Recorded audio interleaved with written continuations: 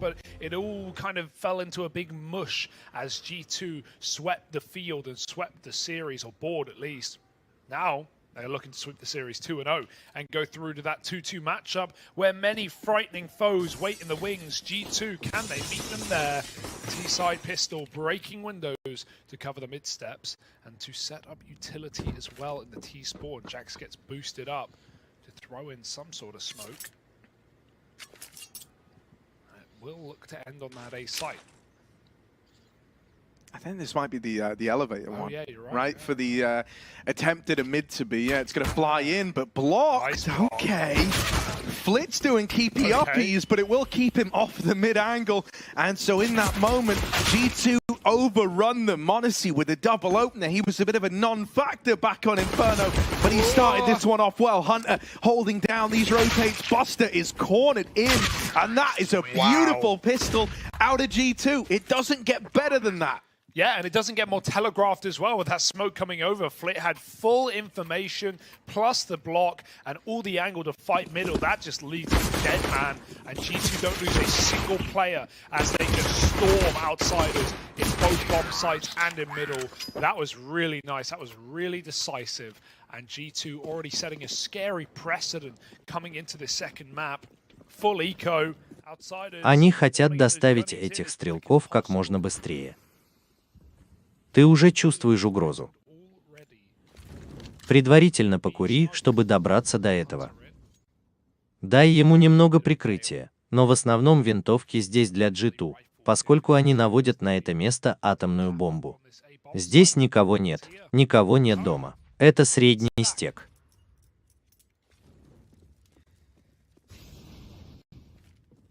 Да, я думаю, что Монти начинает это дело. Я чувствую себя довольно уверенно, верно. Пистолет был хорошей демонстрацией. Но даже в этом раунде, ты знаешь, он широко размахивает рампой первого сока в полном одиночестве. Как будто в то время, когда он подглядывал, никого не было, чтобы обменять его. Там не было никого, кто мог бы помочь. И у него есть типа один из самых больших билетов в этом раунде. Ты знаешь, обычно у тебя был бы кто-то вроде тебя, твой Джек. Значит, твой охотник в те моменты выглядел так, будто возглавлял атаку, но чувствовал, что ему нужно читать. И я имею в виду, они были мертвы, верно. Этот мидстек ничего не делает для внешнего мира, так как это был просто полный эко. Это вроде как в порядке вещей. Это всегда должно было быть раундом G2. Мы собираемся получить еще один второй раунд единорога в одной серии. Нет, Джакс этого не допустит. Теперь просто лошадь, без рога на макушке. И не такая уж редкость в конце концов. Вот он и возбужден. Молодец, что сделал дубль. И Хантер тоже хочет немного наличных. Собираюсь немного подзаработать с этими десятками мэк. Эй, да, хорошие чистые выстрелы из G2. Пара жертв на выходе, но сейчас идет перестрелка, и снаружи это знают. Пока еще нет оп.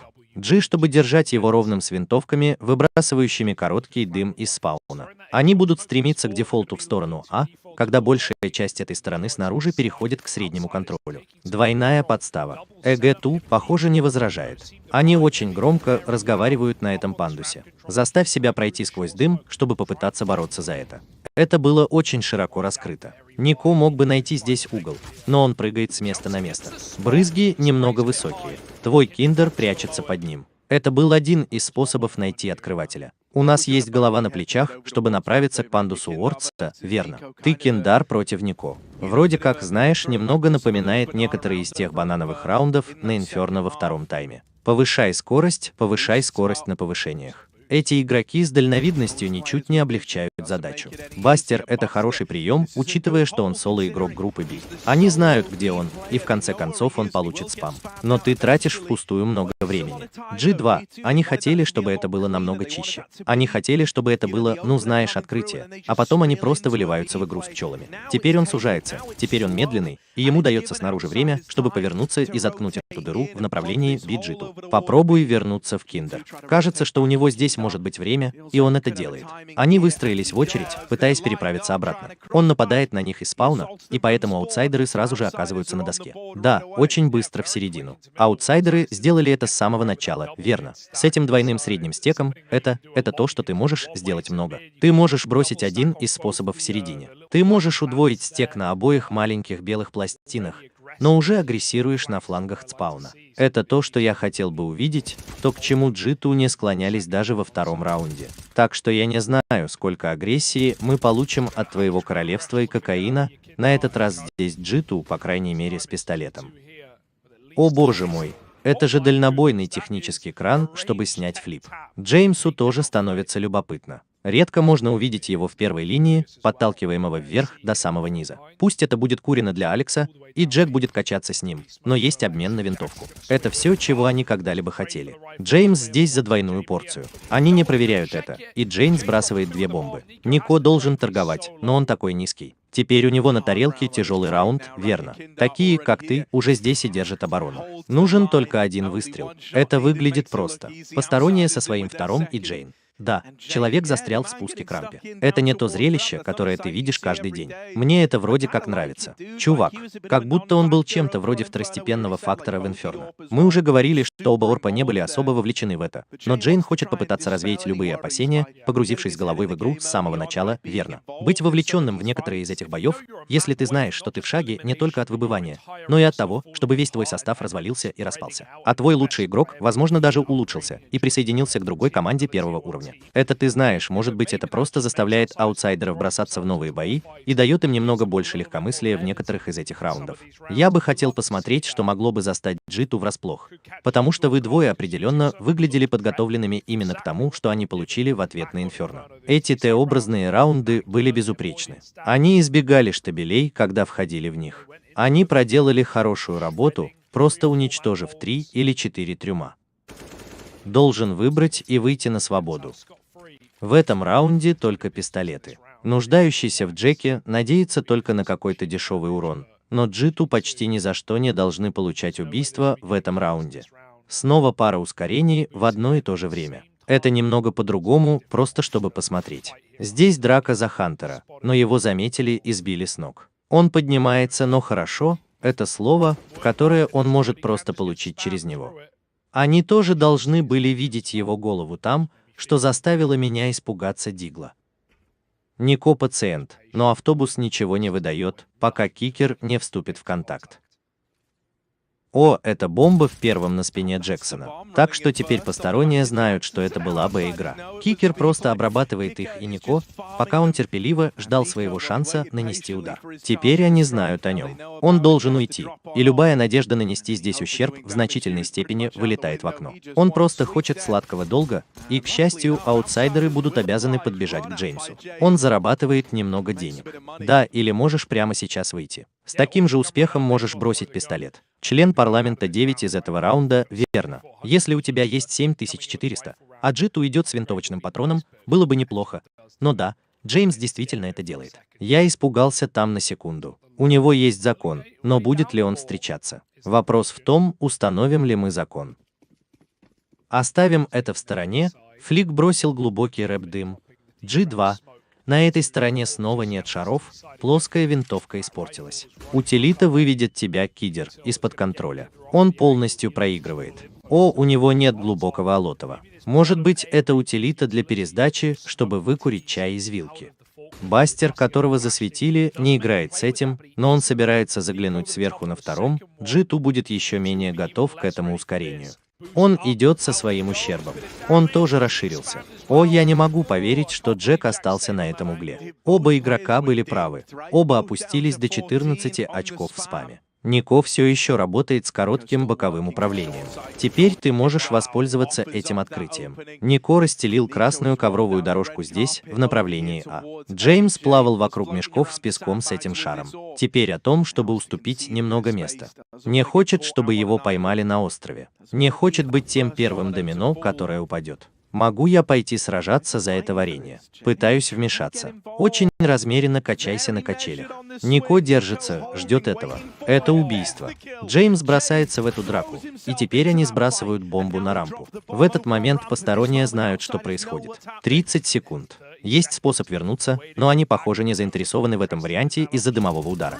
Это остановит это. И поздно. Этот последний человек Джека имеет в виду. Он должен уйти прямо сейчас. Соло Дало пробирается на сайт, пытается использовать прикрытие дыма и надеется, что посторонние просто не раскроют его блеф здесь. Это то, что он хочет посадить, но будут ли они это уважать? Кран проходит.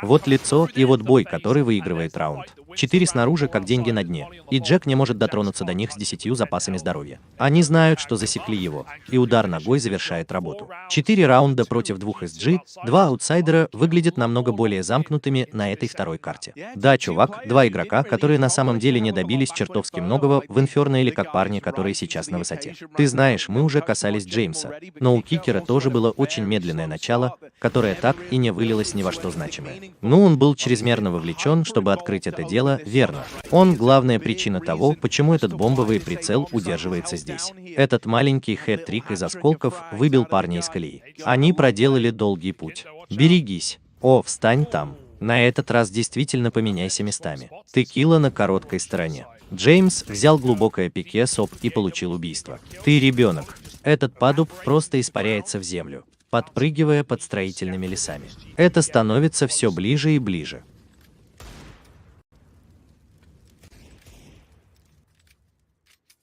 Мелькнуло. Я хочу пойти с этим. Хочу заглянуть на оборотную сторону этого. И это двойной выигрыш. Они отбили рампу у G2. Это жестоко. Тебе нужна была эта недвижимость, чтобы попытаться что-то сделать, а теперь, когда ее нет, ты можешь выбыть из раунда. Такие, как ты, все еще становятся агрессивными, все еще бросаются им в лицо.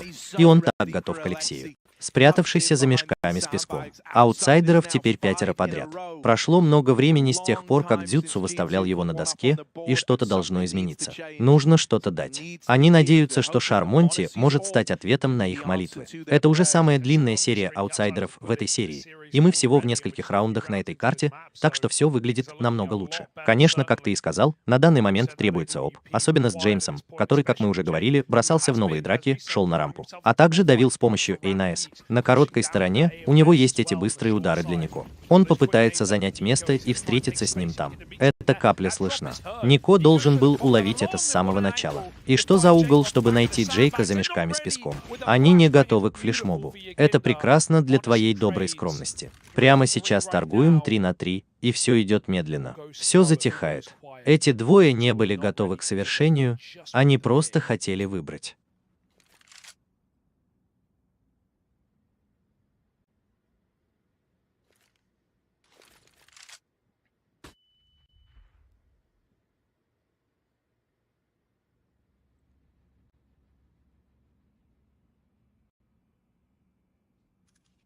Сейчас очень тихо в этой игре 3 на 3.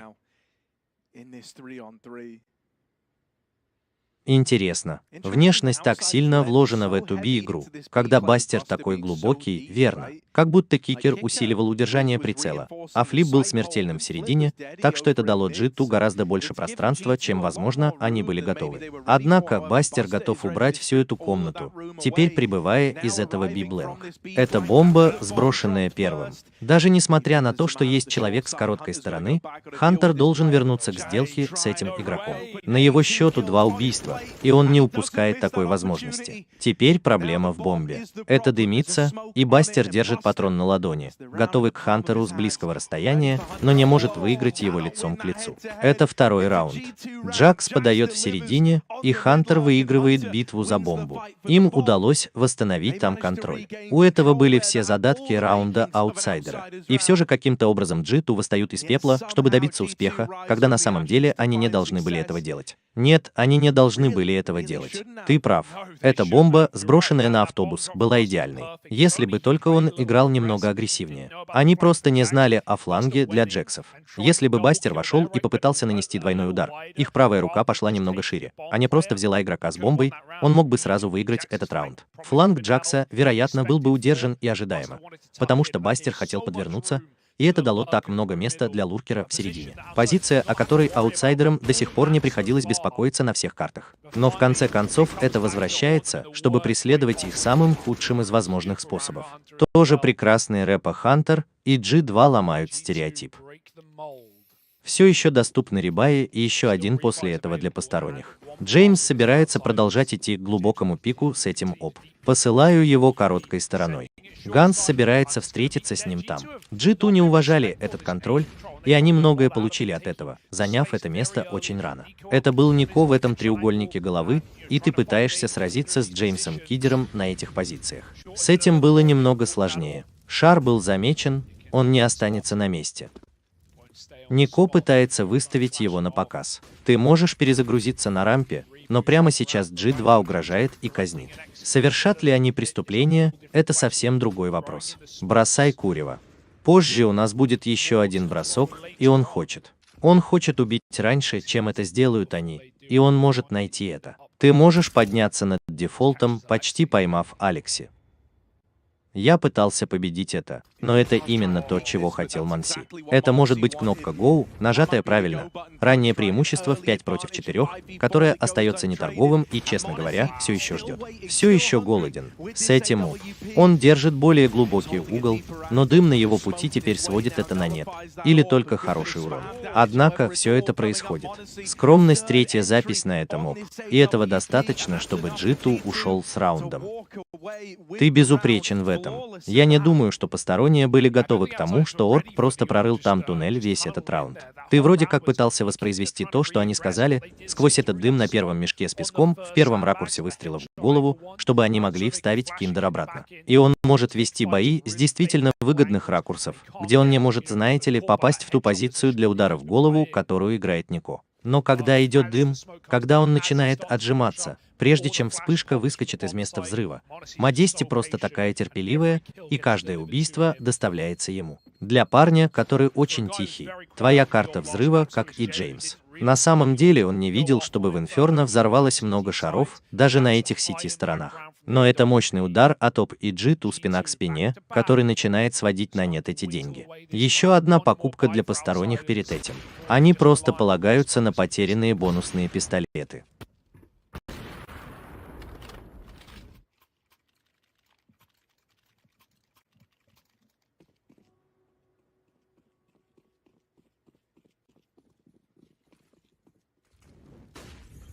Я действительно не видел, чтобы Модести Лин Би старалась так усердно, как этот открыватель. Но посторонние не собираются его кормить. Ты добрый, ты отталкиваешься от короткой стороны, и на этот раз ты знаешь, что у тебя нет этой агрессии Нико, чтобы попытаться его смыть. Так что, если дать немного больше места аутсайдерам, он все равно со временем сойдет на нет. Они не хотят торчать здесь вечно и пытаются работать пчеловодом. Если бы он мог получить один и просто настроить их, вы знаете, дать им это преимущество раннего человека, которое было бы огромным. Это тоже всегда так приятно, даже несмотря на то, что его отключают. Не похоже, чтобы Бастер мог что-то делать, кроме как менять позицию. Он на самом деле не может подглядывать. Честно говоря, я выбрал себе Киндера. Он, знаете ли, оказал большое влияние на этот сайт, но он не хочет упускать еще одно преимущество. Это дым, который он собирался использовать для регрессии в прошлом раунде. Молли тоже встала перед ним, пытаясь выиграть время. Но G2 не торопится. Они хотят вернуться в Би прямо сейчас. Бастер, он никогда по-настоящему не подходил для большей части этого места взрыва. Как только вы двое скупали по полной,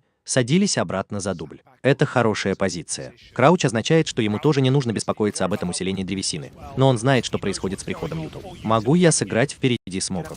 Но он сразу же умер. Пена и Герта сейчас, пытаясь заполнить пустоту. Кавачи с открывалками. Я мог бы быть низким, но все равно таким же смертоносным. Джеку тоже повезло в конце среднего возраста. Эти средние волосы от него. В прошлый раз они были залогом успеха. Это время может даже не понадобиться. Твой ребенок все еще дерется. А тут Джек с ударом в спину. G2 на 5 быстро заставляет нас забыть об этой серии аутсайдеров, так как теперь деньги на мели. G2 хорошо и по-настоящему вернулся к происходящему здесь, и так много всего кажется, что это произошло с тех пор, как эти шары пришли за честностью, верно. Это был довольно постоянный источник этих открытий, даже в этом районе. Он выигрывает этот бой, когда Рам начал весь прыжок. Я не знал, что это был прыжок. Проверь, кто просто пытается сбежать. Получи информацию. Это должно быть халявой, но он находится под идеальным углом. И да, он действительно выполнял божью работу на этом сайте. Нико тоже. Ищу еще больше охотников за кирками рядом с ним на берегу. С каждым проходящим раундом аутсайдеры теряют все больше и больше места на A. Они продвигались до самого низа, чтобы начать этот тайм. Они сражались в одну сторону. Эти варианты больше не открыты. G2 вызвал уважение у посторонних на сайте и они играют в многослойные пистолеты, ищут только быстрых убийств. В середине мертвый человек. Джек снова скрывается. На этот раз хорошая вспышка. Они должны найти его. Все должно быть в порядке. Алексей здесь. У Хантера есть 2 айкикер. Я тоже недолго живу в этом мире. Он в ленте убийств. Они знают, что он на позиции. У него все получилось. Это прекрасно. Они кормят Модести прямо сейчас, и он голоден. 6-5 для G2. Эко не пугает. И теперь посторонним нужно прийти с ответом. Лапы были бы здесь великолепны. Но, похоже, они знают, что хотят делать. Им просто нужно сделать это быстро. Это выходит из-под контроля. G2, возможно, собирается ответить на эту серию из 5 раундов от аутсайдеров 5 своими собственными, верно. Немного зеркальное место, чтобы быть в нем, но это всегда приятнее, когда ты на этой стороне. Чувак, никакого уважения со стороны Нико, играющего так глубоко на рампе. Мы только что увидели это с точки зрения почек. Ты даже не можешь видеть Нико, но у него такой хороший ракурс, чтобы принимать эти бои. Этот дым действительно хорош.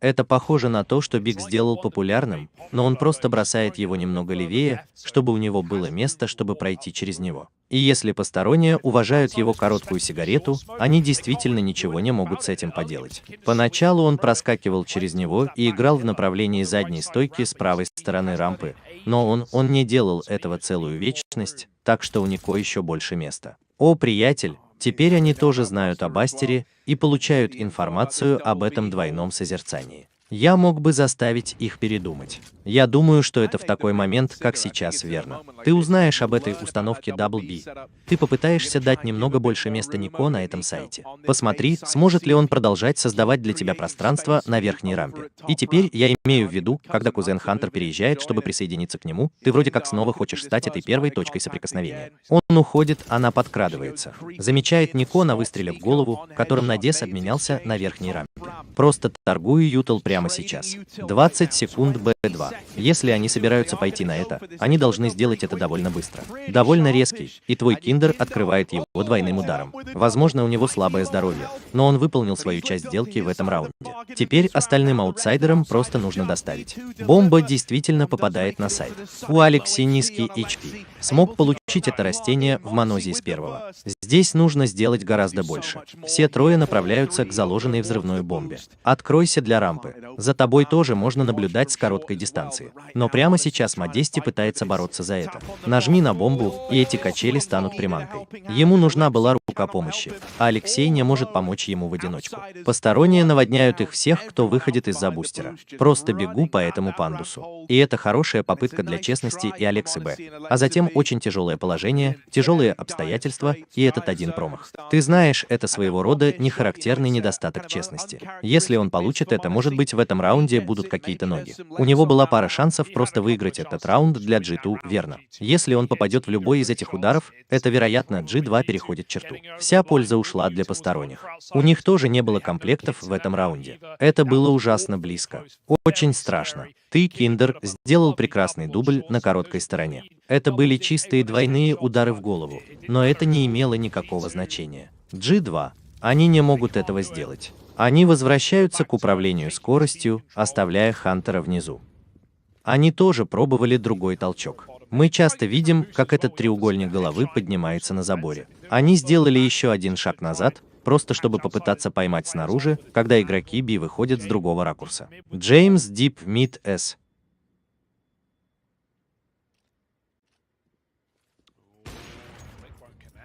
Благодаря свою счастливую звезду, они все еще держат обе стороны карты, и Лекси позвонила, чтобы уйти. Ты же знаешь, что там есть еще один игрок. У Бастера много укрытий в Тетрисе. Он играл ужасно близко к Би, но несмотря на это, на самом деле его не выбирали, за исключением раундов, где Джи исполняет 2. И вы знаете, что он делает один для него, когда может. Автобус уже близко. Его только что успокоили в этом положении, так что регрессируй. Это не будет проверяться, но это даже не выглядит. И Бастер получает халяву. Теперь 5 на 3, все от Бастера и G2. У них есть только одна сигарета для этого. Аксек. Это будет очень сковывающее убийство леди. Да, короткий боковой выбор был бы прекрасным способом начать это. Прямо сейчас ты можешь бросить этот дым на короткий боковой разбег. Я предполагаю, что именно так они и хотят поступить. Но Бастер зажал их в клещи на би-толчке. Он был очень агрессивен на этой стороне карты. Нико вернулся к нему. Они сейчас въезжают. Нико с 3 ударами в раунде пытается сделать все это в одиночку, так как он в 3-м раунде. Манси вложил бочку, которую заметили, и теперь это просто Нико.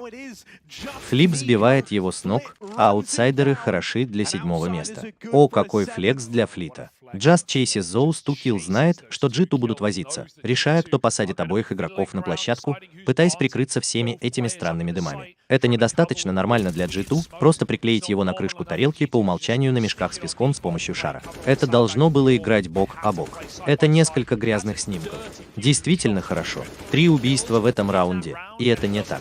Это ничего не значит. G2, Zekit сейчас раздуваются, поскольку аутсайдеры сражаются за эту карту гораздо больше, чем они сражались на Инферно. Шеи и Шея берут инициативу в свои руки. Нико снова проходит сквозь дым рампы, но он действительно текает в моле, и вы можете услышать Бастера. О, он выглядел так, как будто у него был этот, но застрял на лестнице, и Хантер открылся.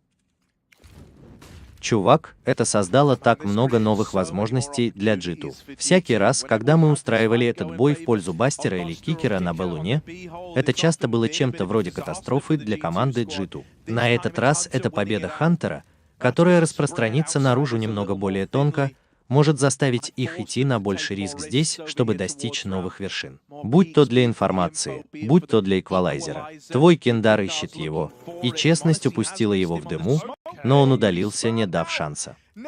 Переворачивает Молли в открытую и G2.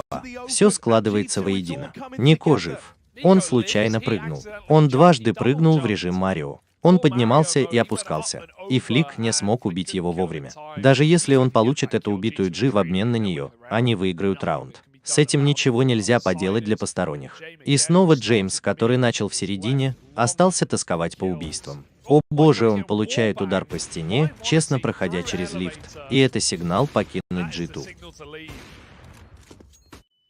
У них много денег, но это последний раунд Half-Neck, так что знание того, что они достанут этот шар, может быть всем. А Джеймс дерзко играет рядом с местом взрыва. Конечно, он все еще получает свои убийства. Да, оставайся скромным. Ты никогда не знаешь. Ты никогда не знаешь. Он ударил его один раз, но не снова. Это будет G2, равный 7-7 взад и вперед. Серия из 5 раундов от аутсайдеров G2 вернулась с отличным Т-сайдом, хотя, опять же, как они это сделали на Инферно. И они сделали то, что должны были, на карте, которая была значительно, вы знаете, на 62% односторонней на этапе Challenger на Vertigo G2. Все цифры кричат в пользу, но их еще нет.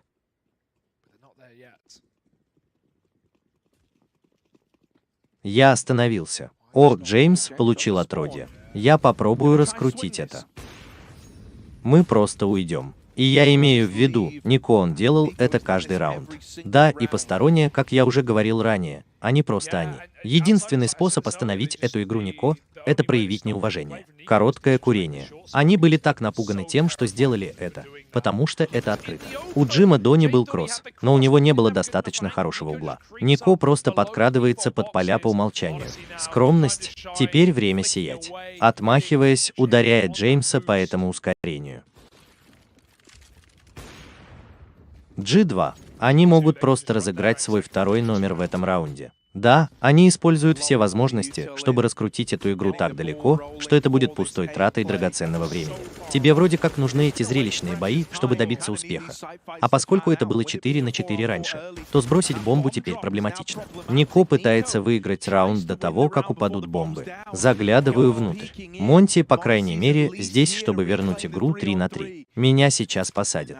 Нет смысла разбираться с этим, так что мы войдем. Монти ослеплен вспышкой Кикерта. Это здорово настраивает Бастера на то, чтобы теперь сделать еще одну вспышку из кикера, чтобы попытаться ускорить эту пересдачу. Алекси сокращает внутри сайта. Молодец для первого убийства. У него есть поддержка от Джека, качающегося на короткой стороне. Они не готовы к этому, и это состав для Джек с G2. Они закрывают этот первый тайм с 8 до 7. Это выглядело так, как будто это падение бомбы. Вы знаете, вкупе с некоторыми чрезмерно усердными пиками, когда Старпом был на месте, должно было дорого им обойтись. Но Игл вкупе с ведущим Джаксом будут держать оборону. Хорошо. Он даже не может по-настоящему винить аутсайд в том, что они так часто принимают бои в этом раунде. Потому что они не ожидают, что ставка будет такой. Они не думают, что бомба была оставлена. И поэтому они там, чтобы попытаться остановить этот план. Постарайся продолжать давить. Но это такой странный раунд и странная проблема для G2, что это работает на пользу. И, честно говоря, с открытыми линиями обзора продолжать выбирать этот сайт – это то, что ему сошло с рук. Вся чертова половина. Нико побеждает. Рамп выигрывает АИГ 2 раза в тайме. От 8 до 7. Это все еще очень близко, но те шансы, которые не верят в аутсайдеров, возвращаются в первый раз за все это время, я склонен согласиться. Это последняя дорога. Последний забег для аутсайдеров. Нико или нет? Прыжок? О, мы пошли на это. Очень близко посажен. Заходить в Нико в поисках выстрелов вслепую снаружи распознается, несмотря на то, сколько места им здесь дали. У тебя есть рука, чтобы честно размягчить завод по производству бомб. Но на самом деле это все, что нужно сделать. Они заперли этого Смоки Киндера, пытаясь бороться за этот контроль. Нико в лобовом столкновении лучше тебя добрее. Это так. Теперь, когда он выбыл из раунда, кому-то другому придется вмешаться. Кому-то другому придется выступать за аутсайдеров. Они только что видели, как кикер снова переходит на дефолт. Они знают, что он сейчас находится в пределах участка, измеренного для G2. Они ждут, когда войдет эта утилита. Пересдай. Дым наверху пандуса проникает на площадку. Дым на вспышках бомб, чтобы настроить их, но это не имеет значения. С удвоением кикера человек с сайта оживает.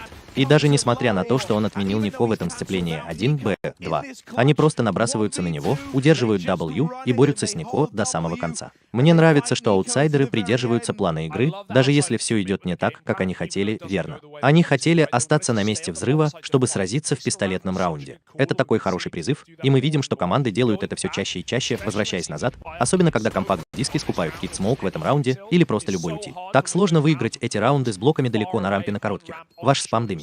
Ты получаешь пулю в голову. Аутсайдеры хотели, чтобы ты был добрее поближе к этому кабинету компьютерной томографии, чтобы они действительно могли поиграть с ним. Кикеру не нужна такая помощь, хотя он просто сидит по умолчанию, и вне этого боя все близко к. Эти глоки царят безраздельно, и несмотря на прекрасную стрельбу Нико, это все еще аутсайдеры с пистолетом. Честное слово. Он получил 5 во втором раунде.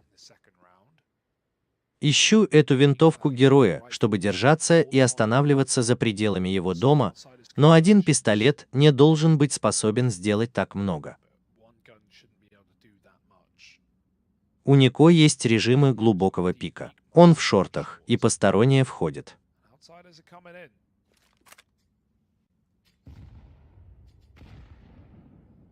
Хорошо, Ника. Дай нам немного вина с диглом. Давай посмотрим. Раскачиваясь. Это просто ничья. И М4 вылетит из раунда. Аутсайдеры получают этот верхний контроль над рампой, который они искали. Ты даже глубоко заполучил мужчину. Такие, как ты, сражаются с Мэг 1045 секунд. У нас еще много времени на улице. Они действительно хотят довести эту пьесу до конца, вбросив в нее всю полезность. Они повышают честность в 2 раза и подбрасывают его высоко, а скромность отрывает этот раунд от аутсайдеров.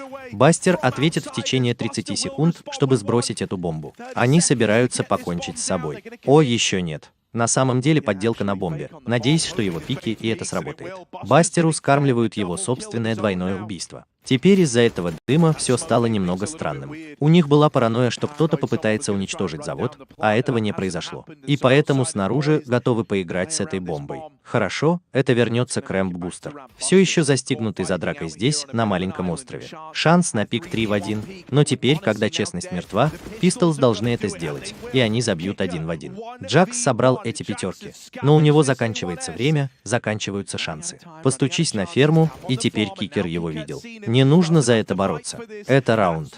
Джекс признает, что он выбыл оттуда. Знает, что он не может выиграть это 1 на 1, и поэтому выходит, когда они восстанавливают контроль. Это феноменально, что это происходит на их пути после того, как скромность была усилена 3 убийствами. Да, это было 2 на 5, 2 на 5 в предварительном плане. Это даже не похоже на то, что у них было давление бомбы. Это фальшивая вкладка, которая заставляет игроков переусердствовать. Это не кажется важным, когда это происходит, но все это просто высыхает. Когда ты проигрываешь, ты теряешь эту винтовку. У тебя нет набора, у тебя нет полезности. И мы знаем, насколько тяжелыми могут быть эти пересдачи, когда ты просто борешься всухую. Антису дают шанс пошевелиться, чтобы получить эту информацию, пока ты не снял бомбу. 6 убийств от Бастера. Этот прилив скромности был превосходным, но этого было недостаточно. Боже мой, по крайней мере, у них есть еще один шанс с этим героем М4, но он дополнен гораздо меньшим количеством охотников. По крайней мере, поставь его на самое видное место, надавив до упора. Джек пытается заманить его в ловушку. Разорви соло под этим углом. Джек должен быть готов помочь. Охотник повторять, он прямо сейчас пытается поймать следы. Заставь его выглянуть из-за его шума. Им это не интересно. Бастер даже покинул место взрыва бомбы. Приходи, чтобы перегруппировать время этого раунда. Единственное, что может сделать этот раунд интересным, это выбор времени для Джека, извините, фланга Хантера. Если он начнет ходить, если ему не нравится то, что он видит, и он готов нанести удар в спину посторонним, он может сделать что-то вроде того, как Бастер постоянно был на нижнем фланге рампы. Но, похоже, это время уже прошло. Аутсайдеры готовы идти. Хантер только начал. Хорошо, обмениваемся 1 на 1. Здесь красиво. Это на самом деле замедлит выход, предоставив Хантеру еще больше времени. Нико сейчас смыл этот сайт, который начинает рушиться, а Хантер только что прибыл. Бастер уже бывал здесь раньше. Он знает, как выглядят эти пчелиные обертки. И поэтому он собирается вернуться и разобраться с Хантером, пытающимся разыграть игру в стиле бустереска на улице, сейчас на двузначных цифрах, верно. У нас есть эта надвигающаяся четверка G2. У меня будут винтовки Орб в руках Монса для всех остальных. Но это должно скоро измениться. Это должно быстро измениться. Чувак, аутсайдеры уже давно в этом деле, но да, сейчас все идет по оружейному кругу. Настоящее испытание G2. Как должна выглядеть компьютерная томография? Модести ищет Ютл поверх всего, чтобы посмотреть, бросают ли они этот короткий дым. Это постоянный фактор почти в каждом третьем раунде G2, но аутсайдеры будут уважать его раньше. Мы позволим Джеймсу работать на пандусе. Честно говоря, ничего не видит из-за дыма, потому что Джеймс не торопится. Он прибывает точно вовремя. Он был здесь с самого начала. Включаю вспышку. Похоже, он к чему-то призывает. Он возвращается через толчок через коробку. Честно говоря, не знает, но это возвращается к сути. Это так близко и, честно говоря, попадает в цель. Нико активируется с обратной стороны. Его видели, но, честно говоря, у него есть прикрытие. Да, много свободы дает Нико. Честно говоря, еще один из этого Орб еще раз. Чувак, золотой пистолет 4G2, и он отослал посторонних подальше от этой рампы. Сыграй что-нибудь, что было испытано и испытано, чтобы открыть эту тонобразную сторону, теперь разваливается. Собираюсь перегруппироваться с полностью здесь в середине 30 секунд, когда они наклоняются к середине, принимая середину в конце раунда. Это просто будет так сложно. Это значит, что они этого не делают.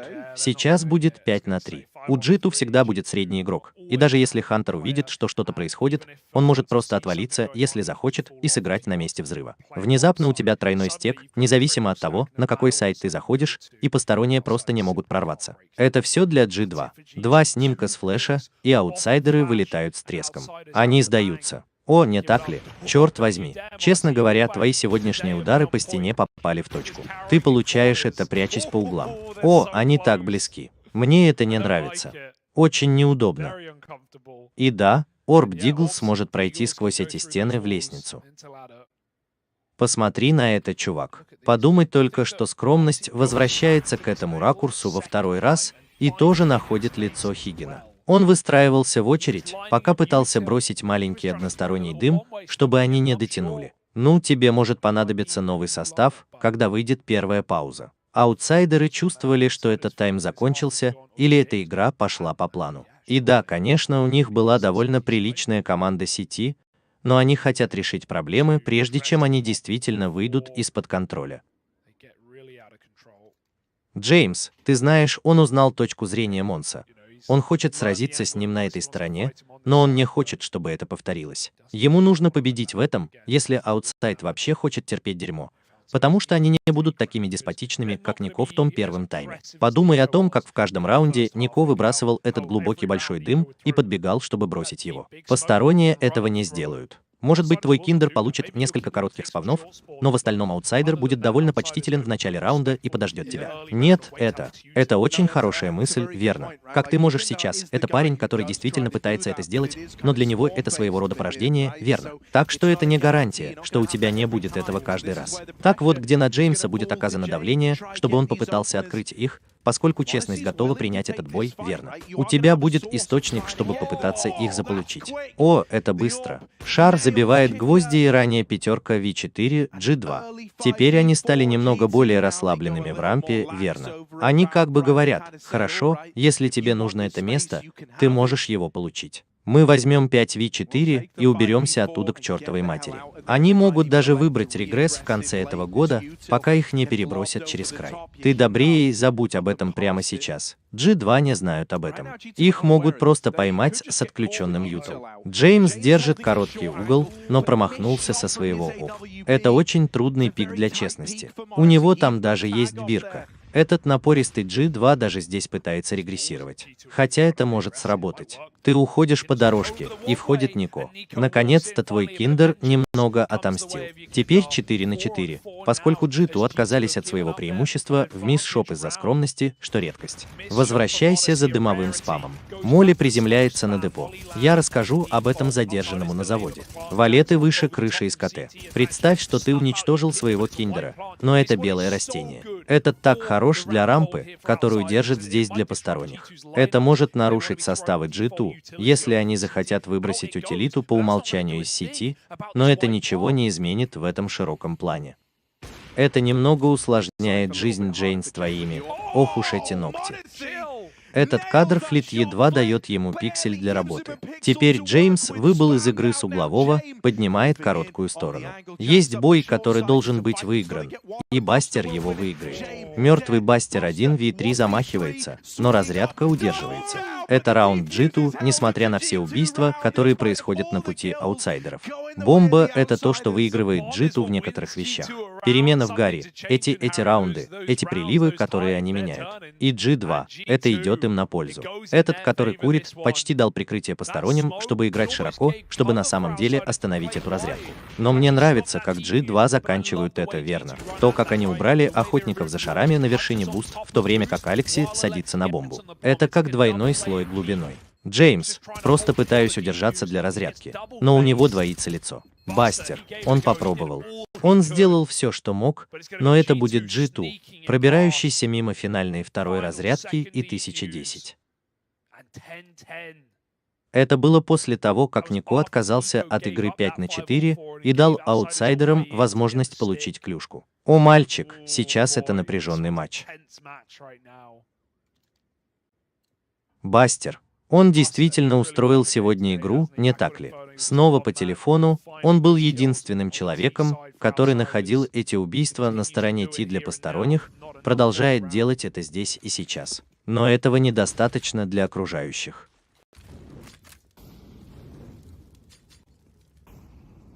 Чувак, Джейн знает важность этих боев на стороне рампы, он действительно надеется заглянуть, и он это получит. Хорошо, я имею в виду, чувак, что это своего рода убийство. Честно говоря, я хочу застрять здесь и хочу пожать плоды стремительного роста, который так часто приносил ему плоды. Но на этот раз все пошло так, как Джеймс.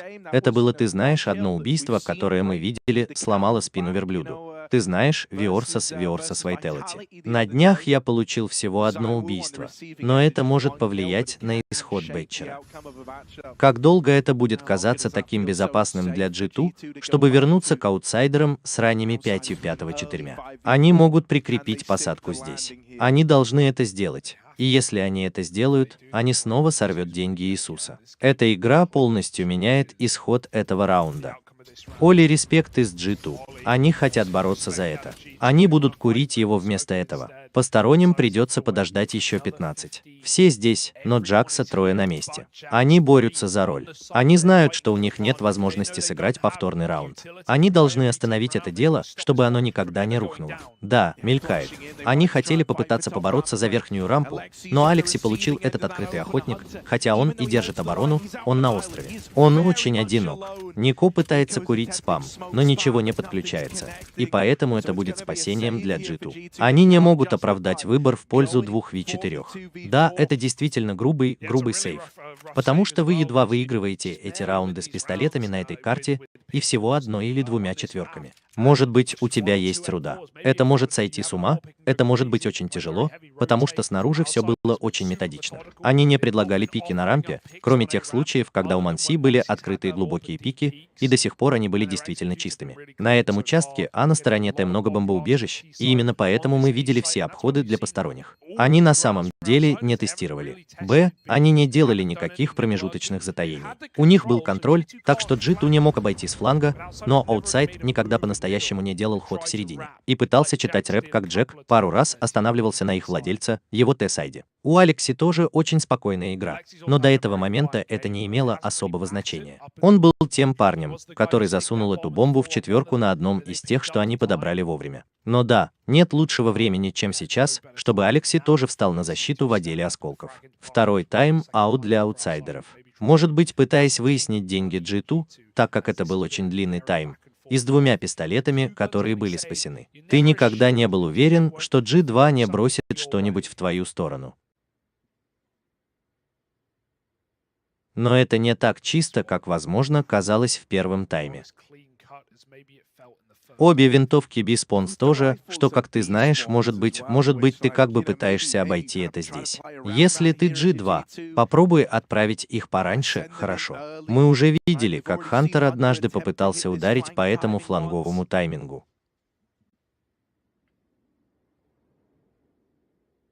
Аутсайдеры, тем не менее, очень сильно вернулись к тому, что здесь происходит. Пытаешься затянуть это дело, пытаешься превратить нас всех в пыль. Они еще не готовы отойти от Мажора. За эту команду. Просто знаешь, ты отрезаешь ему голову, и появляется новое. Ты смотришь этому в глаза, ты превращаешься в камень. Это не миф, это реальность. Аутсайдеры не сдаются. Они не умирают. Г. Двое ждут на Б с обеими винтовками. Это позволяет им удвоить экономию, если это не закончится. Б. Но этот, по крайней мере, начинается сбоку. Бастер прямо внизу. Джакс не знает, и он может пойти навстречу своей собственной кончине. Выстрелы просто пробивают этот металл достаточно, чтобы Бастер смог сразиться с 514-м. И это оружие безвозвратно. Если Бастер останется в этом положении, так оно и будет. Они хотят сразиться с Бастером. Я хочу попытаться справиться с этим. Он убил его этой единственной пулей. Сумасшедший. И я имею в виду, что теперь все остальные из вас двоих находятся на участке Б. Аутсайдеры выиграли этот раунд. Вот и все. Это одно убийство. Джек становится немного великоват для своих ботинок на площадке Б. Немного нетерпеливый. И я имею в виду, что если есть что-то, чего у аутсайдеров в избытке, так это терпение. Слишком много. Даже когда они снова зачистят это место, даже когда они вернут с лестницы В, собрать здесь что-нибудь все равно будет очень непросто. Они собираются попытаться бросить Нико в этот буст еще раз. Честно говоря, в прошлый раз я получил 3. Однако они готовы к этому. Это добрее, чем когда Нико жонглирует пистолетом. На этот раз они пытаются посадить сюда Алекси. 2 игрока вышли на повышение, и Алекси предложил первую тройку против 4. Они двигаются дальше в твоем Kinder Close на короткой стороне. Они поймали его в ловушку, но никто не может сесть на заднюю часть этой вспышки. Они хотят сэкономить. Они не хотят этого, верно? Этот раунд. Знаешь, как это непобедимо? Они могут срезать пару убийств сверху, но это все равно будет сухо для аутсайдеров за 4 живых и раунд с большими деньгами. Особенно если все это может спасти кикер Джеймс, просто болтающийся вокруг в режиме акробата. Но да, это так. Это смена караула. Прямо сейчас. Аутсайдеры просыпаются в своей Т-половине. У Кту было всего 2 раунда во втором, включая ту разрядку, что если бы Бастер был вторым, он бы остановил это. И аутсайдеры, они не хотят затихать в этой серии. Они, по крайней мере, хотят продлить его до третьего. Эта последняя карта тоже превратится в пыль, если мы туда доберемся. А потом вдруг эта серия открывает замок, потому что ты должен иметь в виду посторонних. У них на этой карте серия из 5 проигрышей. Это было ужасно для них в 2022 году. Да, чувак, я не знаю. Они начинают собирать все это воедино, не так ли? У них есть G2 прямо там, где они хотят, на канатах. Каждый раунд бьешь как 2 на 1. Джакс снова пытается преодолеть этот ранний пик вниз к рампе Б. Мне нравится, что на этот раз он просто отменяет это, верно. Если бы он снова умер, толкаясь на пандусе, это было бы огромной проблемой. Большой красный флаг в другой раз. Только что мне дали автобус до здешнего центра.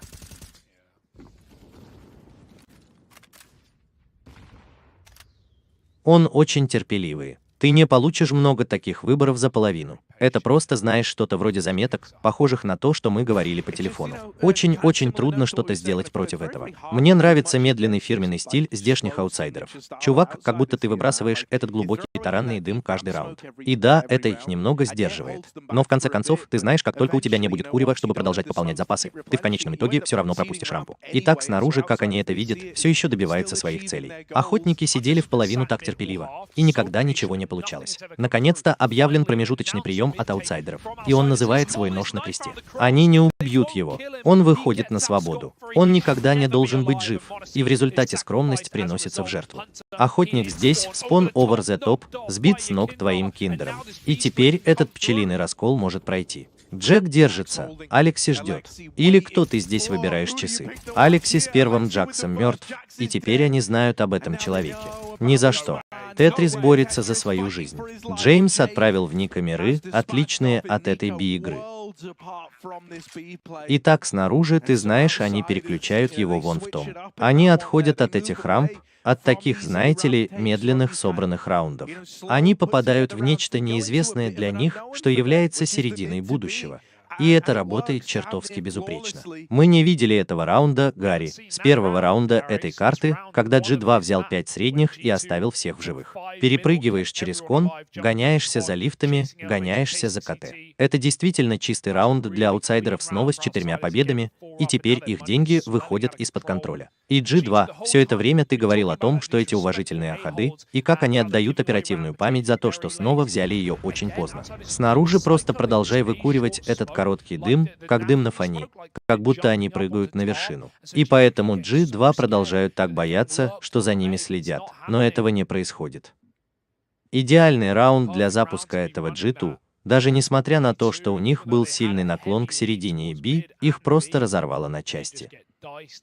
Что ты тоже здесь делаешь? Хочешь проиграть этот раунд? По крайней мере, ты мог бы купить пару пистолетов. Ты мог бы отделаться 3 М4 вокруг этого. О, я имею в виду, это самоуверенно. Это заманчиво, верно, но ты был бы очень ограничен с точки зрения полезности. Как Супер Лимитед.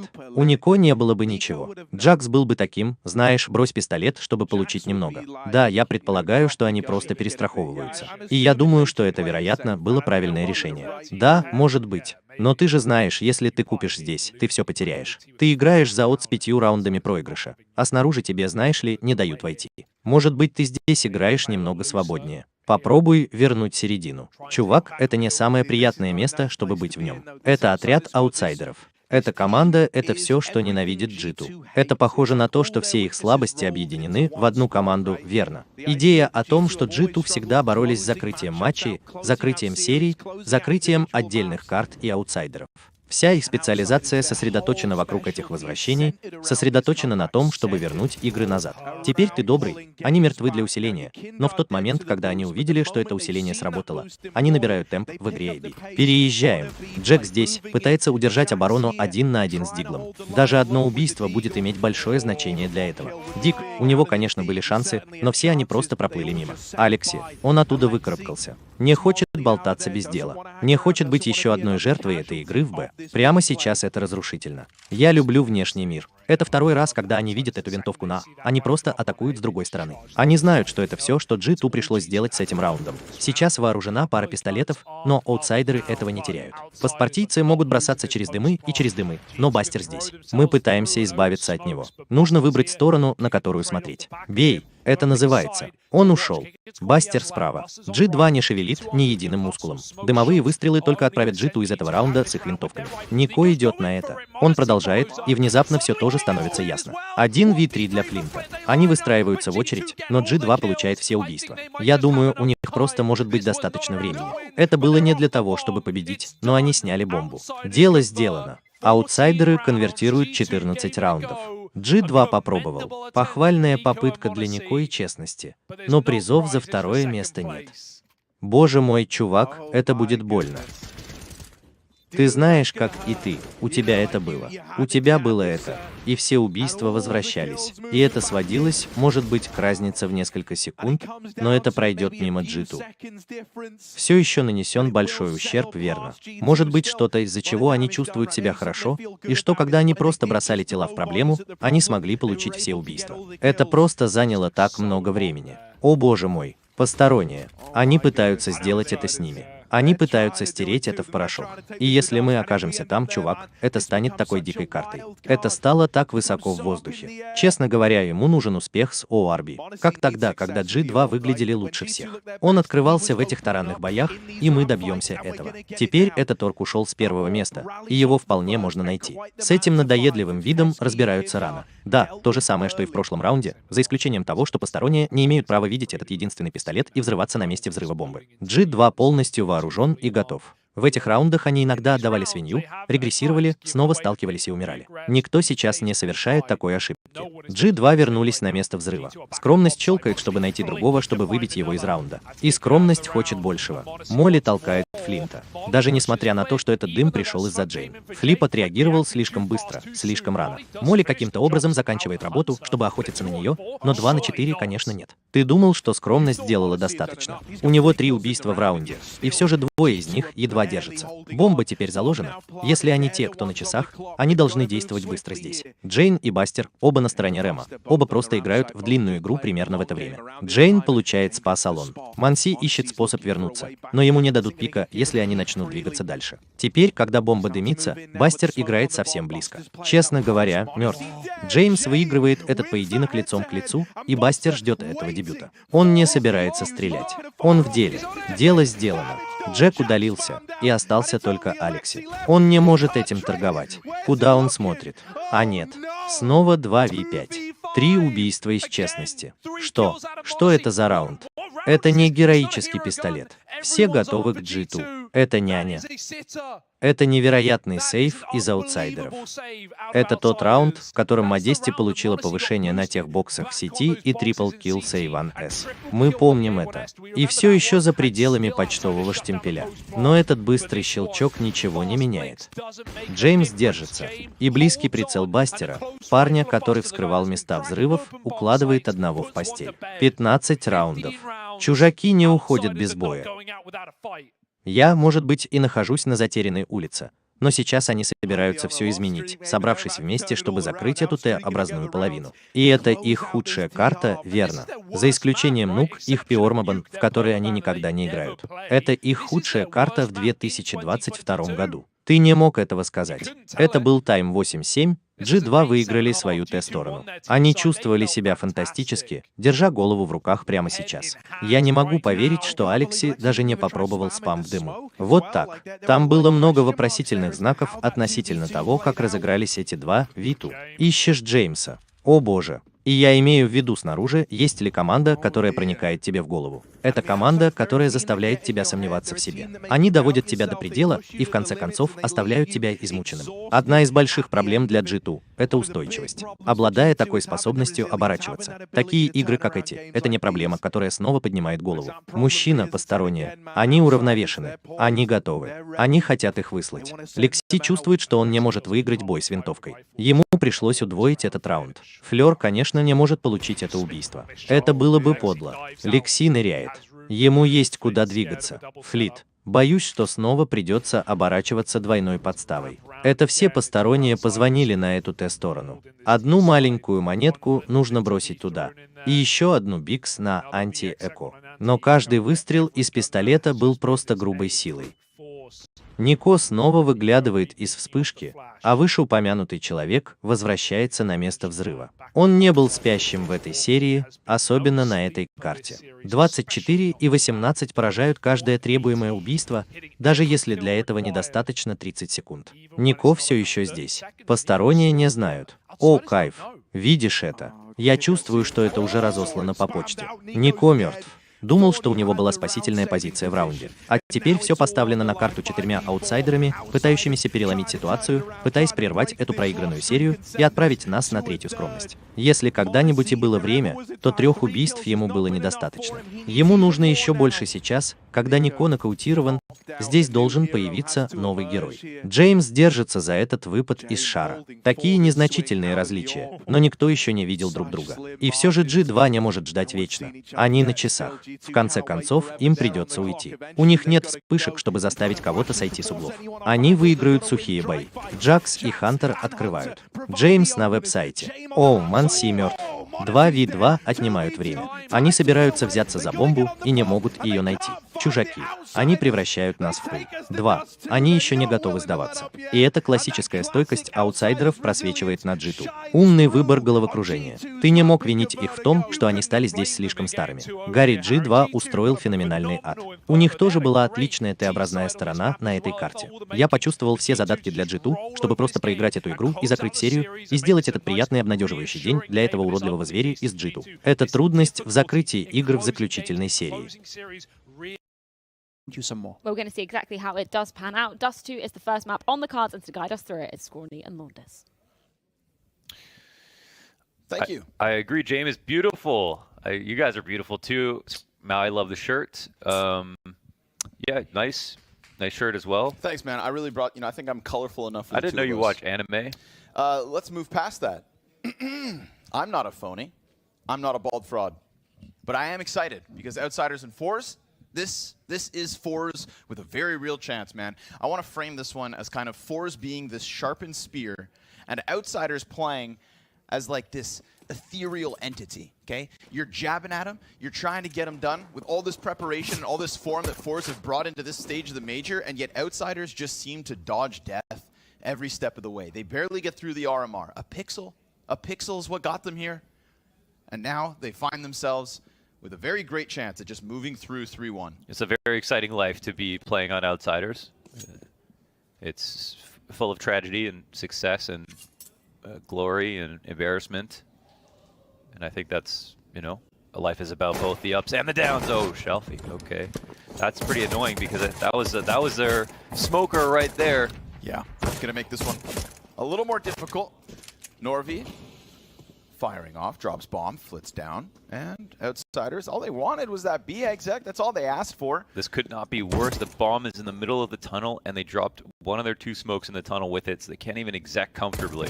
Now it's looking like a carnival game, dude. Just a shooting gallery into the tunnels, but there's the flash, the best chance at just grabbing that bomb back. Zorte finds the headshot, and it's the same problem with one less piece. And one more player on the other end of it. Fours nice and clean on the CT side pistol. They go for that lower tunnels peak, and from that moment onwards, it is their round to win. Yes. It's so funny to watch Jay make this rotation, knowing that he has to end up dying in this spot. But he is going to make some kind of play with the amount of time left on the clock. James' favorite resource. If he could harvest it, he would. Oh, okay. Wait. Okay, we'll take that first one, man. But remember, if anybody knows how to calculate time, it's James. It's not him, but who is it? It's another gush and goes down. So sure enough, it's Fours with the first round win. Yeah. Imagine if you could harvest time. And just save it for later? Yes. Like you can with energy? Energy. Time batteries? Why isn't it coming? I mean, they've literally figured out how to harvest heat. Maybe in someone else's lifetime. Yeah. Once that bomb dropped, man, it felt destined to go the way of Fours, and sure enough, it will. No force buy-in from Outsiders as Dust 2 gets going. Yeah. Bomb plants are usually pretty easy to get on these pistol rounds. That kind of blows for them. Kenzie has a great position to frag, multi-frag here from Carr. Oh, yes. Oh, yes, indeed.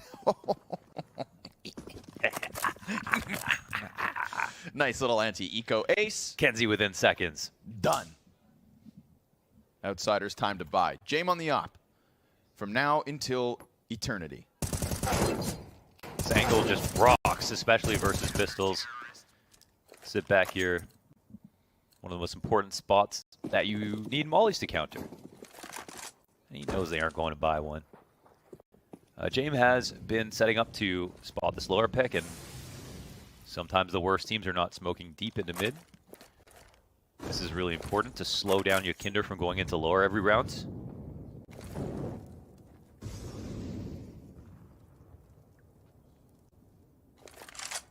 Really repetitive piece of that early T-side setup from them. Yes. It's just one that's really hard to deal with, though, as well. You know he's there, but what are you going to do about it? You got to let him have it. Yeah, it's the most important part of the default. Usually the guy who goes into lower is going to take the first contact the most amount of times, whether it's versus a cat boost, or a guy inside a middle, or someone later on as the entry.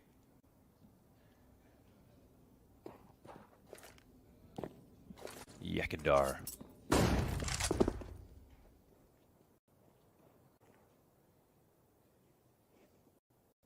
The point of that deeper smoke just to buy a little bit more time, but on T side, it's very easy to get all the map control you need for an exec. Ooh. Unlike some other maps. That's about as good as that grenade could have gotten. You love that. 3 players now a victim of a single A1S bullet. 35 seconds, and Outsiders, this is where they like to do their best work.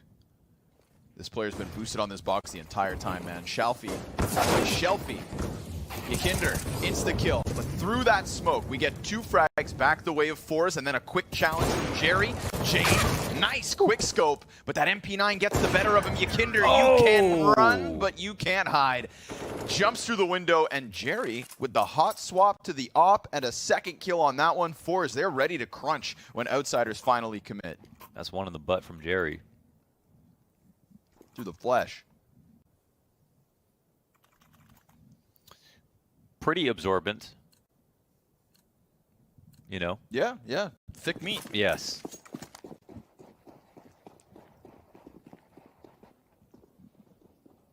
Look at this trail of pistol players. Outsider's gonna crank that dial. Go for something fast all of a sudden. Yes, sir. Shelfie throwing down utils. Zorte is gonna miss the first op shot, so Norvi's on his own for a second. And he'll take one. Then we got Shelfie trying to challenge through the smoke. James able to stop it close with that P250. Yakinder a victim of the pistol as well. But Jane with the last bullet. With the last bullet will get his revenge versus Jerry. However, Fours continue on with winning ways for the 4-0 start. Yeah, all things considered, really, really expensive round for what Outsiders brought into it.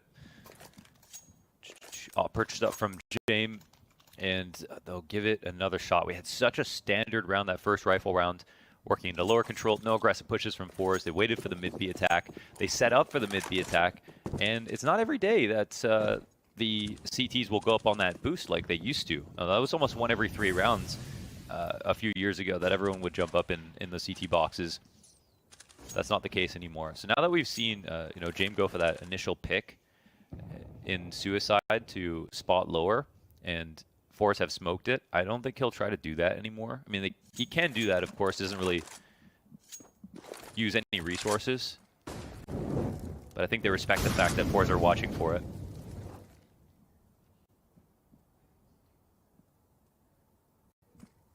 Jerry trying to stretch around those corners. We're going to get a challenge here inside of the tunnels. Buster with the flash. Norvi pushes in and out. Easy 5 versus 4. Yakinder looking to charge up catwalk. Couple of smokes go down. Jerry very quickly on these rotates. Man, he's been fast. And Sorte is going to be sharp. Headshot on the op. Second right there. 2 more players to drop as Kicker does exit through long, and the bomb doubles back off Cat. Nice utility, nice team play, nice rotations. Very clean gameplay from Force so far. Yeah. 5 alive in this one. Shalfie walks through that smoke as James turns his head, and Shalfie's going hunting. These are noticeably quick rounds that are coming out of Outsiders. I mean, we're crossing the 30-second mark and everyone has died already. Oh my god. I love that. What a move. I love that. Yeah. James, if you want some, come get some. I feel like Damus is feeling it right now, but almost everybody on Force is feeling it at the exact same time. They just have to be taken seriously. So some very quick rounds. They're playing CT side. Opera's looking good. They're on the 2-op setup with the full nades. And this buy save cycle for Outsiders.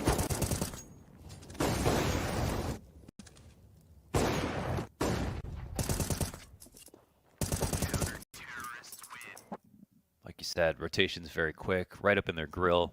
As soon as they want to do something, CTs are happy to fight. Dude, Jerry's just pouncing on him. Bomb is not getting planted. The first tack pause called here for Outsiders.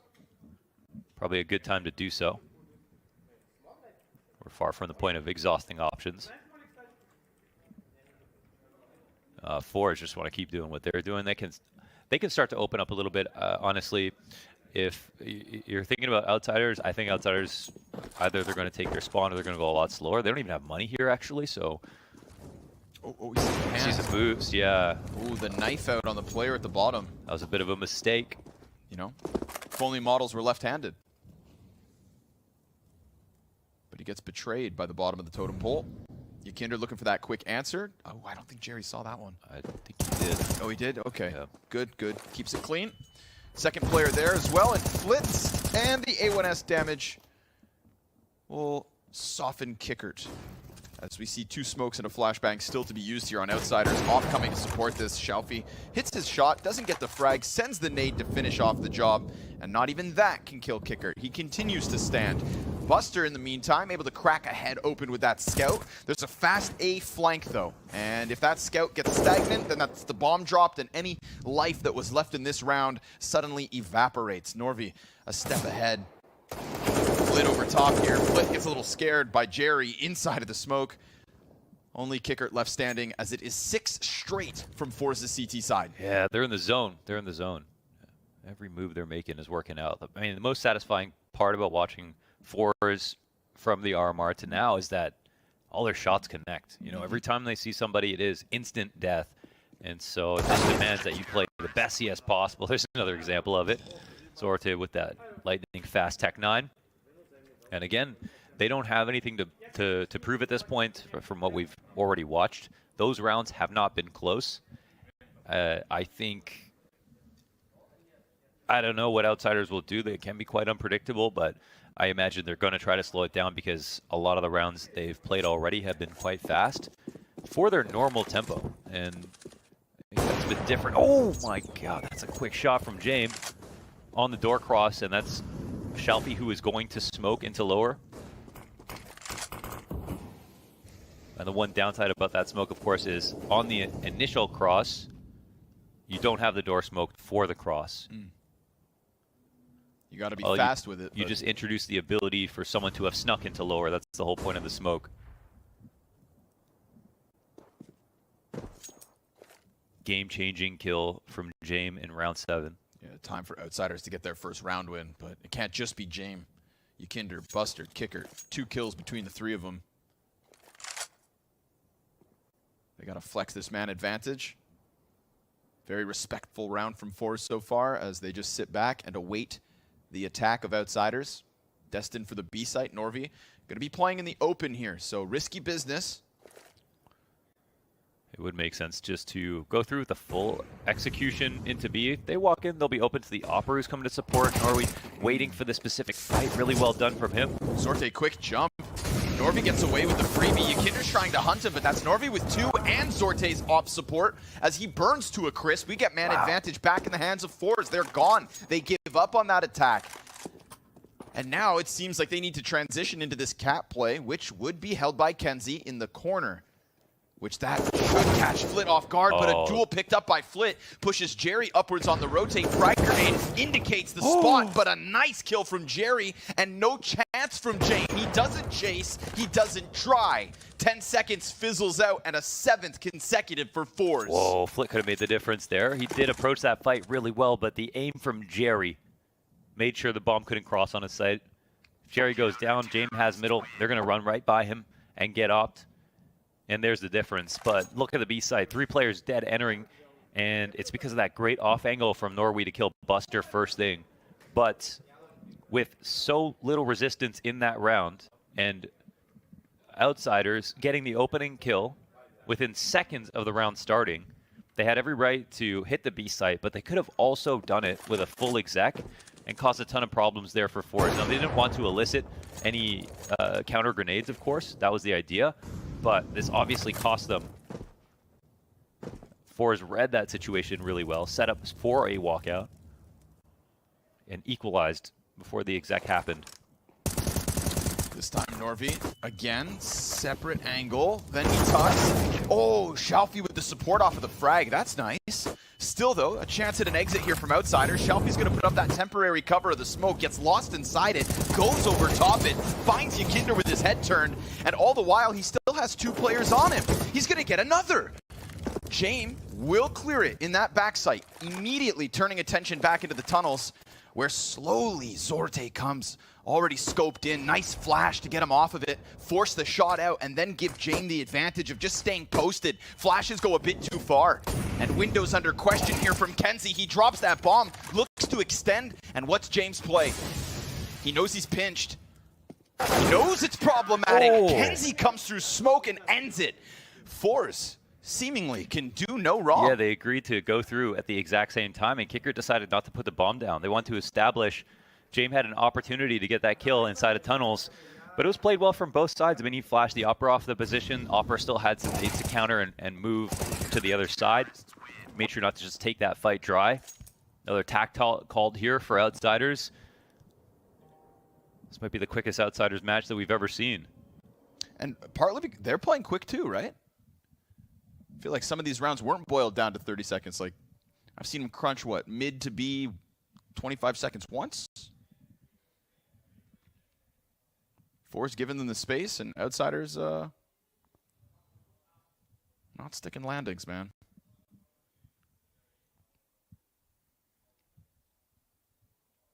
Again, I mean, Force don't have to talk about much. Everything's good. Really, like they can go more aggressive if they'd like to, but they've won the 5v4 now. They've won the opening kill a number of times. They've read the exec. The B site holds have been good, and it's Outsiders who have spent most of their time trying to hit B every single round. Oh, and Zorti kills James going for the aggressive pick on middle. He saves those for rainy days. Oh, and another one jumping up on the Xbox. He sees the going third. Back for more. There's an arm. He's going to get out of there as Kenzie is able to get his kill on long. Zorte's not going Holy hell, look at the confidence on this kid. Again, that consistency, right, in what James has been doing. I said, oh, it's hard to deal with that, but Zorte decides to take matters into his own hands. And if anything, you know, I feel like if Outsiders must have felt good that James was able to get that pick at the start of a round or two. Like, if anything was going their way, it was that. And now even that strategy has a question mark put atop of it. Force 9-0. 9-0 CT side Dust 2.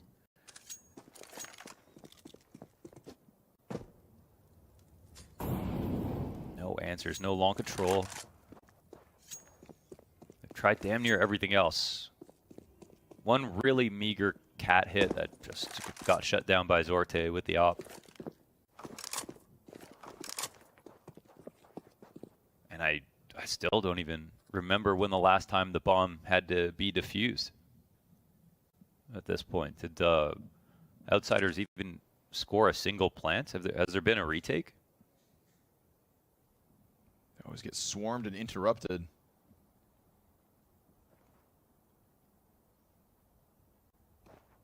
Chance at a walkout here. No bomb control at 15 seconds. Just looking to shave CTs off. But I mean, the money's just near non-existent, man. His Kicker's out here. It's going to die before time. Kinder keeps the op. Kicker wanted money. There's the 9th. Locked in with 5 up on the CT side again, dude. $12,000 in the back pocket of Zorte. Yeah. Kicker was on AK, right? Galil. Oh, okay. Yeah, that's a weird one. He's almost in the same spot. And a 3rd tactical pause here from Outsiders. If they don't reinvest, that'll be even more strange. Kinder is the one who saved the op, so he invests into grenades. There's no buy behind it, then it wouldn't make sense for Kicker to have died just now. But it looks like that buy is in fact coming in. Bomb hasn't been planted once. Bomb hasn't been planted once. Yeah. And they tried. Yep. 2 rounds by way of time. All other 7 eliminations. They secured the B site. They had a 2-on-2, and they lost before the bomb even got planted. That's how good fours are playing right now. 9-0. They got to be respected. You know, they got through their first challengers swiftly on day 1. These guys are the #1 grinders of these past 2 years, playing every goddamn cup that you can think of in this crazy, crazy circuit that we have in Counter-Strike. Now in the big game, the big event, shooting for that 3-1. And if you get 3-1 and your only loss is a 2-1 series versus Vitality, and fours are turning heads. Incredibly well-earned lead so far on Dust 2. Another chance for Outsiders. No op duel down those doors at the start of this one. 5v5 at the minute 15.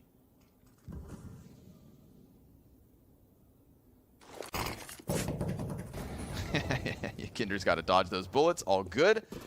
Smoke is down, and the catwalk under question. Kicker now has 2 players with weapons to join him. Let's see if Zorte is able to handle this heat as he locks into the goose, sees those smokes come through. Frag's just searching for damage, and it does some. There goes Kinder. First shot popped. Kicker next up. That Molly's no good. Next down. He still has the whole ramp to himself. Rock solid defense, keeping Outsiders at bay. And Flit just waits out the smoke, having lost his 2 teammates and being able to do nothing in response here. 30 seconds left over. Bomb still, again, on the cusp of catwalk, but now Kenzie feels that aura of confidence, decides to go rushing at middle, and he could just gun them down before they even have a chance. Down goes Jame. Buster's going to try his damnedest to get the entry. Shalfie there to stop it. And every time this bomb tries to change positions with Flit, it's a rock wall that Outsiders simply can't get over or through. 10 straight on this CT side. Double digits without dropping 1. Yeah. No pickaxe, no ladder, no shovel.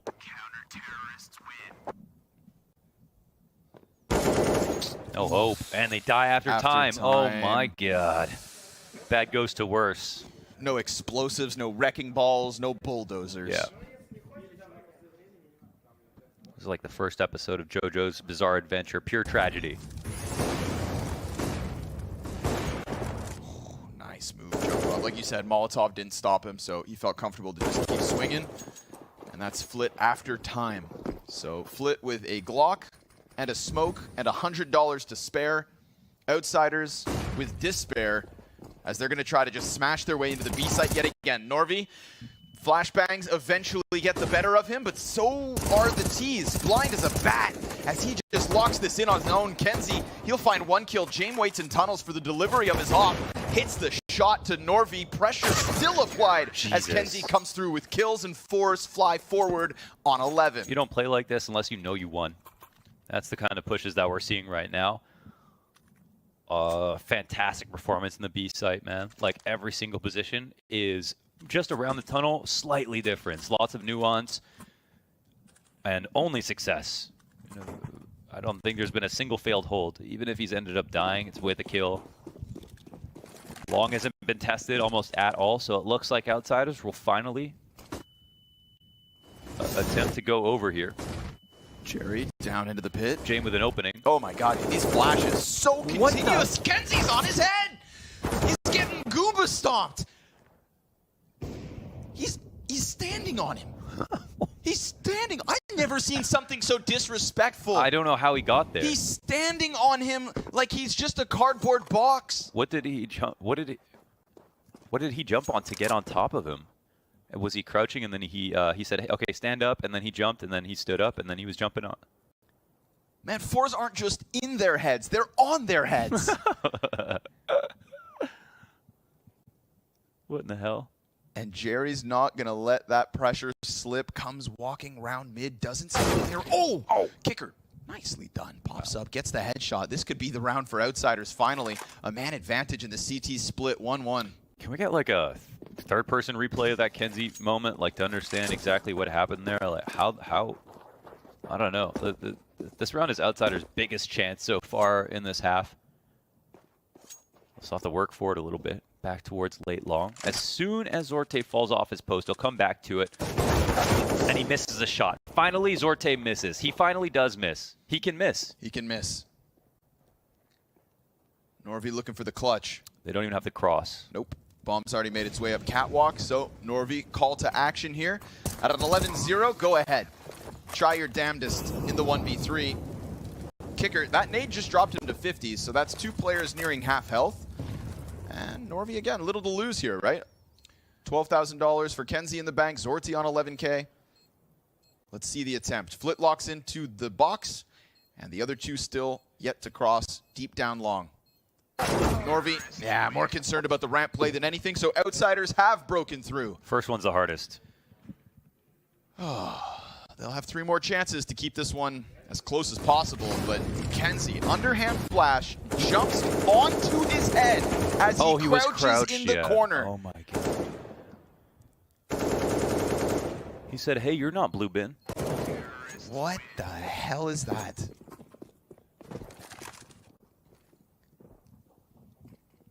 Like that weird fungus that takes over insects in the Amazon. Ugh. Give me the heebie-jeebies. All right, Outsiders.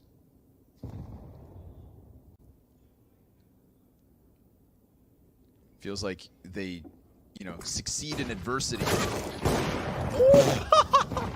What is... Oh man, Yakinder, how did he gush him?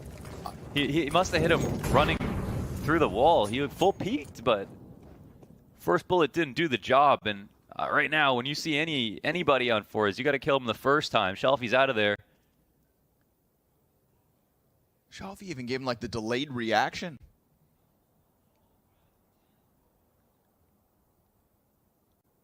The fact that he's still alive, falls back, plays A-site. Long doors under question, thanks to Kenzie, tucked close to them. Kicker leaves the post. That's an open flank if fours decide to pull the trigger on it.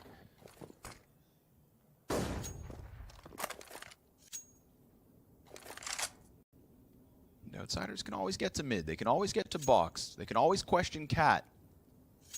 But it's moving beyond this point as Kenzie rounds the barrels, sees 2 players bottom mid, does damage, decides to repeat as both of them look back at him.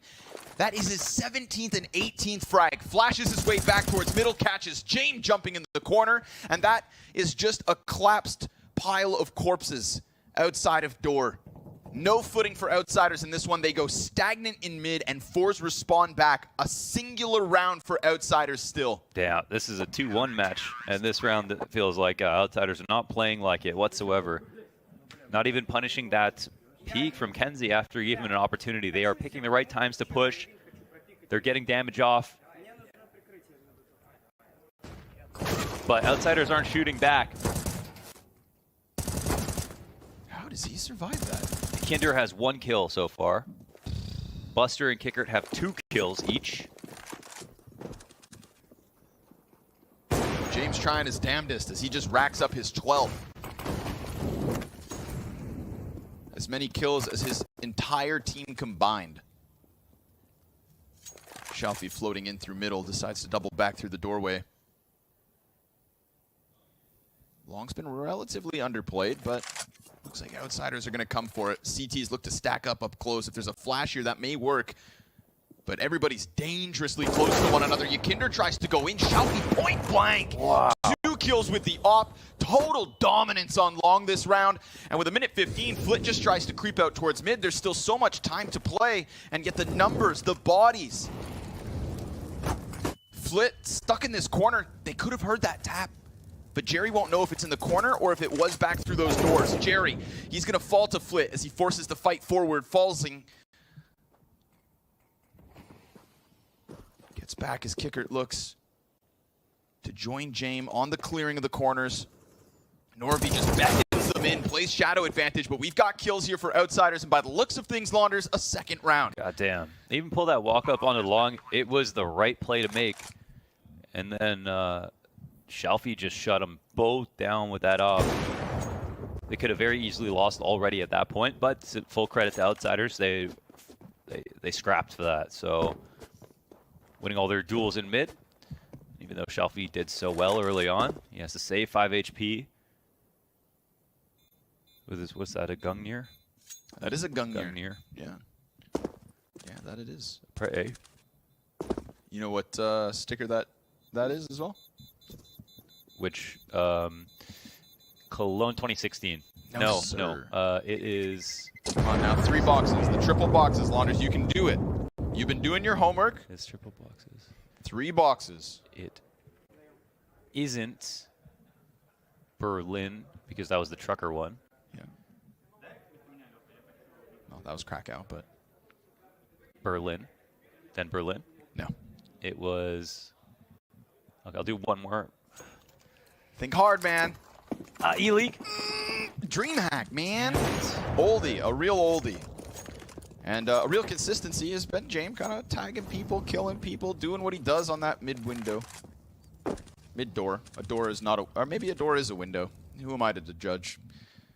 Semantics. Maybe windows are doors. Norby on the op. Not a collateral, but a nice first open. Buster's down, Flit's close, and Norby is hot. Literally, fire on his feet. Yakinder burns him out of the position, and Zorti's sniper is going to miss. Ooh, interesting. Yakinder getting Zorti through the smoke reopens this round, and for such a quiet half from Yakinder, it'd be nice to see him get an impactful moment here just to get Outsiders that bare minimum, that 3T round wins. Frag grenade banked off of the plat, does nothing. And it looks like fours just want to sprint through this window. They're going to burn out the back plat. And they're going to back up a little bit. But, I mean, retake needed. So here comes the util. Kicker just pressed up close against the window itself. Finds the head and the second as Yakinder also a trio of frags in the final round of their T side. Final trio of rounds as well. Yeah. 12-3. So that's 3 of the last 4 for Outsiders as they round out the first half. And, yeah, wow, it's a good sign, at least for the sake of the match. See if they can actually turn this into a competitive game. But as far as we're concerned, Fours are the best team in the server. They're owning. They do everything right. They're even strength on both sides of the map. Norway had an absolutely fantastic match from the perspective of fragging, being dynamic as a site anchor, being aware of almost every style of hit that Outsiders were going to bring towards him, and never let his team down in terms of dying before getting a frag, making the rotations easy as hell. Kenzie ends the half 20-4. Shelfie and Norby both right behind him. Yakinder on a recovery of his score line, and Outsiders, them too. Important pistol here. Jame, Flit, both looking to face, and an early kill as that conga line of T players starts to work forward. Not half bad. Flit forces into it. Sorte with the 2 kills back, but Kicker, again, just getting these ones through the smoke. Like, take what you can get. Man advantage as the bomb has already crossed onto the ramp. Second player here, and Shelfie's just going to lock in on Carr. Norby to the USP. P250 now found. And Shalfie feels like he's being pressured, so he decides to fight his way out of that position. He's going to go and hunt Yakinder. A 1v1 for him as Norby comes in with the kill, but Norby, he's also got that coverage. Shoots down onto the CT ramp. Yakinder onto the clutch. 1v2 as Norby falls away. Bomb, obviously not planted for it. And this one's weird, man. Oh! Yakinder peeks down into the CT slope. See you later, sucker. Outsiders pick up second pistol. Norby makes a weird mistake there. That one might have been nerves. I don't know. He shouldn't be playing scared either, considering how good he's been, how good his team's been. Dropping into spawn. Just giving up a very good spot. He could have played it from basically anywhere on the site, and it would have been compelling. Try to get tricky with it. So, all right. There's something. Outsiders, they'll take any leverage they can get. Players in the team looking to recover their score lines between Fit and Yakinder especially. Of course, it appeared James has been playing well, so that's just, at least in terms of the opening duels, that's all Outsiders had to lean on at half number 1.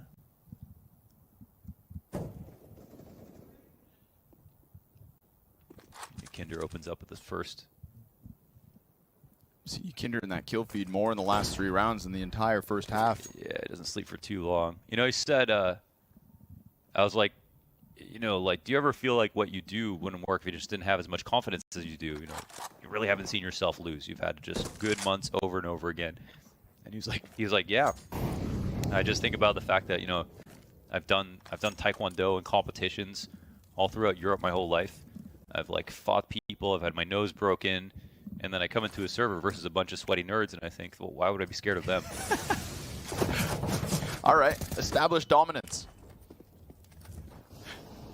Alpha mentality.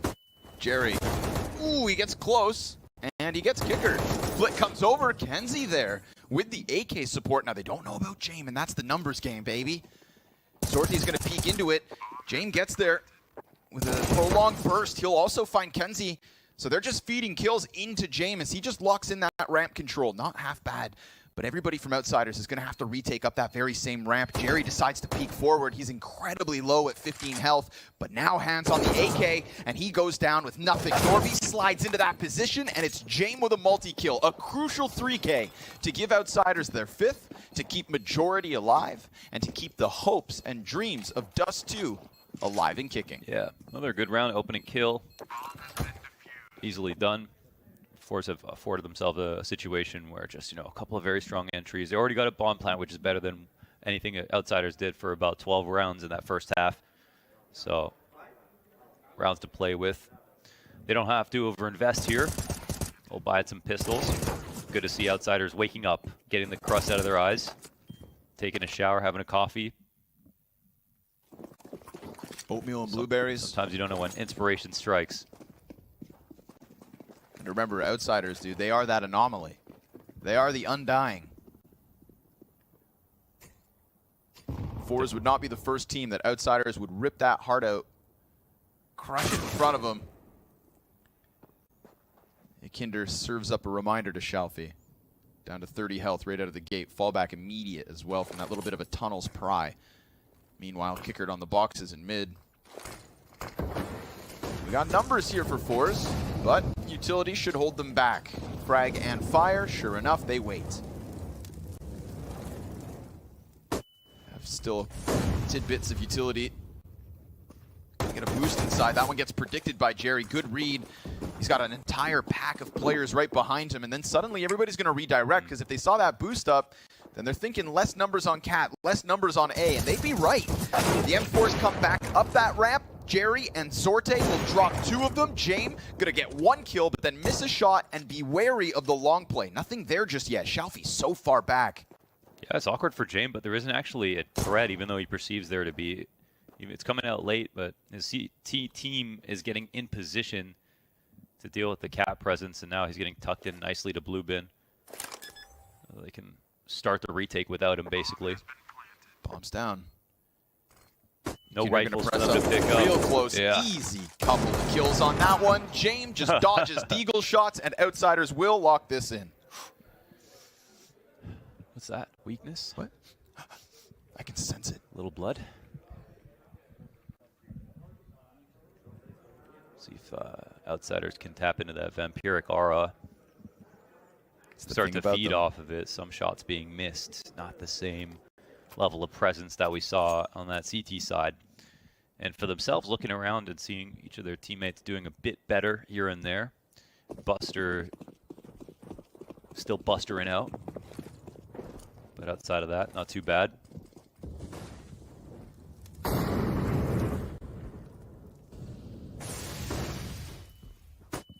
Flit inside smoke here. Okay, bit of damage. Goes for the wild spray. Kicker gets called into that fight and now takes what was a very dangerous position from Flit away from him. I can't believe Kicker gets Holy out of hell. that. Such low health. I mean, for fours, they're probably pretty confused. The amount of CTs that were just lingering there was so strange. Flit wanted nothing to do with it. Kicker's like, I got you. Takes up the roll, and they both still managed to get away. Nice flash in. Flit, good damage onto Norvi. He gets 1 kill and the dink. Yeah, and that was Flit, a low player who got flashed in. CT still stacked up. James gonna miss the shot, but Yakinder's nade finds its target, and Kenzie will die empty-handed. A fast flank from Buster as well. Should have this one all wrapped up. Ooh, a little So messy. he jumps into the pit. Shelfie toying with James. You could feel that. He landed it perfect. And Zorte, the last to fall as Buster comes through those doorways. Outsiders CT side is starting to make people nervous. Yeah, starting to crank the dial. Gas stove is going. Cast iron's heating up. Takes some time, but it's got a high smoke point. Tac pause called. It's the first one for fours. That's where Jerry's got to do his best. Yeah, which is great for them. They look like they're just getting shaky now. There's nothing too complicated about Dust 2. We know fours want to play it. But that long hit wasn't spectacular from the perspective of the approach, especially from what we could see. That was messy from Outsiders. I think it's actually good to know that you played a round that was messy from your own perspective and still won. Sure. It's all of these little things piece into the puzzle of the tapestry of a long comeback. And Outsiders have now knocked that out. Okay, we kind of messed up long control, but we still survived it. That shows us some resilience in ourselves. Mixed by here as Jerry's got the hero AK.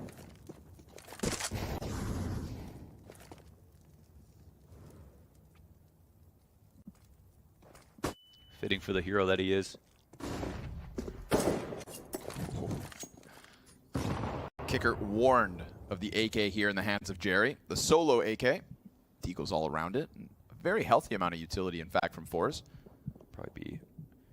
They probably read the buy. Actually, I think it's pretty obvious the money that fours have because of the streak of rounds that Outsiders have won. James pounds one through the doorway, misses its target. Quite a bit of utility here. So fours have a vested interest in, yes, like, you know, finding fights, but at the same time staying alive first and foremost for whatever exec they want to pull off. Doing a good job of evading a lot of the grenades coming their way. Buster and Yakinder here inside B site. Buster's going to get flashed in. Perfect utility, but only one. That pillar saves the day for two of those players. There's still fire all over the front of this exit. Jerry gets out to middle for only a moment before he dives back into that door. And fours, they decide to give up that B pressure, so James doubles back, sees the cross, counts the sheep, and shears Norvi down. Jump up over, will escape. That still damage.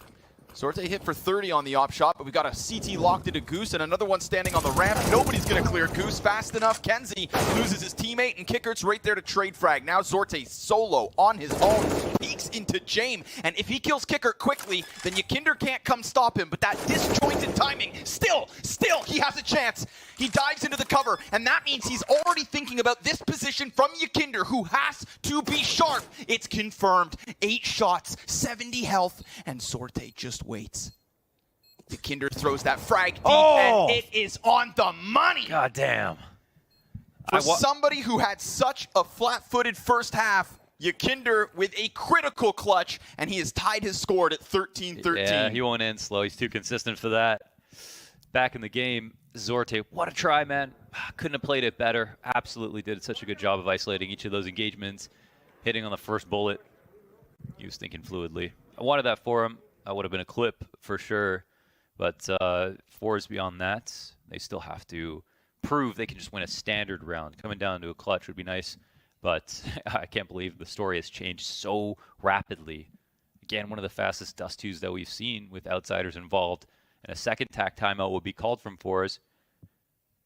That rotation was quite hasty. You know, up until that point, it was a 1v3, so it was a very good round from outsiders overall. They did throw that flash attack in from Buster, and he only found 1 kill and failed to disengage fast enough, which gave fours an extra gun, where they only had James on the original AK, or sorry, Jerry on the original AK.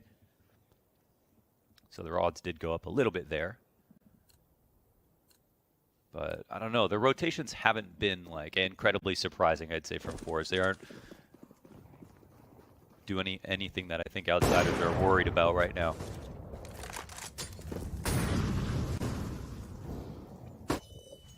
And Kinder's now on the op. It opens up. Now a positive score. It's going to leave the T's kind of stalled out inside of middle, and wow, Buster's going to waste no time, dude. Outsiders are starting to feel it. Yeah, full press in tunnels. They're opping literally. 3 players ready. Into mid from lower. Kicker's going to get flashed into this one, but they were turned away from it. So reading into it, still James there to at least lay down the law. Flit extends around that box, drops bomb, confirms a ton of numbers. Kinder with a Tech 9. He's pissed. He literally has an op on his back, and he's here with a Tech 9. Who needs it? He's got the pocket rocket. He's hot on their heels. Shalfie's going to get ended by Flit. And a missed op shot will be the end of him. Flit with a 3K on that support. Helps out James. They throw Kicker into the pack of wolves that were on Catwalk. And outsiders come out with another. This is a flawless CT side so far. Outsiders are white hot.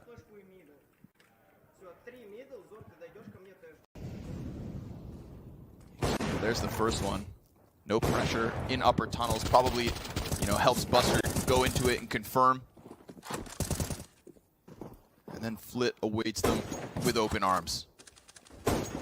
Sortie, scout shot. Oh! Oh my god. 2 heads in a row. Quick little collateral. That's the cantaloupe and the honeydew, and Shelfie finds the watermelon. Pop noggins all over the place. Yeah, they got a collection. Shelfie decides to walk away. This is turning into something. Outsiders, they are on fire. They have not dropped a CT round. Yeah. And unlike that of fours, which was just this clean streak of 11-0, every site hold, no bomb plant, these have been outsiders types of rounds. You know, getting nitty, getting gritty. And getting ever closer to tying this up. The fact that this game was 11-0 and James is still 23-14 says a lot. He was doing a lot of good of getting opening kills in the first half. So obviously those 3 rounds or whatever it is that they got mattered a ton. 3 of the last 4. So.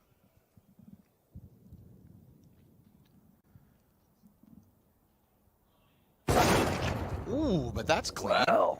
Okay. Norby gonna smack him back with the scout. James quickly into position. And he gets a chance to go towards window, so that's where he'll find Shelfie trying to run and support this bomb. Oh, James, dude, feeling it. Giving them no chance as he continues to apply that pressure physically, mentally. Yeah, he's been playing with a ton of confidence. Outsiders now on 10. The story changes just so fast. X-Ray, there's 2 players there. That's a collat.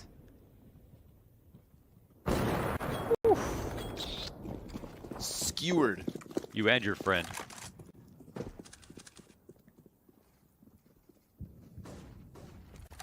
Fastest 5v3 I ever did seen. It's not proper grammar, Connor. Sometimes it be like it is when it don't. And I do. Buster flashed, but around the corner. James just waiting and waiting. And as he leaves, they finally go for that boost. So he didn't have a bad idea. just didn't find the proper timing.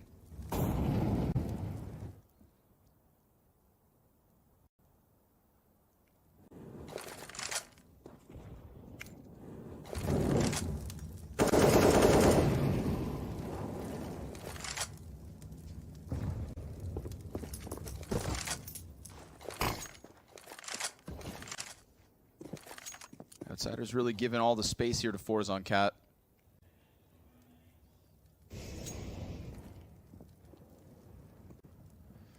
Kind of a milestone, crossing 45, 5 alive. Oh my god, the double mollies and nades. That's just to let him know, hey. Yeah, you want it? Yeah, that's so much info. I mean, it's actually ridiculous. 3 mollies saying, hey, you know, if you come to the A site, we just literally told you how many people are here. And now it comes down to Forz if they read into it or not, but they are just running right into the stack. Jerry read like a book. Kinder clamps down on him, 20 seconds. They are playing against the enemies and the clock, but Zordy will find Jame. That helps. 10 seconds. Kicker's been on Goose a time before, and as he holds it, it's Kenzie to trade it. Grabs the bomb right back, just a couple seconds to spare. Yakinder could try to jump stop, and he won't. Oh, yes, he will. Oh my god. Beautiful. 2 jumps, 2 kills. The final second of that plant, and he takes it away. Outsiders are soul crushers. Man, I didn't think he'd go for it because the op was covering, but he waited just long enough. And there was too much going on. Not even a bomb plant. That comes so close. He starts it at like 5.5 seconds. I can't believe he doesn't even get it off. That's crazy. That's so close. Oh, that is such a gut punch. And now Forz to try and hold on to this lead that they earned so heavy-handedly. It's going to be a bit of just a clash into the B site. Buster locked into the car here. Yakinder's going to go down with no frags, and Buster's fully blinded. There it is. Double entry from Zordy. What immediately challenges into the car, but Shelby's found his hands onto the M4. James shows his hand. Kicker throws his nade. That's Zordy down to 12 health. Forz may have just broken through, finally able to crush a round out of Outsider CT side, and it comes by way of B-Rush. Yeah, they go take 1 late flash is enough. They surmise the entries.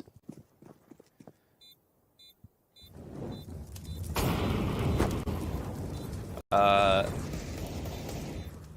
was on a plane that landed. It was a smooth landing. I saw the pilot on the way out. I said, hey, that was a nice landing. He said, as I was turning the corner, even a blind squirrel finds a nut once a season or something.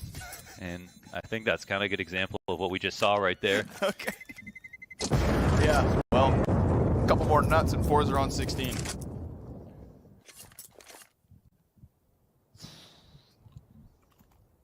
I also don't want pilots to refer to themselves as blind squirrels. Yes, I don't want lucky pilots at all. Sir. Sir, I'm going to need you to be good, not lucky. Yeah. All right, Forz, that's something. Something's better than nothing. Double op setup again between Jame and Yakinder here. Outsiders, a well-earned streak of rounds. You know, in a weird poetic way, this would almost kind of be like Forz giving Outsiders a taste of their own medicine. I think it's going to be quite clear, actually, to Outsiders that Buster is very targetable right now because he's basically the only one who hasn't recovered in this game so far. So he's standing out, and I think Outsiders will know that as well. But they have to play the game of looking at other parts of the map. But I think Forz are quite desperate here, so I'm actually not surprised to see the op come over into this position. And oh no! Yakinder goes down. Look how Buster fast. will need to do it now. Oh, he's so blind, and he's dead with nothing. Jame, he's got a couple players on the cross, but the smoke already pops. He's already just securing his exit. Shelfie's entry. Dude, that is so quick. With an op posted on the exact peak, he just rocks Yakinder's world. Yeah, Buster's been a liability. Yakinder was a mercenary called over to help out the B site. His cameo this round only, op involved. Takes a deep angle versus the plate that it would have worked out. I mean, it should have worked out even versus the AK. Shelfie absolutely had to make that a first bullet performance, and he did. Carrying on from the first half. Damn. They'll find 2 nuts this season. And also, I don't know, this doesn't break the money, so that is something for outsiders. At this point, it's just extending, you know, the length at which they have to go just to tie up. We have never crossed the point where fours have given up the lead. It's only been within arm's reach. So that's going to feel good. Unbelievable. Oh. And, I mean, it's ugly, but it works. Yeah. No, I mean, they're blinding Buster. Yeah. Yeah, Norwich shooting. Nothing ugly about that from Forza's perspective. Buster has been eating flashes like it's his favorite food. Yeah, Every round, he's eating it, whether he's at car or in front of the tunnels. Norvey gave him a chance, man. 10 bullets in the dirt. And just a couple in the gut. And nothing was cleaner than Shalfie's opening kill. Yeah.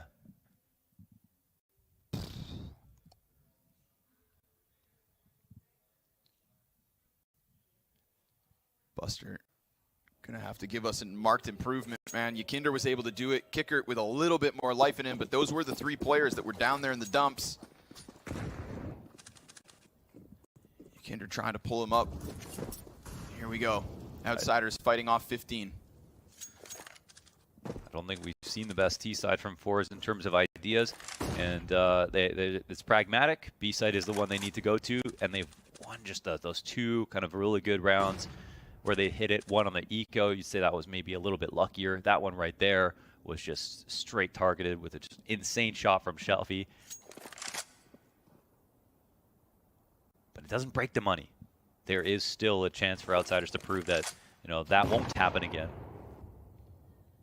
And I would say listen, this game is not ending without Forza going B again. I'll tell you that right now. They put James in place instead of Yakinder. Free Yakinder up to play middle with the rifle. Oh, nice grenade. That'll help.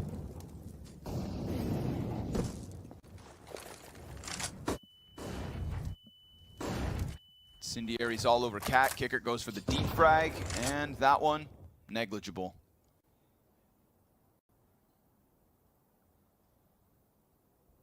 All the while waiting for some kind of mid-play. Buster going to try to create a pocket here within these 2 smokes. James now feels the pressure, which opens up mid. And there's Yakinder with 1, but Jerry, quick trade, immediate. Kicker takes the place of Yakinder. Jerry's stuck on that corner, couldn't go back because of the fire. So good on Kicker to play it quickly. Oof, they know. Yeah, they knew it was coming. And Forza's players still unable to exit from tunnels. There's James to support Buster up close. A 4 versus 2 for outsiders. 10 seconds to trickle down, and it feels like poor Jerry got stuck in the position that he didn't want to be. Yeah, well, they didn't use a lot of nades to support it. Like, they had no mid-B smokes. They wanted to take the dry fight in the CT. They traded 1 for 1, then they didn't cross. They had to do more there. That did not look great. They didn't do deep. They could have done deep CT smoke from long. They could have done deep CT smoke from Cat. They could have done their fake nades on Cat first to set up a play like that, and then gone for the mid-B hit. Sometimes they don't want to smoke, so it's not telegraphed. That's fine. But in that situation, Jerry literally couldn't continue on to help with the split because his 2 teammates have died after the trades came through, and he just had nowhere to go. So they made their bed for them. Definitely was not the best strategy. 3 of 4 here from Force. Comes down to just getting the miraculous entries. But, you know, Yakinder's going to be good for 1. Man, just when you thought that an outsiders game wasn't going to go 27 rounds or more. Yeah.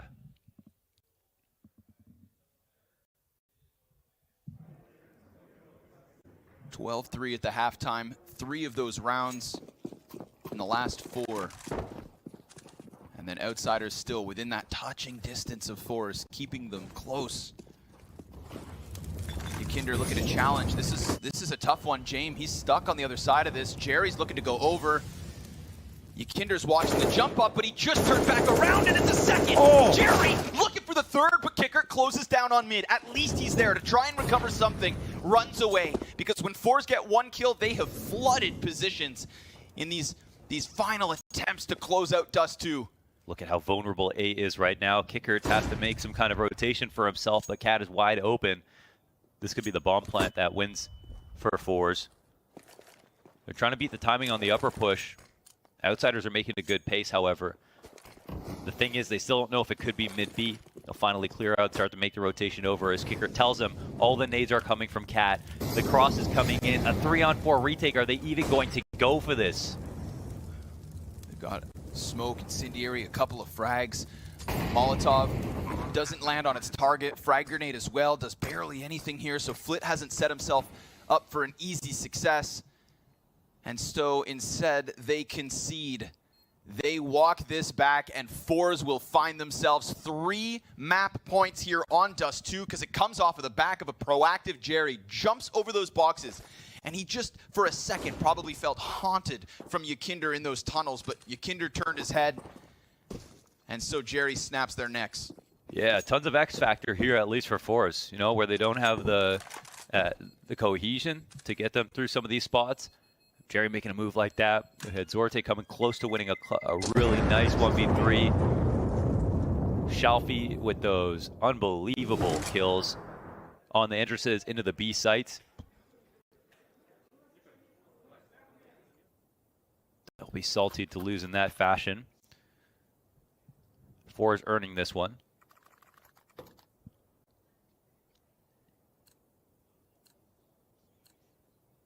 Splash of util damage there as well for Zorti. Oh, are they going to go for the Buster push? The Buster push. Oh, they're just going to smoke this off, and it's only Buster. Oh. No early support. They find him in the open, the no man's land, just taken over by Fours. Yakinder gets Jerry. He's going to challenge. He knows that Norby's already crossed, but now he's got 3 players to his left. We've got a CT down through the window. Kicker instantly killed. Norby just tears them up, and Jame in a 1 versus 3 to keep the hopes of Dust 2 alive. Norby is right there. Kenzie tries to cross it. Jame feels the chill of the loss. Oh my god, he peeks onto the bomb, but Shelby ends it. 4-16-12. They know what they wanted, and that is a broken Buster on a B site with no support on the hold. Fours 1-0 over Outsiders. Oof. Yeah, they brought it, man. That was, what a grind. That was an amazing first half, and I would say it's X Factor that made the difference in the second half, but that's also what makes them who they are, man. You know, like, they're not a tier 1 team, of course. They're just trying to get to the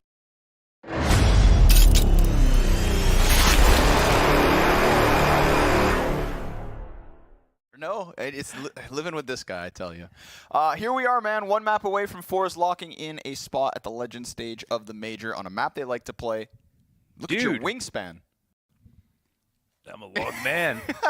I'm a long man, dude. That's I have ridiculous. the same size arms as Jeremy Lin. I measured them in real life once. He's huge. Okay. I mean, they care. I'm telling you right now, they care, okay? Because all they have to do is beat Fours, and they're legends, dude. Yep. Like, then you're just playing even more fun CS. Yep. You're in the legend stage. I get it. I know this has happened before, and that is very true, that you might have been of 2 minds. And maybe when they were practicing coming into this matchup, some were probably like, this is probably whatever.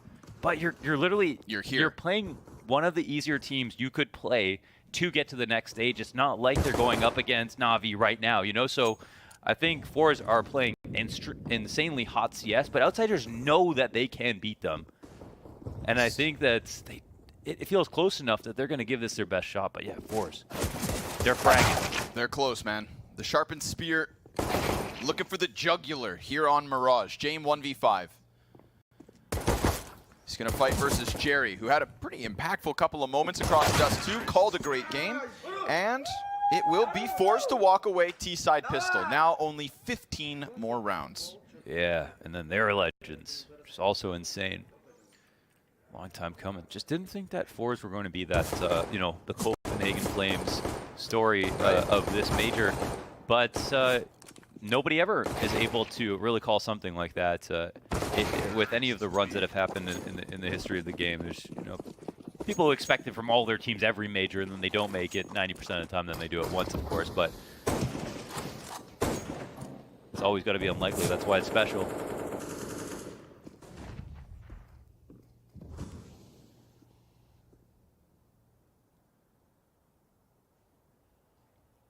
Nice unspotted walk here. Love it.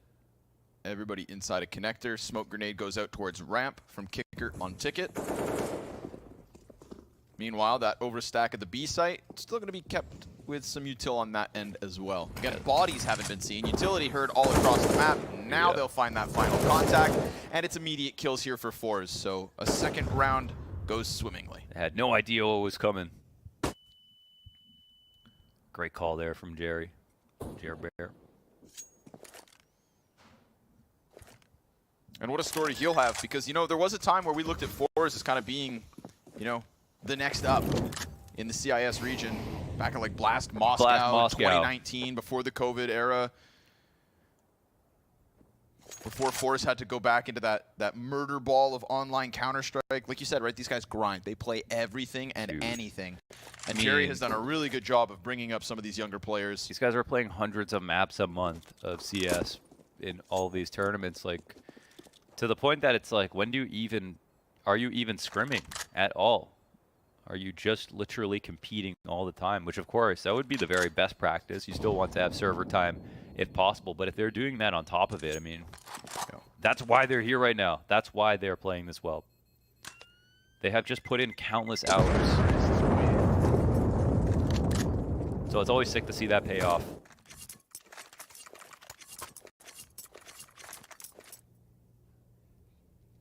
I'd kind of forgotten, to be honest, that Flit was pulled off of Fours to join Outsiders, and that he really unlocked them and gave them, you know, a second support to the likes of Yakinder.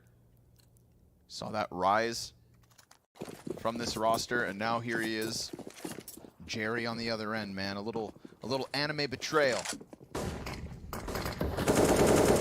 Still no weapons, of course, other than that scout saved from the previous. And we get the CTs leading onto the opposite site. It's A.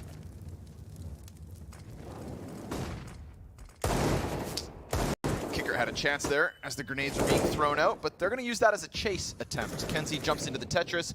James has been able to get out with the ticket. Support from jungle smoked off. And the kills start to slowly but surely rack up to the favor of Forest. Nice here from Shalfie. Very confident to go push into the jungle. Really minimize any possible threat.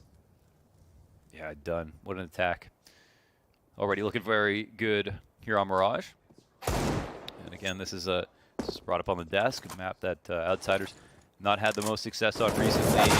Forest definitely want it, have come to play it, understand it, love it. It's dusty like Dust 2. Call it Dust 3. Are you sure Mirage isn't dustier? Dustier than Dust? Yeah, I mean, it's all in the name, but sometimes names can be deceiving. Look at this pile of dirt right here. It's at the bottom of the screen. Right there, look at all that dirt. It's sand. Dust. It's not dirt.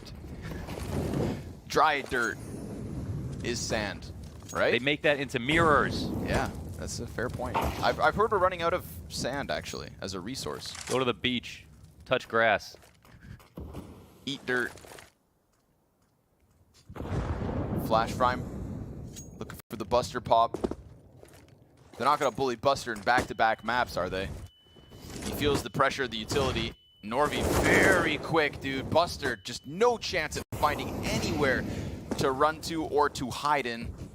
And with that quick kill, I think we could just see Outsiders save it. Call it quits, let it go. Buster even knows for sure what team he's playing. He has been blind so much in this series. Targeted. I believe Maui Snake tweeted this in between maps. He said, Jerry made the big brain strat. Hold tab, find the bottom fragger. Yes. And the thing is that Outsiders, they clued into it as well. I mean, they tried to help. Yep. Yeah, true. And they recognized it. But you do lose a certain amount of chances. You can't just overreact to that kind of information. And even when they tried to help him out, they had Yakinder coming with that op that round. It just wasn't enough.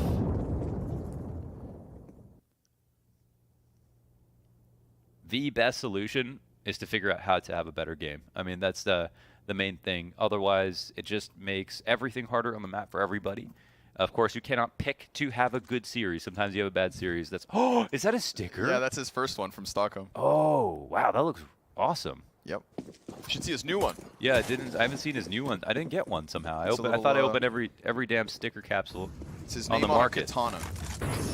Very cool. But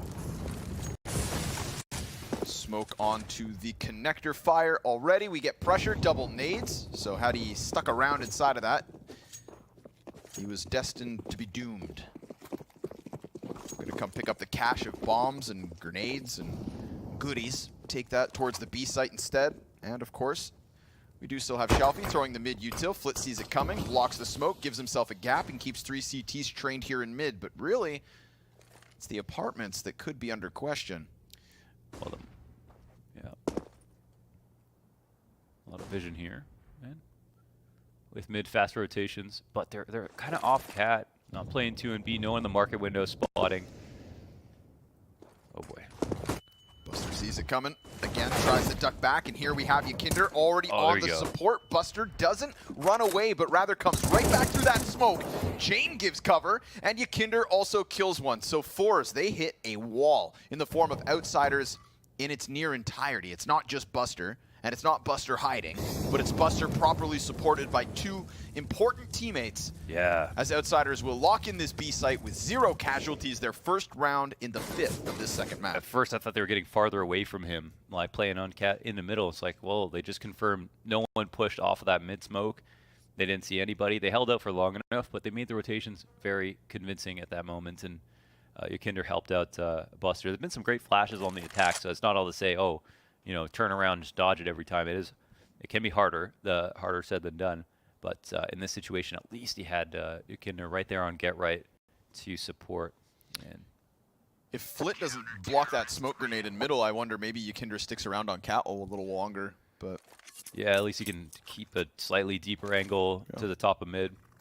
Sometimes people miss window smokes on purpose to keep the window guy in window. Keep him anchored. Keep him anchored so he doesn't rotate over to market and stop the B attack. But that's exactly what Outsiders did. Pulled Yikinder off cat, put Jame around on the wrap. And nice to see Buster also lock in a kill there. So 2 full-fledged attempts from Fours to get into that map, into that site.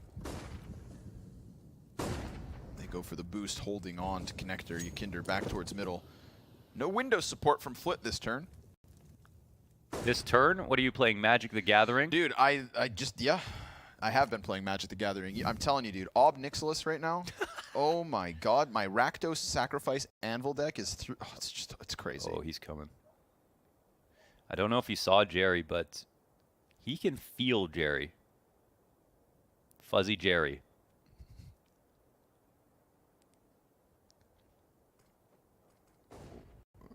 It's a close one, man, but Buster, he's got to have a step up in performance. Yes! And it's clean as can be. Buster! Drops Jerry in a heartbeat, and that's going to send Jerry's reinforcements frolicking back through the T-spawn and heading towards A instead. Shelfie has been here a long time listening. But then Jame immediately moves over. So we get 3 CTs inside this A site as they go into the exec at the 40-second mark. Smokes over top. Kickert flashed into the ramp. Doesn't get a kill off of that and decides to come back a little bit. But he's met by fire. Therefore, pressure. But they counter the under balk molly with the A ramp molly and allow Kickert to maneuver wherever he wants to go. Oh, what? Somehow Jame gets the second player swinging Kenzie. Will he know to clear under balk in this position? Kickert snuck back into here. Nah, nades out. And with that, Kickert locks it in. Flit comes in with the assist, and that overstack on the A site works wonderfully. Outsiders, the fact that Jame let the first... He thinks he's a god. He's lucky. He's lucky. He's blind. Lets the first one cross. Yeah, but you can't flash the third eye. Eyes open, man. Yeah.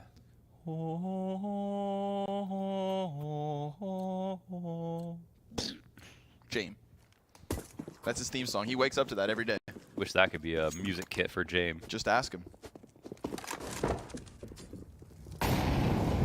Opping's not a skill. What? It's a feeling. Okay. That would have been a great quote, by the way. Stop right there. This time he's going to miss his shot. But still presence being shown. Force not shying away. Yeah. And not Showing a little skin towards that A site. not lunging on that attack. And look at Buster playing his game, not scared. Took that peek by himself on Jerry. You know, rocked the round for sure with that win. That's big. Ooh, Norby has to look from the flash. Nice trade there. Very quick from Zordi.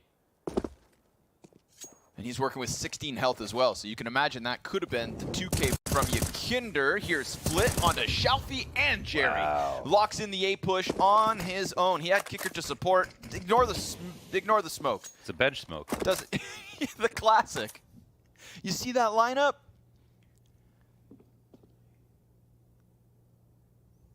"40 seconds, and this one fizzles out for Force.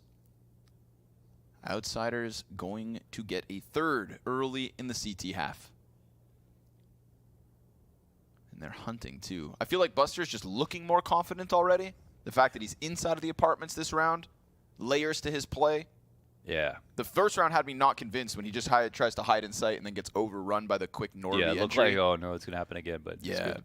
but I mean, he's been around the blockbuster. yeah, he's been in, Blockbuster. Oh. Are they It all hopefully closed doesn't now? end up like Blockbuster. Yeah. There's probably one yeah, still they out went there. bankrupt. They went bankrupt, and then Netflix came through. Flit dead. Saw that AK, man. He wanted it. And that's going to be the fourth one. A little stall here from Fours on attack pause. Let's see. Money here for Resort T is going to buy. And yeah, okay, they have enough to go in behind it. Any idea could work. Still early. Still early. I think right now, Outsiders, they know that they're a little bit better in mid. I think Forest probably need to take that away from them. How are they going to do it? They can default. They can default if they're scared. They can default slowly. They haven't tested it too much. Been seeing a lot of sets pieces out of fours. They end up there, but they need to take it away from Outsiders eventually. If we have that position where Kinder's at the top of mid, James opping and flashes for him to kill the guy there later on, they don't want that to happen. They don't want to know Kinder can feel comfortable chilling in that spot. But they're doing another set play, jumping into connector. Great nade. Oh my god, barrage of frags at the bottom of mid, but it's actually just Zordi who really eats it. Outsiders all nearby. Yakinder easily catching that one. Shalfie to fall right after. And now James going to feel very primed, very bolstered by his teammates right behind him. And even then, he doesn't take that risky peek. Good thing. Zordi instead still holding that angle. Jumps back across, sending Kenzie in the 2 versus 5. I got smoked on this. This one got rocked. Only had Tech 9s in mid, so they tried to go through with a fast play, top mid smoke, jump through the smoke into connector. Totally fine thing to do.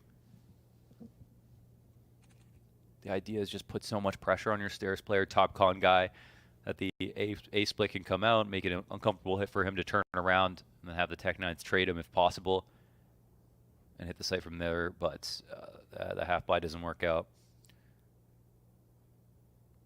Awkward part is that Zorta was the first investment with the op, and now he'll save, and it'll be a situation where they can afford to buy the exact same guns again. So you wonder if they might try. Not that they necessarily should.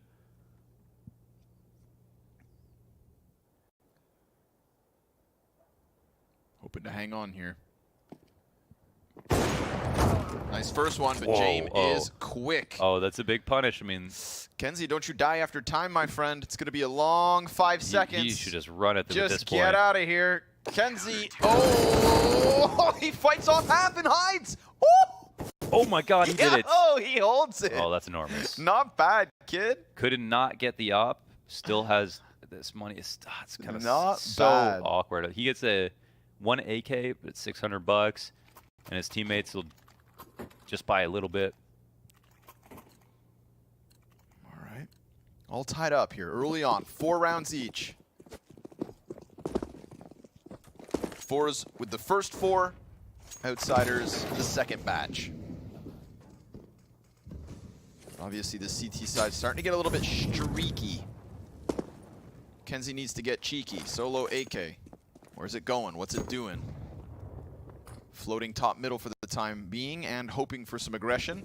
We've seen it, but the setup doesn't look likely this time. Double incendiaries at the bottom of mid. Again, just using that utility, but not any impact. And Buster sniffing out a play. They haven't been putting a lot. They think their window smokes are doing so much more than they are. They're actually just tossing them, and there's a CT sitting on Cat almost every single round. They haven't been doing much in the way of conditioning Outsiders. We can see this entire portion of the round has been countered simply by Outsiders loitering on Cat, outside a window, in connector. So this changes nothing. And we've seen fours become pretty obvious to Outsiders on Dust 2 as well for similar reasons. And as we can see right now with the final B push coming out, 4 over on A. Fours don't even know they've lost already. Yeah, they're going to try. You know, let them have hope while they think they can. It's like watching a child. Smoke go down in front of sight. Quick ding. That ain't half bad, but kicker primed behind triple. Kenzie will get one with that AK. Zordy, doing a little too much with a single Glock. Tech 9 keeps this one alive. Buster's flank. Ah, yes, the eventuality. Eventuality. Okay, and that is why things are still interesting. 27 health, 10 seconds. Don't you tell me they throw this. Yakinder, he's behind the triple, and it is Jerry to fall. Finally, Buster maybe regaining too much confidence. Yeah, well, he didn't know the last guy was, but okay, they somehow made this work. Kenzie was the only AK on this round. But as you can see, they had to work as hard as possible to get in. No bomb plan either. Sketchy, man. Genuinely costly for Outsiders, but still 5 in a row. Expensive is one thing, but I think the important, more high-level thing is that if fours are throwing some tactics out there that Outsiders are disrespecting, and they don't even know it. Yeah, they're going to think that that went so well that they really caught him. I think they're actually going to realize that they are being read. Yeah, I mean, there's 4 guys in the A site, so hopefully they can take that message.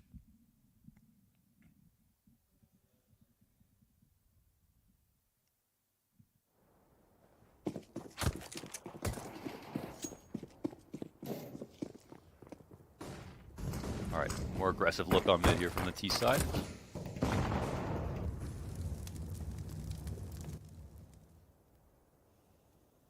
They work on it eventually.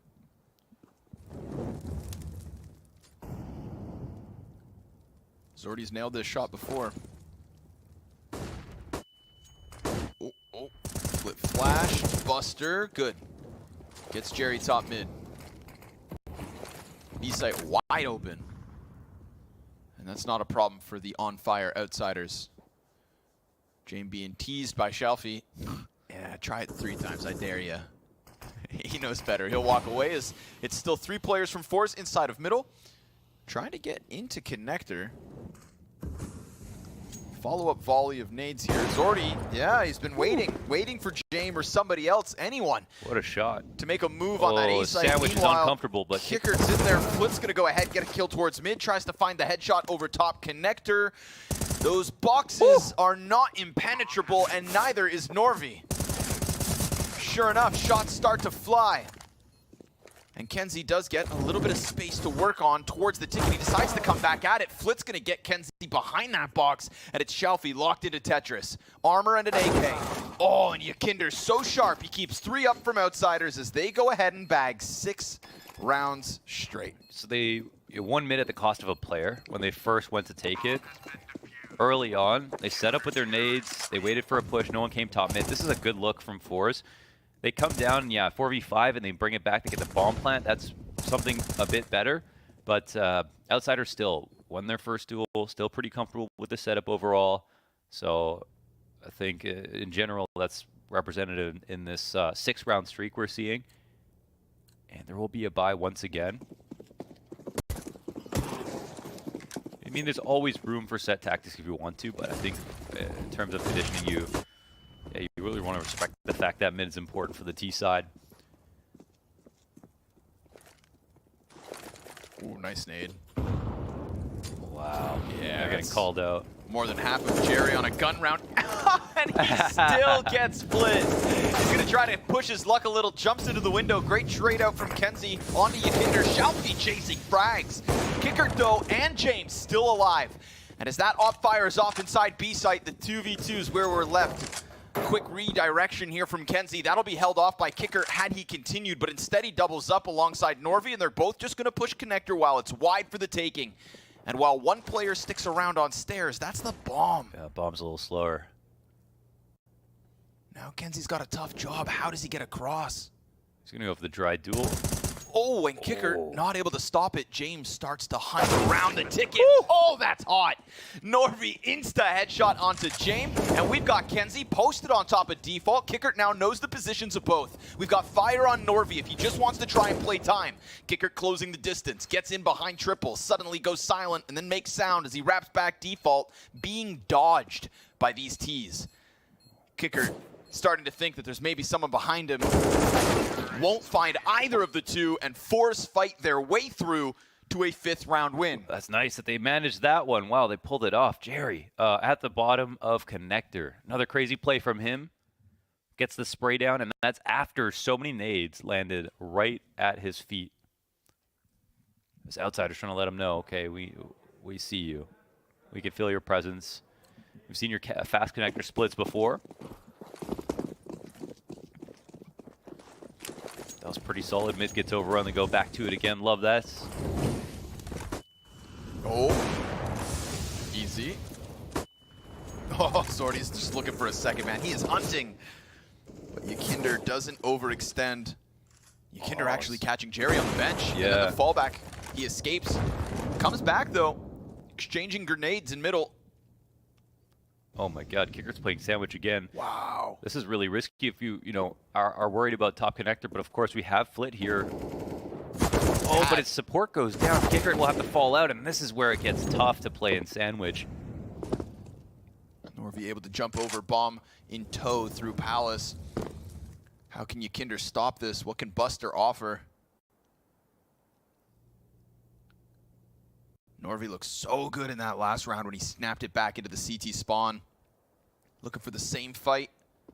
Yakinder now known, and Yakinder picks up the win. That gets Zordy off the bomb, and Kenzie, I think he's been hurt. Noise, yeah. Buster still not able to stop it, and because of the low HP here from Yakinder, despite him winning his duel, the 1v2 just seems impossible. Forced to tie at 6 rounds each. Another A-site squeeze. Yes, they pulled it off.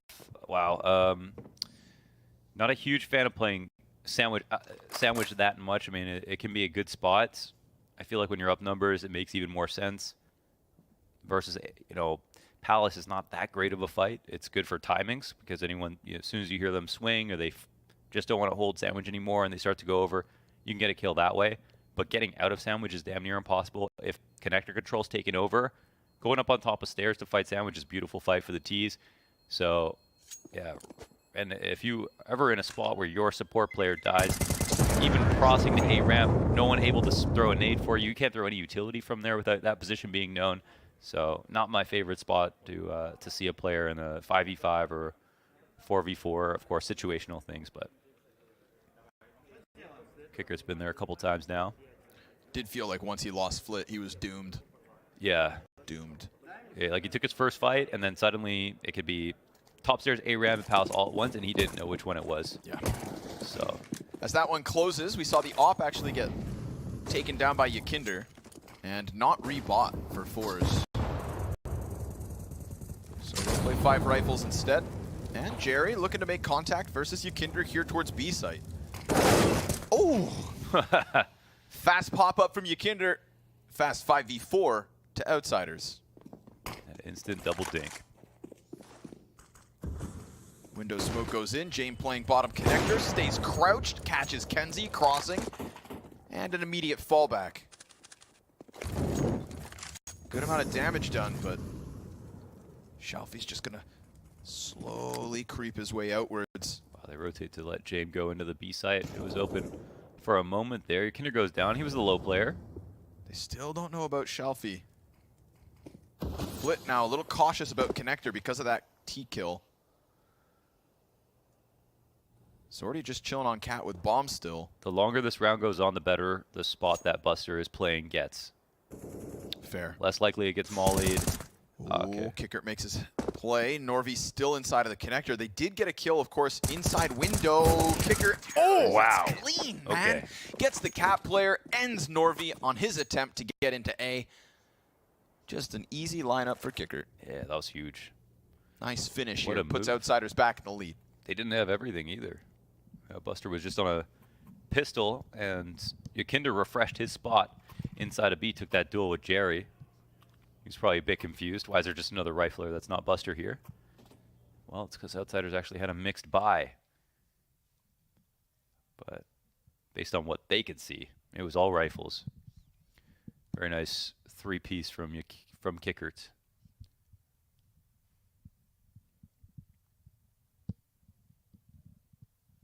It was very dark and full of secrets.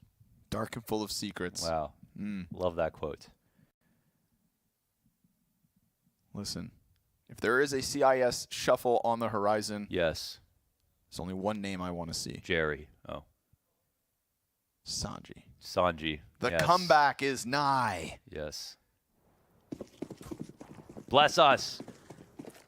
Bow to your king. I mean, listen, man, he could come back and play 5-7s and Tech 9s, dude. It's meta now. Facts. He was ahead of the curve. Norvi, not going to dodge that frag. Down to a quarter of his health. Buster, yeah, feeling like he wants to go to bat. Norvi, he's out of there.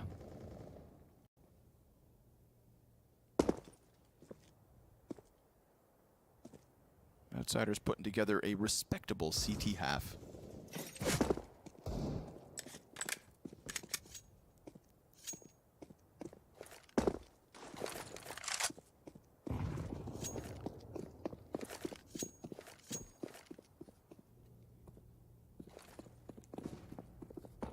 Close push from Flit.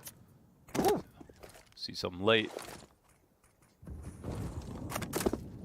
He's happy to toy with him a little.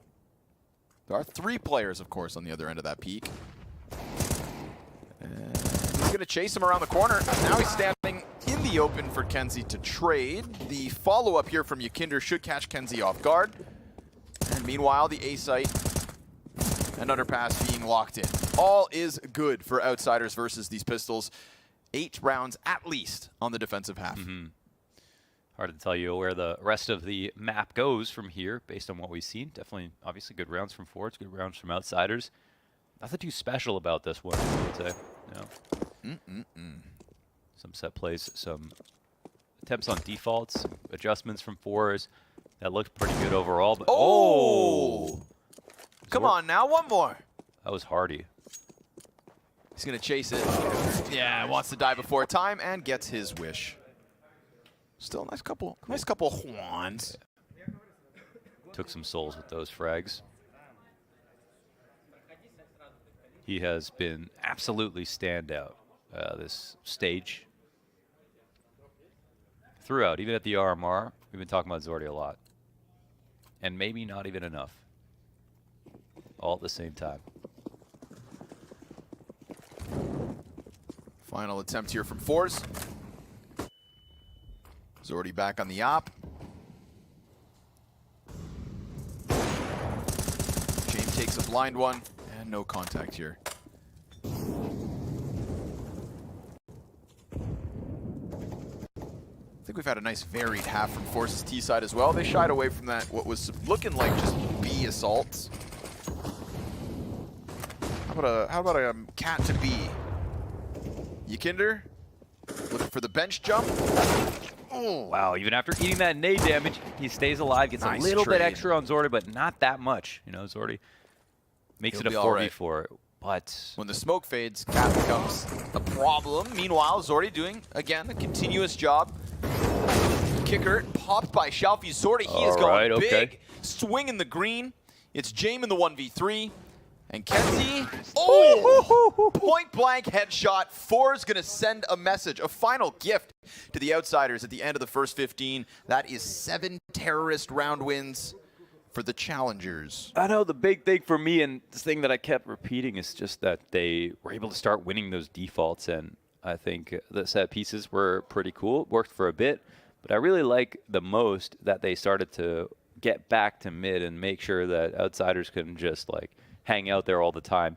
And throughout basically 15 straight rounds, Outsiders had somebody pushed onto Cat, sitting at the bottom connector or near the top of mid, whether it was Flit Yakinder or Jame. And that worked out exceedingly well to help them get back into the match and give them this kind of small but numerical lead over Fours moving into half number 2. And I don't think Fours are going to be too worried about it. They got CTs to look forward to. But it was a very even strength match for that reason. How fast are we going to get? Outsiders just looking to gun down this B-bomb site, and it's rapid.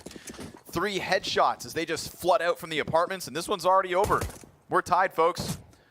Kenzie. What do you mean tied? 8-8. 9-7 is not a tie. You could have said, well, of course Fours will win this 2-on-5 retake against all odds. I could have saved it.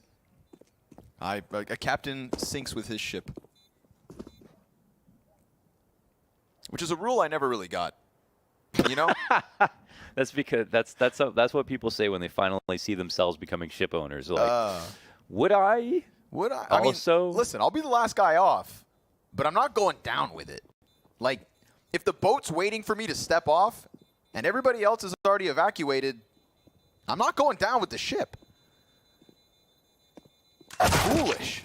Foolish. Just like thinking you have a damn chance versus the Yakinder peak.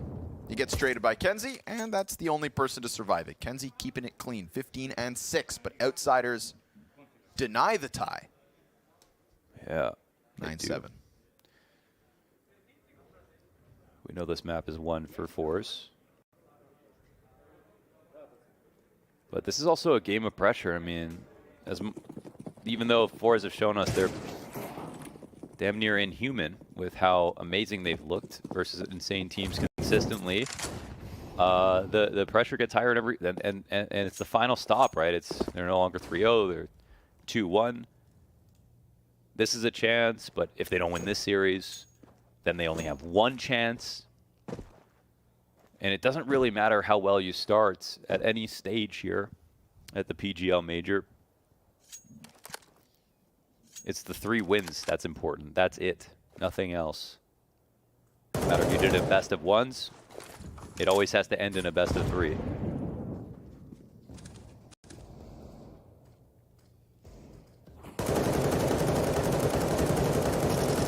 And psychologically, no one can, wash their hands of that pressure.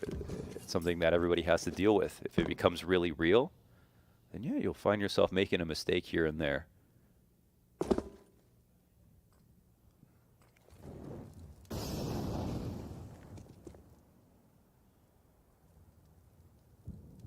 That's why it's oftentimes easy to side with a team who have been there more often, and why Fours might be a touch scared of Outsiders even being up a map. Shelfie more worried about Cat than the 4 players about to hit him from apartments. Oh, and he wants that. He gets it. A couple shots off with the Deagle, and Jame will fall. That's an ump taken out of the round. But all the primaries, the real rifles kept here from Outsiders, they'll establish that 10-7 lead. So Des brought up who wants it more, and I could totally understand Forrest. Despite, I would say, Outsiders going to Legends, when you're this close, you're going to be full concentrated, 100%. But yeah, in terms of overall, who wants it more, who's put in more direct, concentrated practice, who knows they're sticking together. Yeah. If that is Fours, of course.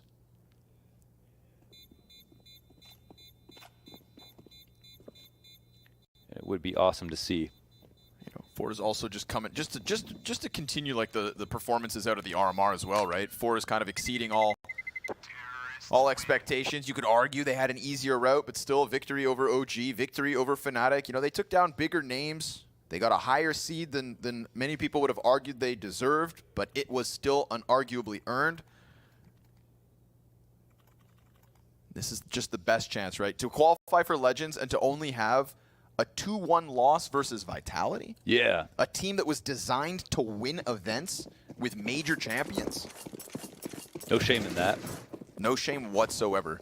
A 23-year-old Jerry, 5 young Russians exceeding all expectations. But of course, still hanging on versus Outsiders here in this one. 3 rounds they trail. And it should be a 4th with this kind of a buy and an overstack on the opposite end of the map. Util over top. Poor Kenzie. That's too many grenades, man. Yeah, I'm just Why are they like, trying so hard? We just have pistols. like, bro, please, don't go through it, dude. You're done. And so he backs up. Zordy, he's got a freaking tarp in his face. Oh, who's drying their rugs in here? Well, they see a little bit, but Outsiders are being so slippery right now. Barely giving them a chance. Come on, Zordy, take that shot. Smoke comes down on jungle. And sure enough, the scout still finds its impact. James is going to press himself very close to the smoke with the Tech 9. Bomb being planted, Man. opposite triple. Everybody's here for Force. They haven't seen anybody. They've done lots of damage, actually. Buster's been tagged. You know, they're looking, they can hear the party inside, but they're just still they're a little nervous about knocking. Yeah. They want to go in. They're going to try. Start to push past Ticket. Just a bunch of pistols. Flit, he will fall. That's the scout getting something for their efforts. Tons of damage here too, but ultimately just that 1 kill. Outsiders and 11th. Yeah, that was a very thorough exec with a lot of utility involved and a lot of patience as well. And they even re-smoked things. Straight dry run exec here from Outsiders on the A site, even though they know that Force didn't have full buy. I'm sure they knew that was an anti-eco. They knew they had some recycled guns to go up against, and they're taking it very seriously. The full kit will only cost $1,000 at, around $1,000 most of the time. Going into the next round, it's a small price to pay. Still look like a team to me. Ooh. Wow, that's a late peek. Zordy That was gross. very smart from Zordy, yeah. Yep. That's James down. So, first gun round from Fours and an opening kill with it. Ukinder looks for the trading connector. Will catch the counter opper. Oh, and he sneaks out of mid. And that draws it into Buster. Buster at the top, yeah. One spot That landed. It did. Yep. Kenzie tagged to 67. Okay. Must have been legged through the wall. So Kenzie going to still keep some pressure on middle. Bomb starts to wrap back through A, and the underpass players will leave. Shelfie up in the ladder room. Love the activity from the CT side. Going to take back mid during this moment of silence. Yeah, they don't want to leave this alone, and it's such a great idea. But do they go to the top of it? Yeah, they're expecting this to be respected. So very, very nice play from Fours. Such a good tempo, but the A site has been completely evacuated. And actually reading this wrong, they think it's ending B. Yeah, they thought it was going to be B for sure for some reason, but no audio cues to tell them one way or the other. They'll realize the error of their decisions. And, I mean, listen, this one still has some life on it. It does. Forest very quickly starting to carve their path through that T-spawn. They've got Outsiders boxed in. Can they knock them out? Fair few grenades. They're splitting 2 big flanks here, A-ramp and Palace. Right now, Kickert's still back turned. He starts to check Palace behind him, but he has missed a little bit of timing, and Jerry's even ahead of Buster. This is just going to come down to the kills. Kickert quickly holds in on Palace. Nicely done from both of the Outsiders players. And then you just see them turn their attention back. The counter-terrorists want to save, but they're locked into this fight. If one of those 2 flanks goes the other way, then maybe. But instead, it is Outsiders with a 12th. They had good awareness in those positions. And the only problem that they had with these 2 flanks coming in, they lost 1 player, so they had 4 total. Then they only have 2 coming from other spots. If there were more than 2 coming from other spots, then they could draw more attention towards those spots and take attention away from the big flanks for a few seconds to allow those players to turn the corners that are really key. and force the players like James and Buster, who were up in Palace in the A ramp, to have to fight into the site, but they didn't have the resources to do that. Still very good for Outsiders to have a player in both spots, both able-bodied, full HP, and watching. Quicker pace to this one. Outsiders Flit setting the tempo here. Wallbang nearly does it. Kenzie hangs on for dear life. And Shalfie gets caught out by Yakinder. Good patience, just holding on the gap of that smoke. Crazy awareness there from Yakinder. Right to find that. Zordy looking for the Deagle trade. Knows that Flit's already compromised Catwalk, so not a comfortable place for Zordy to be. Looks like they're reading the stacking correctly again. Outsiders, man, starting to make mincemeat of this T side. Yeah. Really not even close in a couple of these spots. I'd say overall across the two maps, Outsiders definitely have outcalled. Forge just had such a tremendous first half on that CT side of Dust 2 that it made it, of course, easier to win the map, no matter how well they played in the second.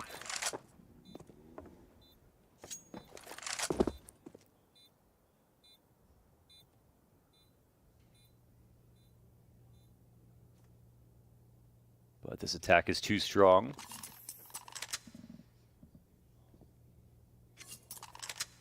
This game might not be so clear-cut. 11 rounds deep on Dust 2. I thought we had about 30 minutes on the series. It did really feel like a total blowout. But that's what Outsiders will always do to you.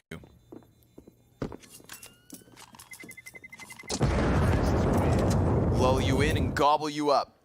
They're chomping down these rounds on the T side very quickly, getting ahead of Force. Putting a huge gap between them. 5 rounds now on this T side. Flawless. Yeah. Really like the way they're moving so far.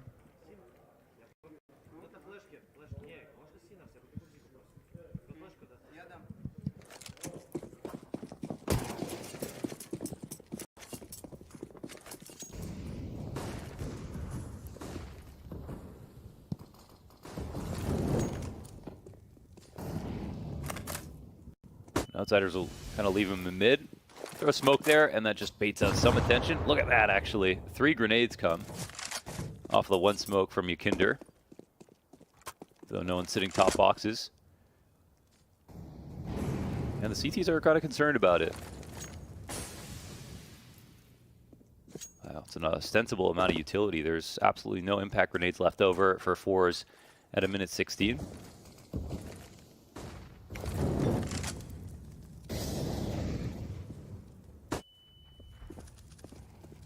And Outsiders will go ahead and win mid. Yeah, that's... Ooh, again, man, again. Kenzie's big been duel. getting dumped on when it comes to this connector play. That might be a bit too much leverage at this point in the match. Jerry finds one back. Could be an answer. They've got Flit now kind of stranded top connector, and he's known about Norvi. That's a risk to go peeking around top mid, but because Jerry got that frag, then why not? Felt like he had the space to work and was right. Meanwhile, we still have Shalfie inside of the site. The nade finds him. Beautiful from Buster, but he still dies nonetheless, and Kicker carves an opening through this B site. That is a call to action. Kicker and James. Damn, and they're just shuffling their feet over on A, thinking, man, it's just going to be prolonged, but eventually end here. Yep. And that's just not the case. 15 seconds left. The bomb is making its way over. Of course, this op has to be cut off. And, there's a free frag for Kicker. He wanted to make sure that that would be stopped. And now there's no chance to even plant this bomb safely. Nope. James knows that they can just dive him, so he's got to just tuck. Yeah, he'll save his AWP. Oh, what a find, actually. They're going to chase him. They're going to get him a little bit of damage, but he's fine. He's fine. He's fine. Coverage. Kicker peeking in, opening that possibility for the bomb plant to be denied, and with it, an 8th for Force. Nicely done by Jerry. Felt that space in mid, because without this kill from Jerry, I don't know about the peek from Norvi off Catwalk. I feel like that's way more dangerous. This one? Yeah, where he, without a kill top mid, I don't think he can go out wide enough to get top con. They knew Flit was stranded there for the time being. I guess they, just because they escorted someone into connector, that's when you'll leave them, So if they didn't see anybody around the bench or whatever, then he felt okay about it. He absolutely could have died to somebody still late on Cat, but the right risk. They'll find their reward.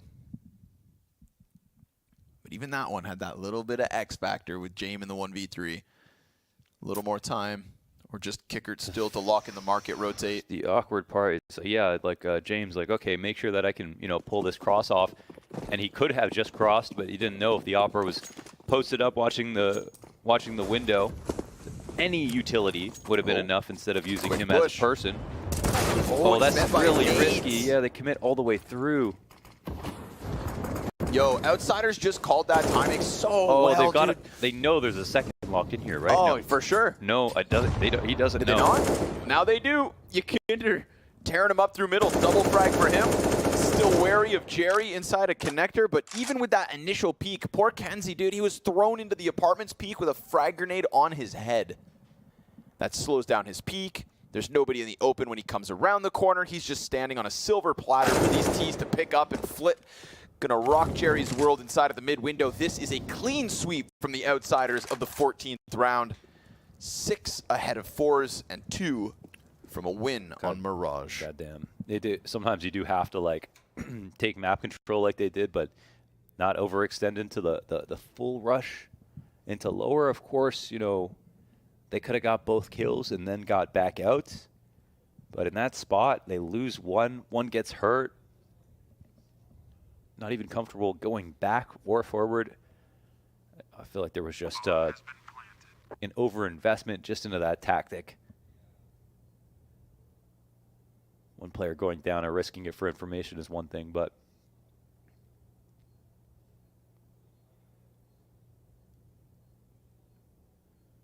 we wanted to make it happen.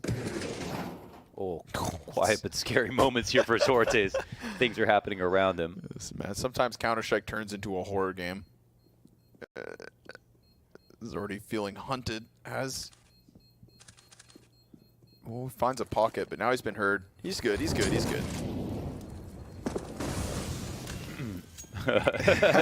They smoke it even though they won't come through that, just to scare him. Whew. Man, it's basically in an escape room, and he will be given the chance to save that sniper. Move it forward. As Outsiders do the exact same thing, moving forward to the finish line on Mirage. 2 more to just brush off Dust 2, push this series to Inferno.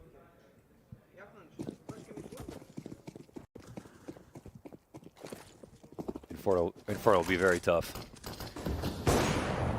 Kinder just dominating right now as well, eh? 21 and 12.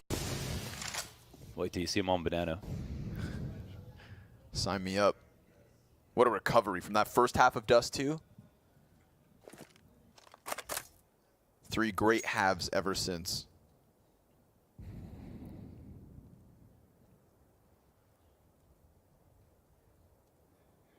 That's the mind of a Taekwondo master.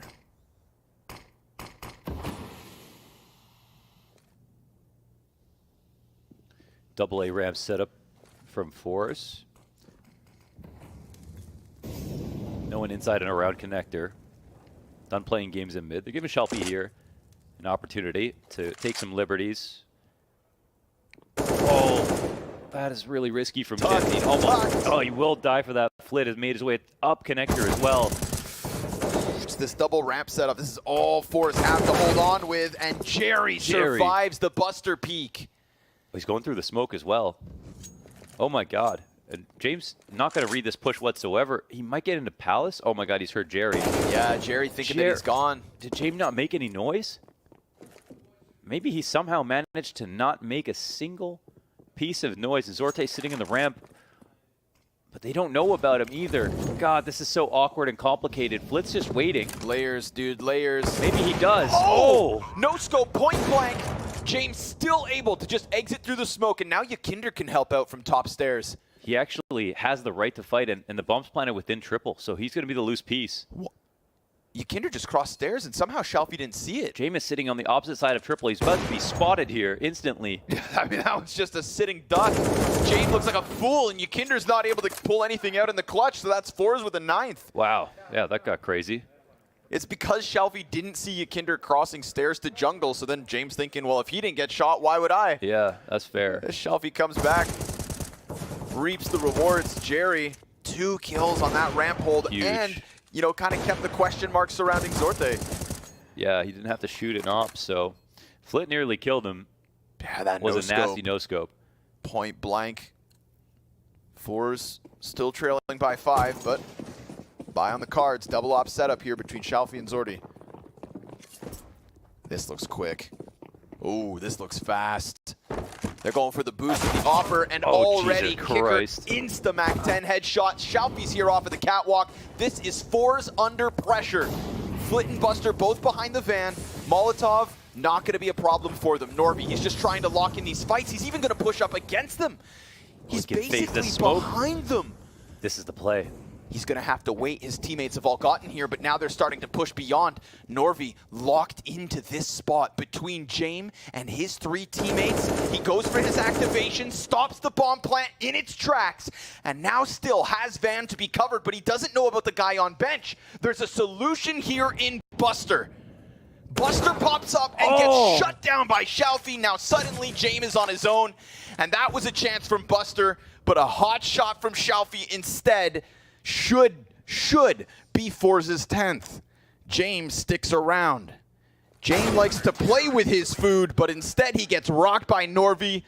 Dude, what a slowdown in the middle of all that carnage. Yeah, what a beautiful round from Norby. He saw that there molly that landed on Van, got smoked out by Outsiders. He tried to use that to his advantage when he saw that they were starting to take their time. Ooh. That was a great shot from James. I love the play that Buster made, actually. I like myself, I was thinking I would have shot right away, but then when he saw the second player on Cat, that absolutely made more sense, especially in the 2-on-3. That would have been the difference between winning and losing. But Shelfie's awareness was good enough.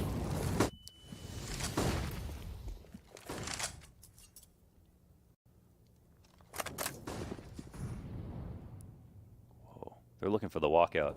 I don't know if Outsiders can pull this off. There are 2 players sitting here inside connector. Jerry watching Palace, but it is 2 rifles in this spot, and they are making it out now. They just pulled back. Kenzie somehow surviving on 8 HP. The ticket player also started to depart.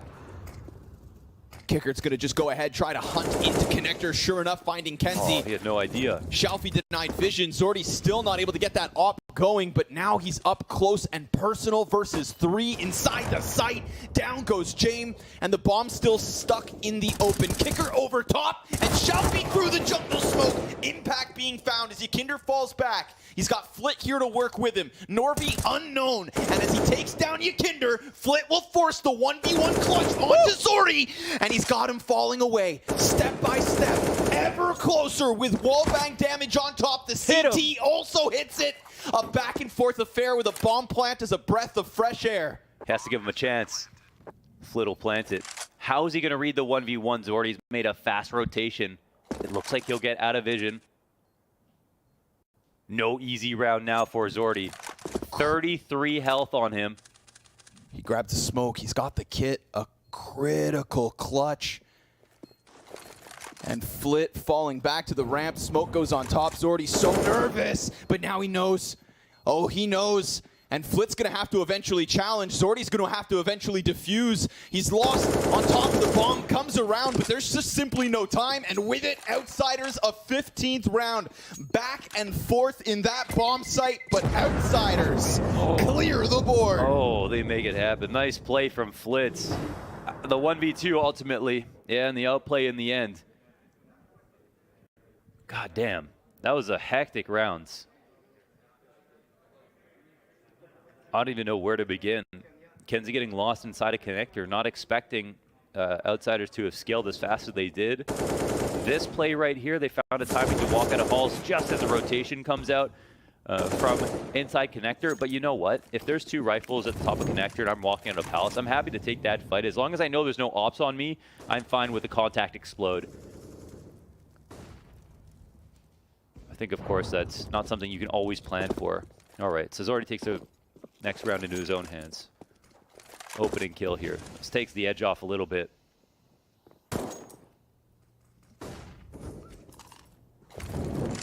Ooh, Jerry's locked into this.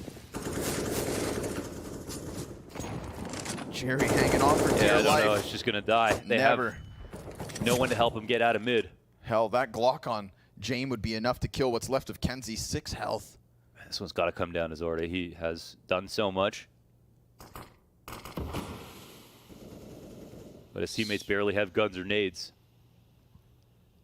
Look how deep we are from Norway, at least inside of the B halls. Great spot for the MT9 to find itself in. Kenzie's had some struggles. Lower on HP. We'll have a timing here. Beautiful takeout, Jame. He's just trying to do as much damage as he can before he goes down. But he's actually been kind of given a pocket of relief here. Nobody else to deal with him and his measly 6 HP. Norvy's position up close could be enough to kill Kicker, but Oh, no! Norway, he switched!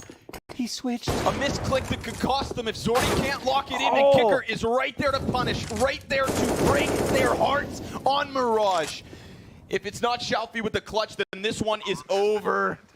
And Kicker looked like he was toasted inside of the apartments. But a single button, a single chance.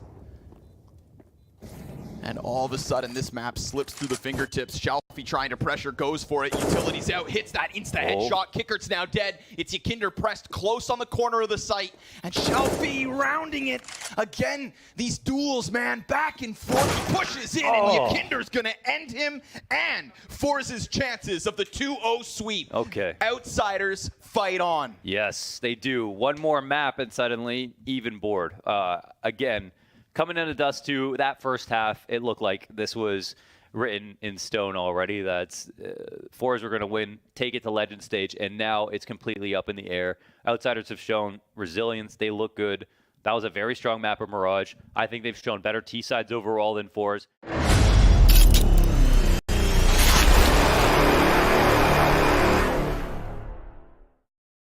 No scope that will haunt Saw for eternity. Outsiders just, they rebound, dude. They rebound and they never die. And that's their entire shtick. That's what they do, Mo. Uh-huh. I'm Team Maui as well.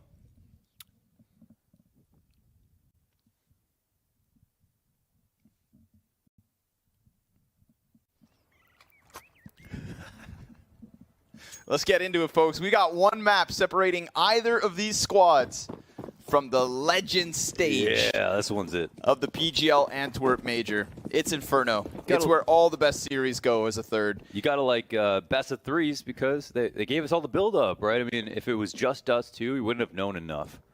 We wouldn't have realized Outsiders are actually playing a little bit better than that. And right now, I'm giving them the edge because we've seen enough good stuff out of them. Plus that strong second map. But Force can absolutely do this. Absolutely can. Kenzie's going to hear this ruckus outside of middle. 4 bodies to his left. Oh, Yakinder just hits the delete key. Zordi also rocked by Flit inside of the apartments, and with that A site entirely open for them to swarm inwards and plant that bomb. 3v5 retake attempt in the pistol from Jerry. Okay, man. We're not even on CT side yet.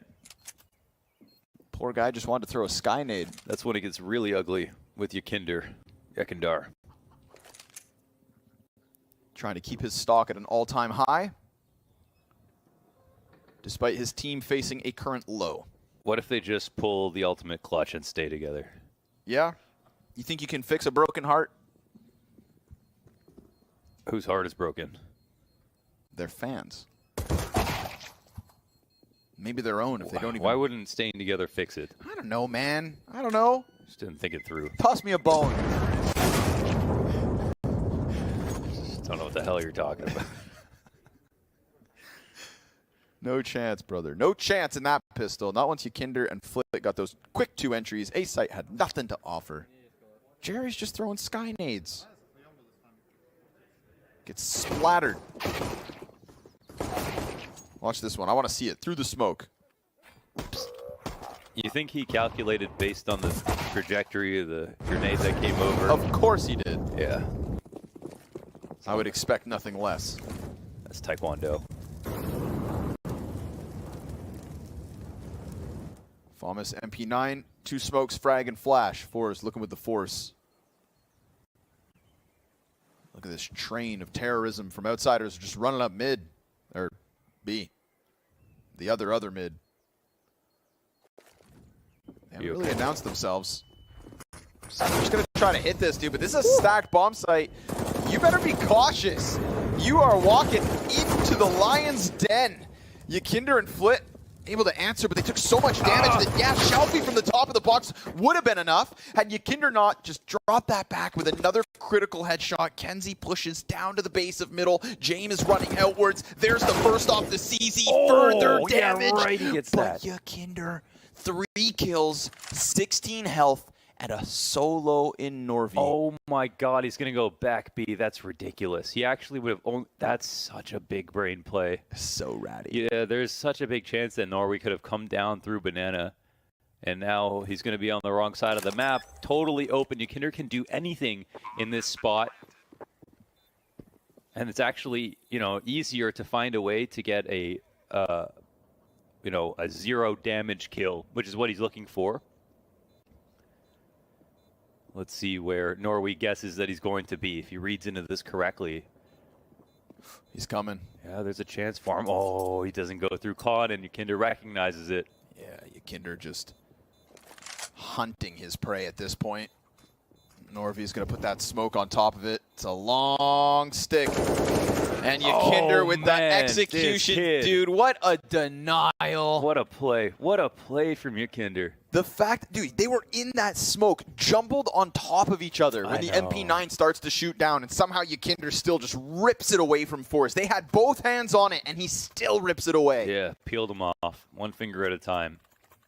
Low health down to the end. That's easy, even after he had to jump around the corner, tuck it to a wall that didn't exist, pull out an AK when it was too late, and hit a first bullet headshot to bring it to a 1v1. Even then, he still didn't even have odds. He had low HP. Yakinder. He is really damn good. And 4s are really damn poor. So, CZ's and 2 Deeks. Outsiders, how many rounds are they going to rack up on this T side? Every stage of the major just ends on Inferno. Yakinder just ripping the soul out of some poor team. That's what I'm saying, dude. I feel like Outsiders power up with that. You know, they have a piece of Saw still with them here right now. Like the Grim Reapers from the CIS region. Yakinder just playing with the USP, man. That's confidence. And he's dead. Yeah, they try to hunt with that, and what CZ almost takes him out, and then the AK behind it. Oh, in fact, he does. Yeah, it's another 3-on-5 situation. Yo, hold up. Hold up. Late stack coming in. Hold up. Norby's got one. Backs turned. They do it. Wow, they pulled it off. With that? That's creative. Oh, my God. And, yeah, Yakinder, no investment. They try to hunt with it. Actually, you know, how does that CZ take out the first player who's just supposed to be a bait? Flick can swing behind that and trade, and he ends up having to run away because he's scared. 3 players going into the site, and 4s are in creative spots once again. That was the trade. Flit needed to basically instant trade that. Instant trade. Just commit to that one right there. Right there. He swung. He just. Oh Lord. Really, really missed. Listen, it's early days, and there's always a late stage with the Outsiders, but that is a quick turnaround here from 4s. I like how they do a new stack in the B site. They have the and the late boost. Yep. New positions on the site. There's less people, but just different spots. Oh, really good. I mean, that's the creativity you want to see in a half buy, and it's good that they have 2 variations, 2 different rounds back to back. Similar guns to use. You absolutely love to see that.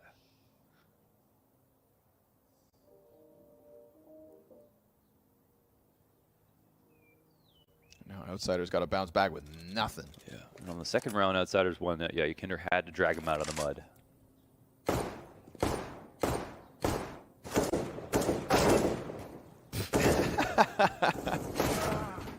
He was actually just, he was dueling him.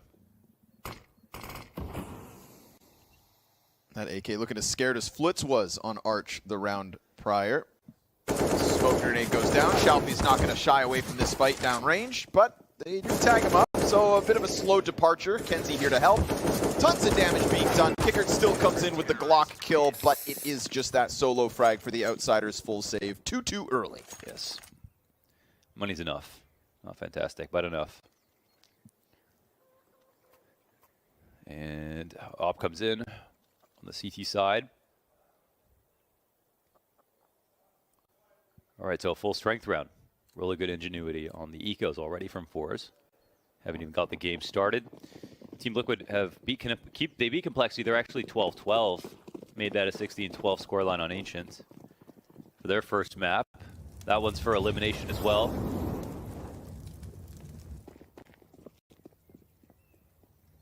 So this one isn't for elimination, actually. This one's for a move up. They're in the 1-2 games. The big ticket. The doldrums. The look away? Let's go! Zordy. Talk to him, Zordy. Nice op shot into the Kenzie 2K. Into the fallback onto this A site that beckons Jame forward. We do have Kickert getting through Arch, but there's 3 CTs wrapping mid. And now that bomb is completely cut off. If Jame thinks there's one player here, he is doomed. And even if it was just Shalfie, that's still a loss of the bomb. Kickert, in the meantime, has just disappeared off the radar for fours. But what a rock-solid defense, dude. Apartment solo op kill. Nice 2K spray down from Kenzie. Zordy hot shot with that flick back. The no look.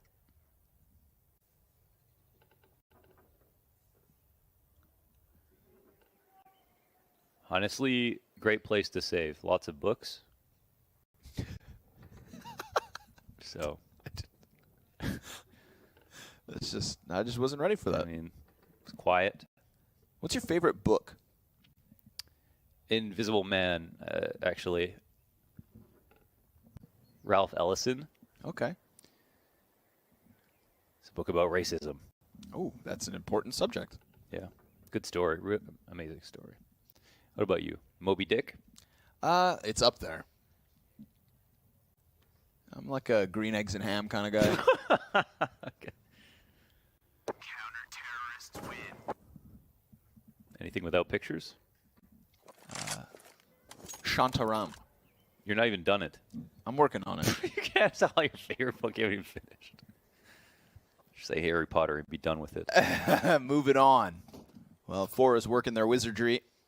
That force by victory, not even a force by victory, dude. The bare shillings of upgraded pistols to kickstart a little 3-round streak.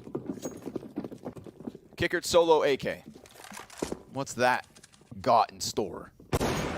Zorti given that warning sign as he saw the shoulder jump down into the underground, and Yakinder's very quickly moving up mid. They're met by a flash. Stuns him for a second, but Yakinder's still looking for the entry. Not with the USP, but the Tech 9. Wow. And a blind Zorti, able to start it. Then the beat from Shalfie. That's actually a chance for the AK to get into this mix. And if Flit can get a deagle kill right here, then he grabs a gun and they pinch that A site. Because right now, it's Zorti with a smoke in front of him. Kickert just trying to fire blindly through. Yeah, CTs are very scared, but there are enough of them. They are at the same time in an okay spot. Low guns here. The T side, that bomb gets dropped, acts as some kind of bait. And like Outsiders are still trying to get back into this A site, somehow clamber up onto it, but the rotations are just occurring because it's so confusing. Outsiders, they didn't look like they were finally attacking it, so the op ends up leaving. Molotov and Kenzie gets away. Zorti just turning his attention. There's nobody on Arch, dude. It's all in on short. Kenzie spots at least another player. Jerry comes back from the Arch side, off now here to set a crossfire, and that crossfire locks in the round until Kickert fights back ever so slightly. Okay. Still, between Zorti and Kenzie, they hold. Yeah, Zorti's steady, man. And Kenzie's killer. Yeah, he was looked really uncomfortable on Mirage, insane on Dust too. So maybe a little bit of work to be done on that map, but back to it, back to Dust 2 Kenzie here on Inferno.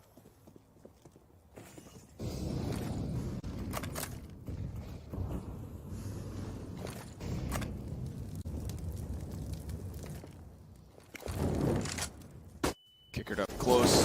Oh, Jerry blinded. Good flash assist there from James. Meanwhile, Shalfie, he feels like he can go. And Yakinder drawing the attention. Oh, Shalfie can't escape. No, sir. Yakinder, that's so cheeky. Just tucks back in, keeps Shalfie's attention. And just as he thought he was going to be able to get away through that smoke, it's a denial. But there is still a player up in the apartments.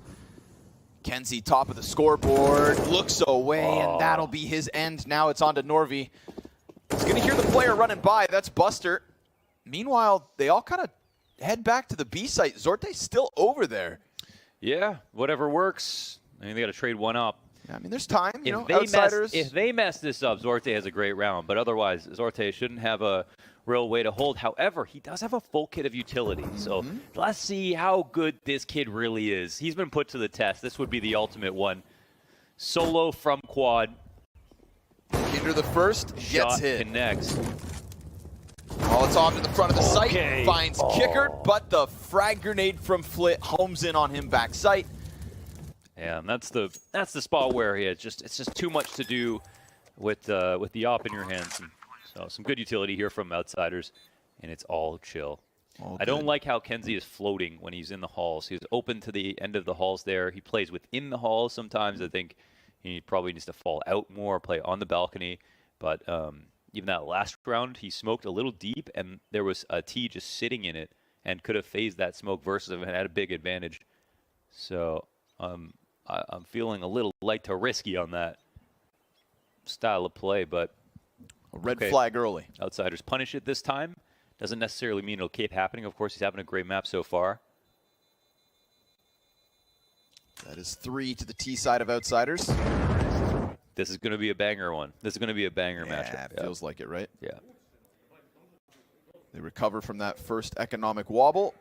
Guns spell success for outsiders. Still the most played map at majors by a huge margin. Enormous. And that's a good thing, right? Yes, it is. It is absolutely for a reason. Shot up top.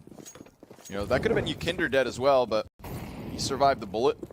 Yeah, Stewie would have won that. But there's no more clay. Kicker at the front runner of the banana push, and Jerry just jiggling on the side. Norvi tucks his head as the flash goes over, and Kicker was hoping maybe that would be an opening kill, but it's enough to elicit a reaction in utility. Outsiders peel back.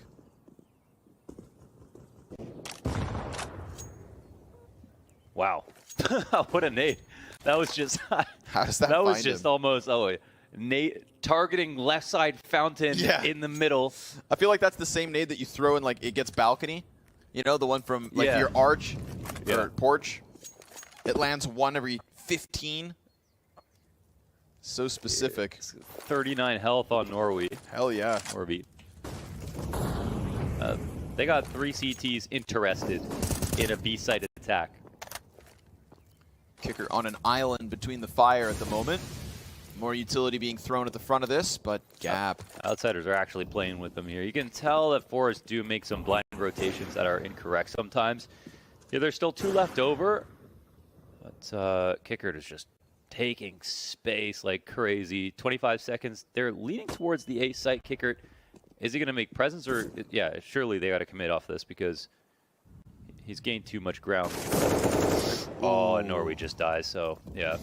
Jerry. All right, stop the bomb, Jerry. That's kind of the There's thing. 1 and 2. Okay. Bro, he's supposed to be in for a world of hurt. Now James going to give this one cover. And Buster punches in the digits. Oh, in the leg. 5 HP for James. This is still a winnable retake. Frag grenade could be Absolutely. destined for the backside, but Flit is on the flank. Oh, you dirty boy, Flit. You dirty, dirty boy. And if 4s aren't on the gas pedal, then he's going to hit them from behind while they're not looking. They get into construction, all 3 of them. Oh, but if he doesn't? Okay. Now he's got Shalfie guaranteed. That's going to force the He's gonna hand smoke him into construction. of Forrest forward. Frag grenade, not going to be anything too important, dude. If that nade finds James in the back of sight, then they could at least still push inwards, but nah, Flit taking his time with that flank, locking in the kill versus Shalfie. Jerry trying his absolute damnedest, and the bomb leaves Kenzie on 1 HP. Damn. And Zordy dies. He'll pick that up. Oh! And he doesn't get the op. Kicker creeping into that pit. Yeah. Yeah, that was a mistake. And yeah, rotations overall, man, I'm gonna give fours a 6 when it comes to rotations on this a series so far. They've clearly made some blind moves. Most of the reads have been off. Outsiders have been calling better in that regard, and here there was just a glaring hole. I mean, Outsiders, up until the point that Kicker just meandered over towards Pool, they were just toying with him. They already had one top banana way long ago. They were nading with two within the site, and Fours had a 3-man stack, no ideas for re-aggression whatsoever, just chilling there, and decided to leave for no reason because they were too scared to go back and get info. So that was a very, very strong round for Outsiders, and they, again, knew they were just playing with their food. The Force cannot let them do that, man. Their aim is too good. Too good. Too good to sit back inside. So you know they can be aggressive. Now's the time to do it. Too slick. We're all tied up. Five still on each side. 3 players here. Grenades find James, but he gets away with more health than maybe he should have. Norvy's going to go ahead with that flash, and still Kicker kills him. That is so insane. Kicker knew that was coming. He saw the flash. He started that spray. He started that spray early. I mean, he cleared that so well. Obviously, like, so lucky to get the kill, but like, it was so perfect. I mean, the way he cleared it.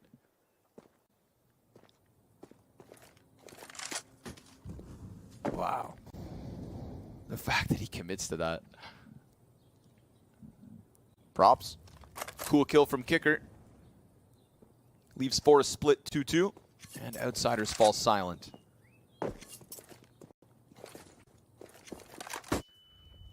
They've been waiting for reactions, but Fours don't have many.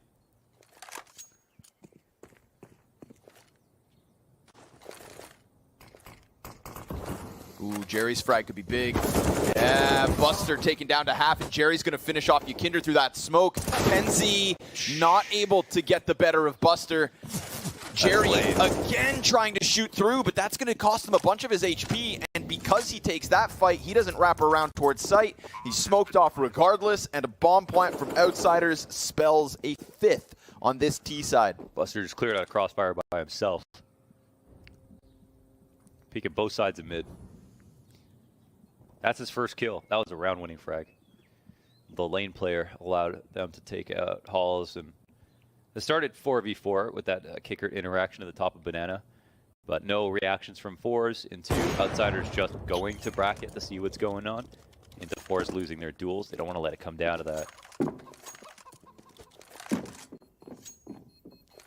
Everybody going to exit here from Outsiders. Could have been just 2 of them, but missed shot on Buster means he also survives. Outsiders with 5 pull ahead.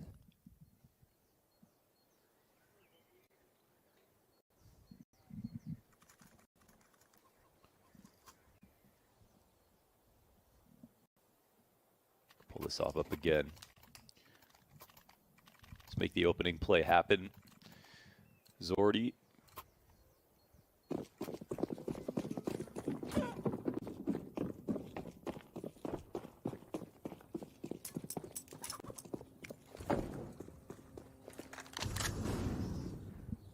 See if what was saved will be enough. Yeah. Oh, that's thick. 57 damage grenade on Kicker. Oh, 2 backs turned. What?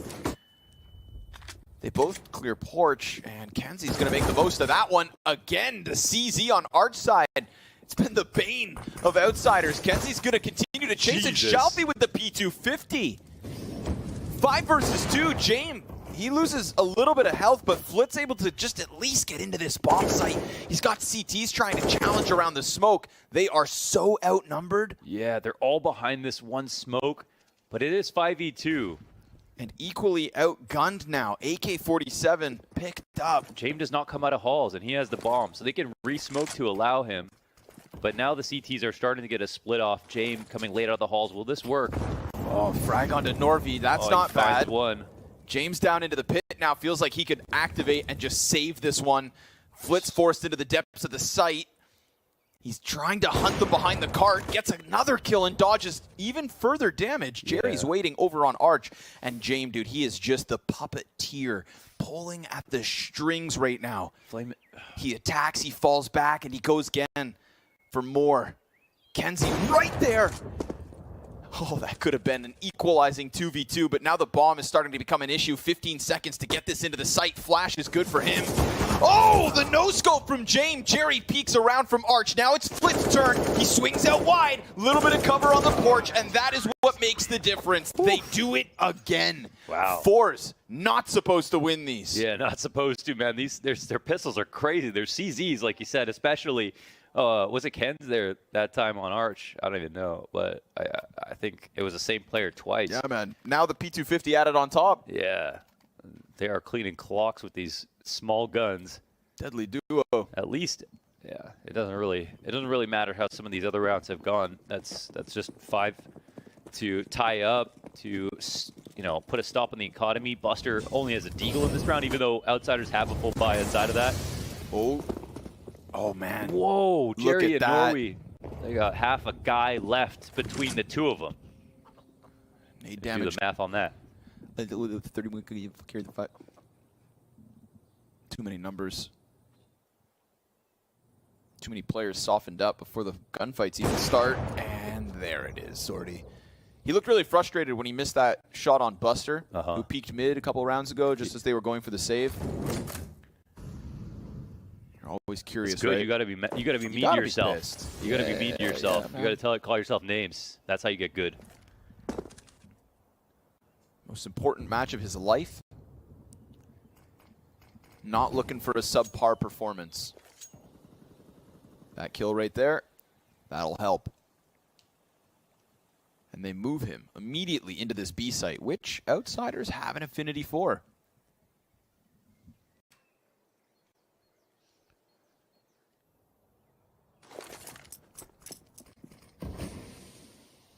Smoke will delay things, you'd think. Still a full-blown exec coming in. Norby boosted. Zordy just looking for sanctuary behind this new box, and so far so good. No quad molly. They'll take it slow. It's the re-exec again, waiting out grenades. No arch flank, despite Jerry being cautious for it. Galil at the front, and Zordy's able to kill that. There's that peek and the boost in CT spawn. They've got layers. Buster gets hit by a nade. That's going to turn his attention, and that's going to force the hands of Outsiders to just hold off as the 6th for 4 slips onto the scoreboard. 3 alive on the Outsiders side. That's pretty good. They'll have to go for a reinvestment again, Outsiders. Enough money to buy back, so they'll be low on grenades on 3 people this round. Which is quite an interesting position to be in if you're Force and reading the money. But that one's super solid overall. It just escapes my memory. How did that first kill happen? We had Flit die inside of the apartments to the op, I believe. Oh, right. Yeah. And then Zordy just sprinted for the B site. Nice that he's making these big rotations. Nice and mobile. Absolutely needs to be up front. Oh, some last-minute math from Outsiders. Yeah. Oh, and they don't invest, actually. They Flit's still in the buy zone. Finally gets a deagle. Interesting. Meanwhile, James opens up. Shalfie still under pressure here. James got 2 kills. Damn, that's Any huge. round that James has an op, right? That's the whole they thing. threw a molly in mid, so he knows. He'll get comfortable. Oh, and now he knows they draw a pit. I'm pretty sure he spotted that. Should have. Rotator spotted as well. There's a lot of information from the T side. You know, James is starting to work. Piecing this one together. Jerry throws a smoke ahead of Library. This creates a little bit of ambiguity. Buster wants to go through that smoke. Norby. Oh, he's got the back of Buster. That's an easy equalizer. Still, though, op in the hands of James. That's all 3 players spotted. So now, will they be hesitant to go is the question, but they've leveraged the bottom half of the map. And there's no one in pit right now. Jerry finds one. Yeah, Jerry, dude, he's always on the cusp of going for those pushes. This time commits to it, but they decide to go stack B. Man, this is actually kind of weird. I don't know. The bomb is coming back. No, it is going to start wrapping. And Kenzie, he's just standing on top of this box, dude. If Flit does it silently, he could just kill Kenzie for absolutely free. Yeah, he's about to see this soon. I mean, this is a sitting duck. Ooh. A-site just left wide open. A miscall from Force. You know, you said the rotations have been a 6. Well, their clutch better be a damn 10. because they just let Outsiders grab guns and plant both members of the T side now inside of pit. Yeah, Kenzie had to play for one there. Now they have the Molotov. They could burn Flit off of this position, but what if he just cleans them? What if he just takes their heads right off? Jerry's utility starts to fly forward. That pushes Flit into the open. He's looking to double up with Kicker in the little pit, but they concede. Oh, they're not even going to go for it. They grab the op on the departure, and Fours with a miscall in a round where they had a much better buy.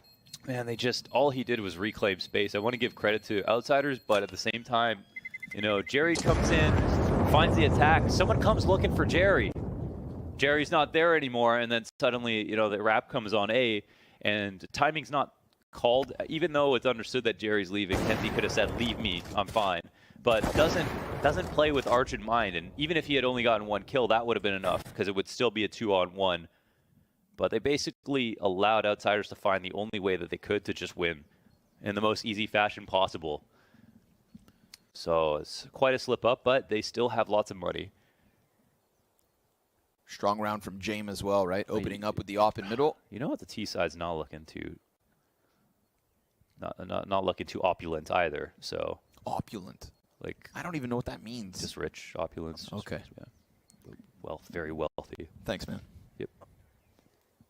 It's like when they would, you know, that's like medieval. Oh, yes.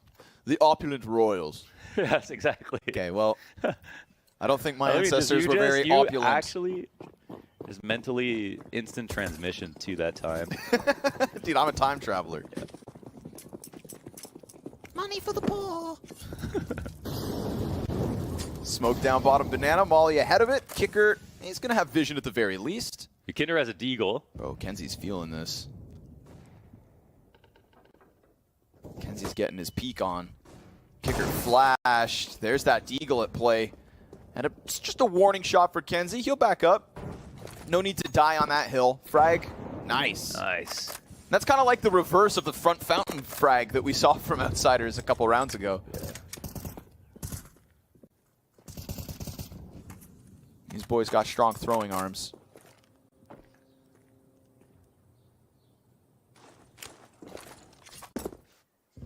Did he miss? Yeah. Yeah. Nice try, Cinematic. Bracket control here. Oh, they're well going to timed peek. flash. Anyone anti? No one's anti-flash. Great timing. Just a pack of blind bats. Force fade away. Now don't go too far. Yeah, they like to go kind of far. Look. Yeah, they think that that's all it takes to get Outsiders to leave. Dude, Outsiders, they like, go too far. It's they, crazy. yeah, they gone far. But Shelfie's coming back. All right, there's still this little Yeah, but pocket. now the rotations are smoked out. Arch and Moto. Zordy better deliver. Oh, no, Zordy misses. And gets dinked. Kenzie now, he's got a chance from Pit. No, he doesn't. Pitt's Yakinder finds dead. that kill. Zordy's dinked. Shelfie's able to hold off on Arch, but they did not give themselves the best positioning to make this hold happen or the retake. 3v3 still, nonetheless. Jerry, sky nades inbound. Smoke grenade and a flash as well laid down from Outsiders, so this retake going to be nigh impossible unless it comes in from short, and James instantly locks Norby out of this one. Again, Fours offer an opening, and again, Outsiders push through. Oh, I hate to say it, but man, I was giving Outsiders a 6 on rotations. That's 5 now. We've just seen too many, and especially that play repeated, where they literally gave him space that same exact way with Jerry taking a kill on Arch and then running to the other side of the map. Outsiders do not run to the other side of the map, so that part I just don't get. If there's 30 seconds left, they're going to take their shoes off, read a book, and then walk over. So why is it that Fours are running every single time they get a kill as if Outsiders are scared of them? They're the least scared team when they lose a player that you'll ever find. Because Fours are scared of them. Right. I was projecting. That's what they're doing. The classic. But yeah, that was it. They just alleviated all the pressure and all of that information that they gained right there. You know, they didn't even reveal too much on the mid peak, right? The one excuse they may have there is that they feel like they showed him a bit too much, but in reality, no one was playing anti-flash. The one guy who was exposed got killed, and only one guy got a kill. So yeah. Or just a bit too excited. Great shot from Norby. That must have been. Pops up, insta-kill. Still, though, just kicker. Only kicker. Towards that B site. Zordy decides he's going to lock in Arch. And Chalfie, yeah, not yet needed. Kenzie opens up. Little fall victim to the balcony post. And Buster's able to escape with 1 HP. Where's Jame in all of this? Luckily, that frag grenade doesn't actually enter. Jame tries to go over the hay cart. And then Buster still kills Zordy. Again, 1 health. That's all he's working with. Oh, Jame has an op too. Kenzie. And Jame knows now that he's not in big pit. Oh, Kenzie goes down. No way. Gave him that info. 2v2. Rotation coming in from the halls. And Buster literally kills himself jumping out of the halls.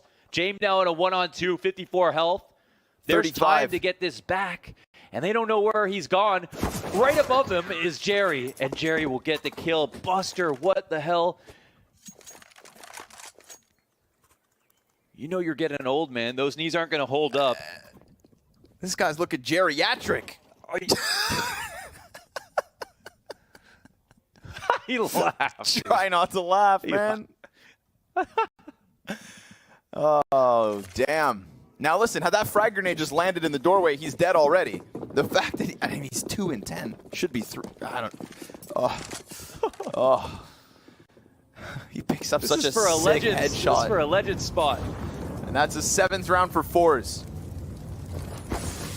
Off of the back of a couple bad knees. Kicker looking charred as he comes around the top of Banana. Norvy's going to just press into the oranges boxes. 0 nades on Norvy, so he's playing up close.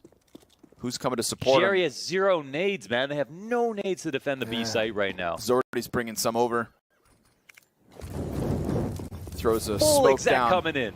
He's going to try to flash Jerry into the fight. Some blinded players here. Jerry doesn't see too much. He goes back into the CT smoke. Opper's trying to rotate around onto Coffins. Norby from New Box gets the better of Buster. 5 versus 4. Pistol's also trying to push in here to close out the half. And Jerry's going to line up the headshot to Yakinder.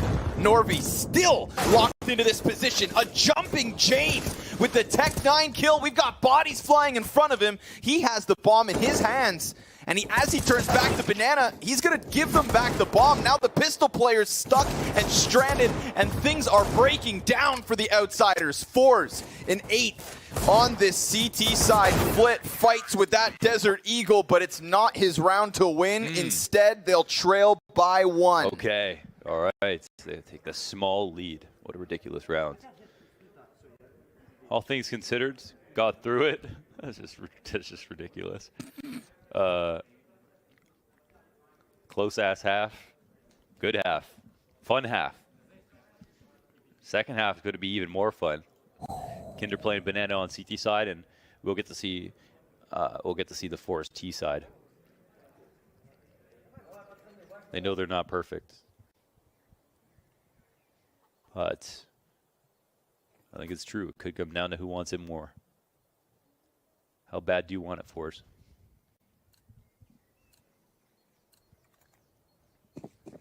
They've looked sharp enough to do this. 1 half to separate them and a legend stage in Antwerp.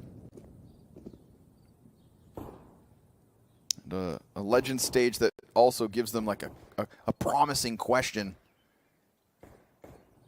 They just grind out some 2-2 matches. No, 4 is clean. CZ. Yakinder. Oh, taps into 2. Flick comes out. That's bomb delivered to Yakinder's feet. Well, been doing a good job on these pistols. This honeypot setup. X's between the O's. Going to be near impossible to get this back if Outsiders decide to sit on top of the bomb. Yeah, that bomb looks so comfortable inside of the cubby right now. It's chilling. Ooh, but a gush onto Flit. Yakinder not far off of that angle, but now has been spotted, and he's got support in the library door. But once they're drawn around the corner, that is the end of them. Jerry was hoping for a cubby peek, but instead it is Yakinder to keep it clean with the USP. 3 kills to his name in round 16. This would be one hell of a statement if they could do this versus Yakinder on this map on CT side. One hell of a statement. I don't think they care about the statement. I don't think they care if they get lucky every single round until they win this map, and I don't think anybody should. But in this situation, if they win, it'll be very impressive. All about the result. All about that force. Fours, Tech 9s, and grenades aplenty. Woo! Frags go over top. Yakinder, easy. Alongside the fire from Flit. Front end of that push denied entirely. And then a smoke to cool it all off. Frag over top as they walk away. Good amount of damage done there, of course, but Outsiders comfortable lockdown on Banana. Well, they do all that damage and go. Yep. See ya. They want some fresh targets. Chain playing with the UMP lately. Has he? Yeah. Yeah, he bought it on Mirage as well. Must be secrets in that UMP. Yeah. Secrets in the darkness. Yes. Little peek around the arch side. Kicker teasing him with the shoulder peeks. That's the bomb. Probably spotted. So they'll know that arch not as important. Let them find their cubbies. Let them find their cracks. They're trying to be so weird right now. You want to get freaky? Yeah, they're waiting outside in CT spawn after showing bomb in the halls, but slowly wrapping back, but playing this like they have a billion guns and all the utility on Earth, and instead they have 30 seconds left, 3 pistols. And they're right back where they started. Yeah, back to square one. But Outsiders have no goddamn clue what's going on. So there's that. James got the SMG up. Kenzie could just clear him, but it's Kicker with the easy close. 1, 2, 3. Yes. Solid stuff. Solid stuff.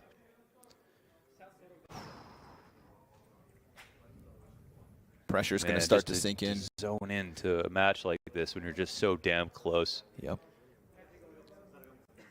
I think every time a team plays Outsiders, at the stage, and in the next, if they get there, it's going to feel like this is the one we were supposed to win for free. But like we watched Outsiders play, man, they're a good team right now. They're still good. They're still a very good team. They don't look any different than they did 3 months ago, 6 months ago, or anything like that. Just playing solid CS. They play together for so damn long. It's not easy. It's not easy at all. Not a fun round for Norby.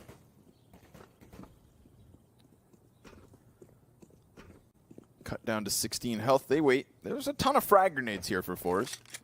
So that could be something fun. It's always good to have fun, but don't bully Buster, please.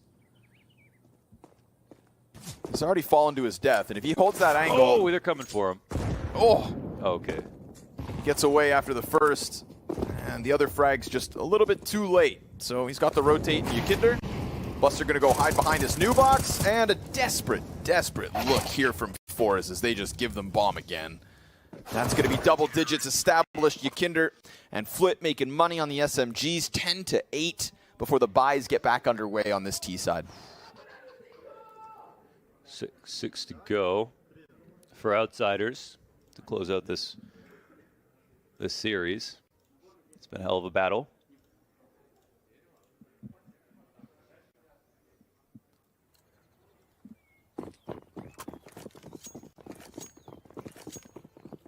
Time for Fours to build their case.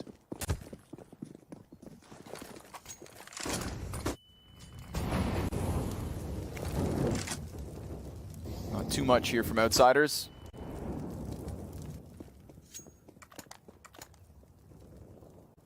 Fours not playing it nearly as aggressive as that utility had hoped for. Looks like a late reaggression is in store. So secure the help of Flit.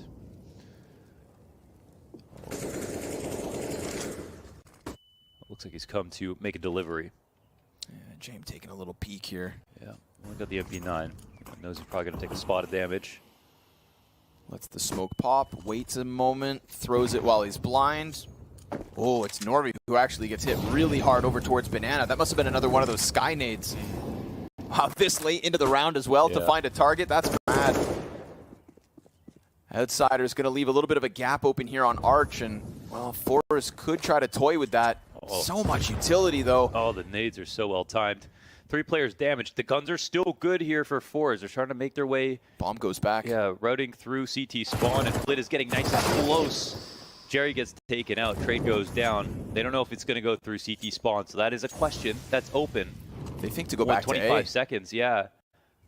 It is the right call, actually. It's hard for the B players to rotate at the moment. No smoke for the CT's. Kickert, though, little gap onto Kenzie. Fire extinguished immediately, so Kickert's able to just swing out into the wide open. Zordy's just going to try to desperately jump in. They don't even bother clearing the site, and that is panic, man. That is nothing shy of panic. They just have no time. Norvi, he's going to be fighting tooth and nail. He needs to die. Now he's doomed. Yeah, no concept of the time.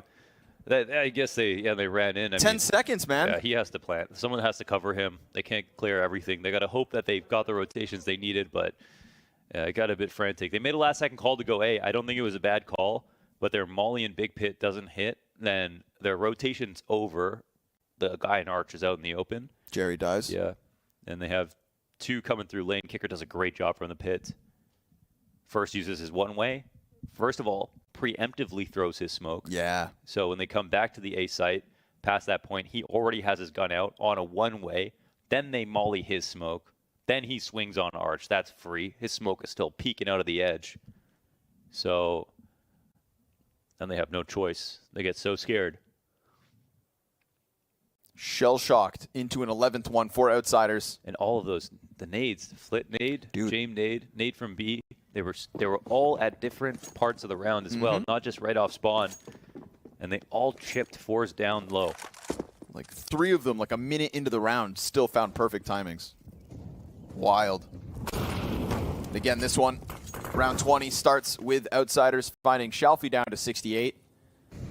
Fighting for Banana a little bit more than the last round. Deep grenades into the logs, and obviously players behind this smoke. Kinder at the front of it.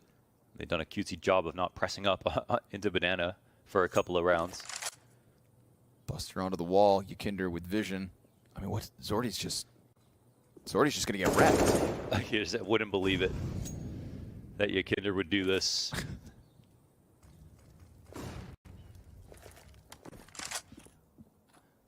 Did he have a nade to pick up? Didn't catch it. Top of him. Shelfie, maybe a flash that could drop. Ooh, what a shot. All right, listen, if you take it and run. Yeah, just sprint, baby. Run for the damn hills.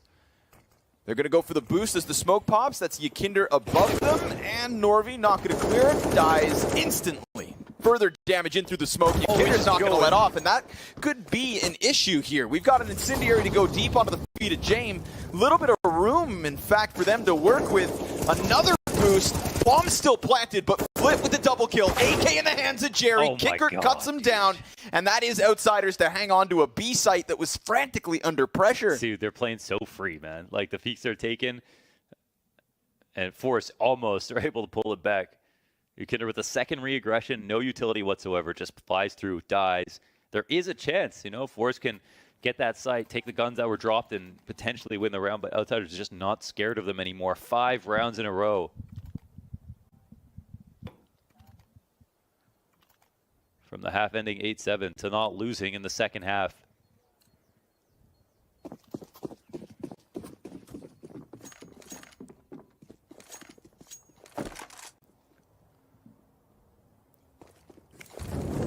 Outsiders looking good on fire.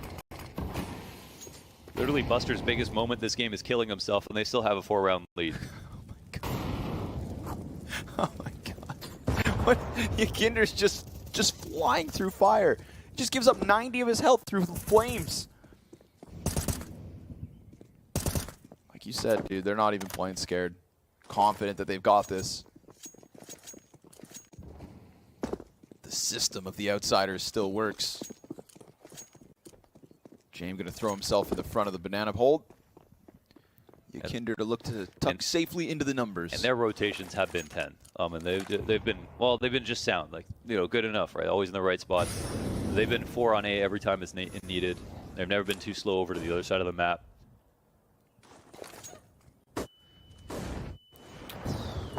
James with the first one. Flit also kills Shalfie as he tries to push out onto the A site. Oh, that flash slows them down too. They're kind of tilted about that. And a one-way thrown here from James. They're going to run by it. But will they run through it? A miss. Gives him a little bit more of a chance. Jerry looking to clamber over top oranges. Support comes out from Coffins. Buster, he's got one. Oh, but Jerry with the P250 runs into his teammate's Molotov. And Zordy's going to go clear the flank. Kicker is crisp and clean. And Outsiders are on their way to victory. As yet again, these crazy moments. Barely any resistance. But the consistency is Outsiders. I swear James runs to emo. There's not going to be another Molly there.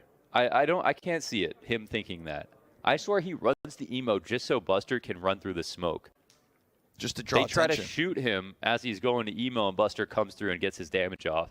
Doesn't get the second kill, but gets almost 2. It's like a 2-for-1 reposition. I don't know how you would call him that, but I can understand why he even needed to move. Telepathically, man. Yeah. At this point, he is magic. James is time itself.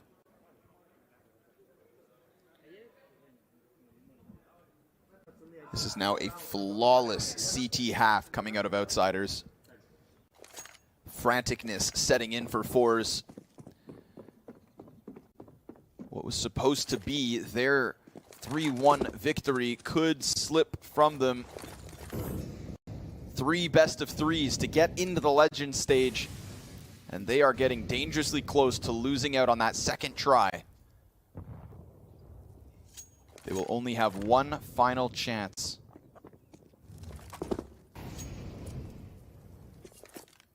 For now, they're going to have to lean onto this AK from Kenzie. Lots of utility for this one. Fours all grouped up. But, of course, Outsiders properly stacked here. Yeah. See, this is another spot. One flash gets a B back. Rotations out instead. Got a very hard fight on A, but they want to take it. Counter utility comes through. They have enough for a full execute in terms of utility. Pressure from James, jumps away. Norvi not able to catch that. Now there's going to be a crossfire set. Yakinder traded instantly by Shalfie. That is a little life. But the bomb on Zordy. And a rock-solid deagle shot to the forehead of James. Flit's going to quickly chase. Buster doubles back from the B site. And if he wants impact, if he wants value, deliver now. And Shalfie has again taken off that pressure as he storms through these CTs. Norvi presses into the tree, and the bomb can be safely planted. There's a smoke ahead of Norvi's position, and Kicker just tries to spray wildly through that B site under wraps from Fours, and Outsiders let this slip. Shalfie, name of the game. Yeah, huge, man, on both refrags. That was actually amazing. I mean, the 1D from Zordy was nice, and you could see he wanted to grab that op. He was like, that's that moto. I can go and take that. That's for me next round, but he forgoes it. But Shalfie's second refrag, Buster makes the exact right play, gets the first kill, but the kind of game he's having, even when he makes the right play, things go wrong. That's how it goes sometimes. Shalfie, instant refrag. It was so beautiful, honestly, the shot that he hit. So important as well for Zordy to get that deagle kill on Arch side, right? Yeah, and then he wanted to go get the op. Yeah. He's looking for it.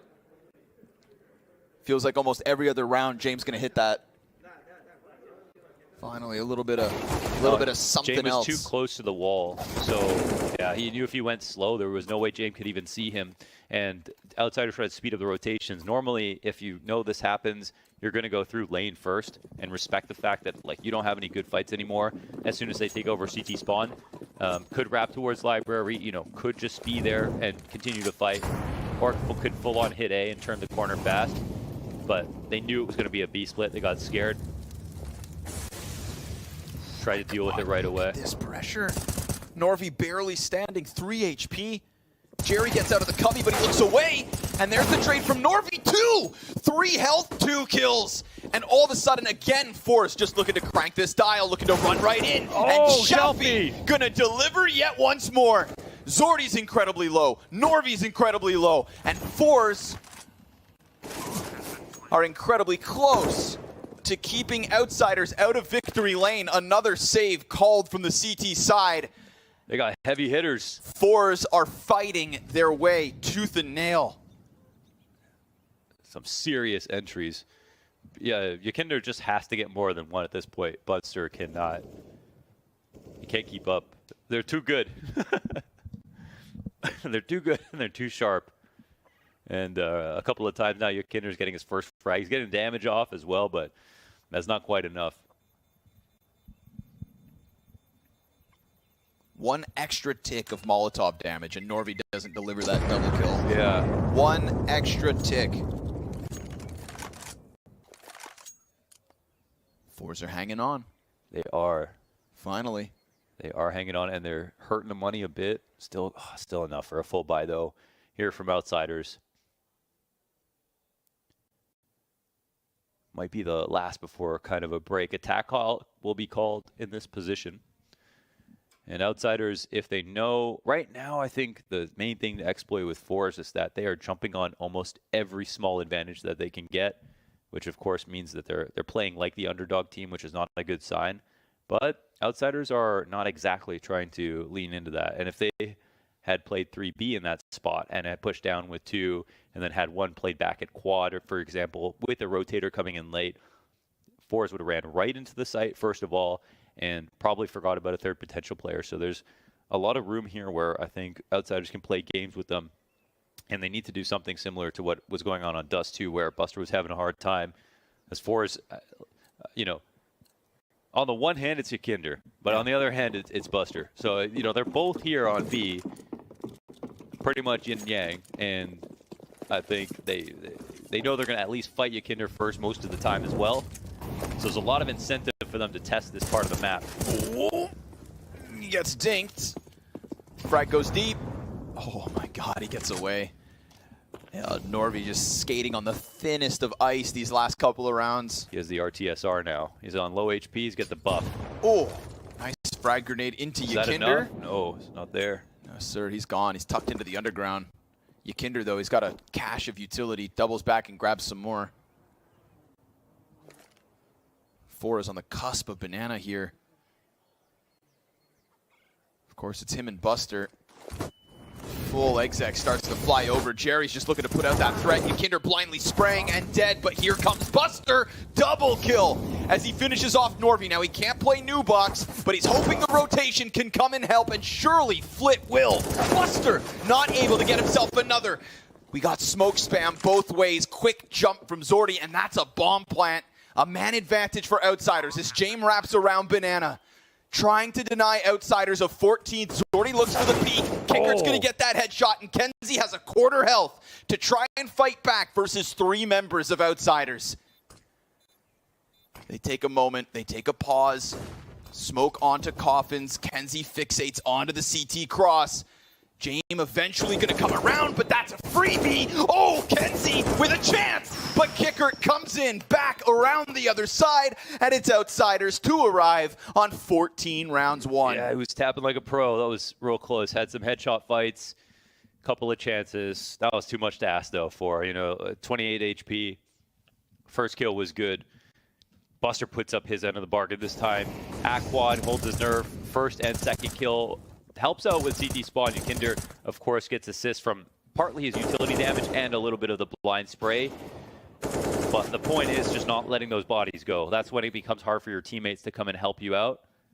And Buster was able to create that space, even despite Yakinder this time dying without anything. So another attack will be called here for Outsiders. But they can take a breath once again as they just win another CT round.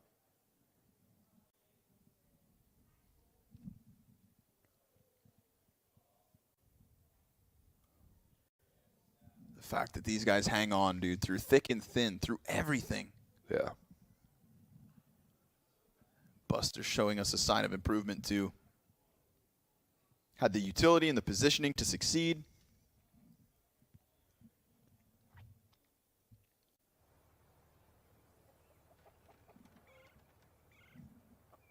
Had Norvi incredibly low as he tried to jump around that CT cross, and that was that second kill Buster was able to post up.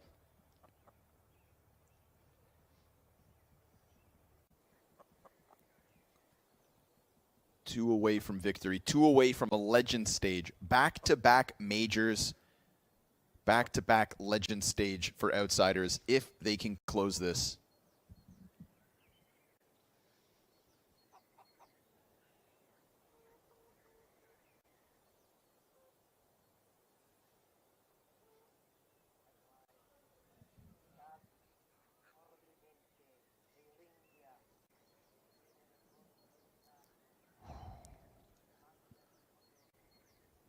Crazy that no matter how good Forza's entry pack are, they're not scared about taking those early engagements.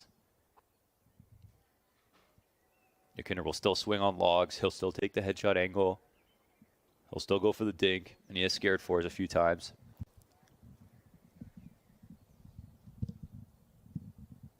Not doing a whole lot outside of that.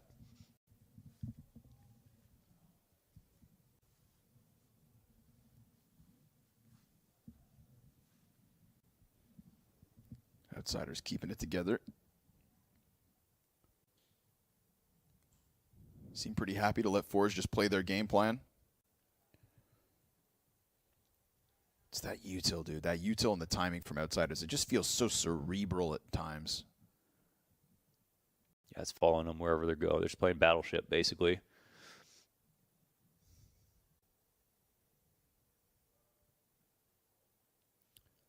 Meanwhile, For's missing the mark here and there. Could Tomorrow very well. Tomorrow the games are not going to be easy. You know, we got depending on, let's say, Liquid win, we have potentially Astralis Liquid tomorrow, depending on how matchups go today. And did Liquid beat Complexity? Because they had one map up. At this moment, we got Complexity 15-6 map 2. So let's say Liquid win, Complexity out. Wait, sorry, Liquid are up or Complexity are up? Yeah, sorry, Liquid. Oh, okay. The Liquid. The cannibalizing North Americans. Then what? Let's say Liquid win and let's say Eternal Fire win. That's when we're looking at the Forza Eternal Fire, the Liquid Bad News Eagles and Astralis versus Imperial. Oh, okay. Assuming Outsiders end this, dude, but I don't know. I'll sit back and wait. Yeah, that is the question. All right, back into the game. Round 25, but Outsiders just touching distance. 20-yard line. Plays that have been working.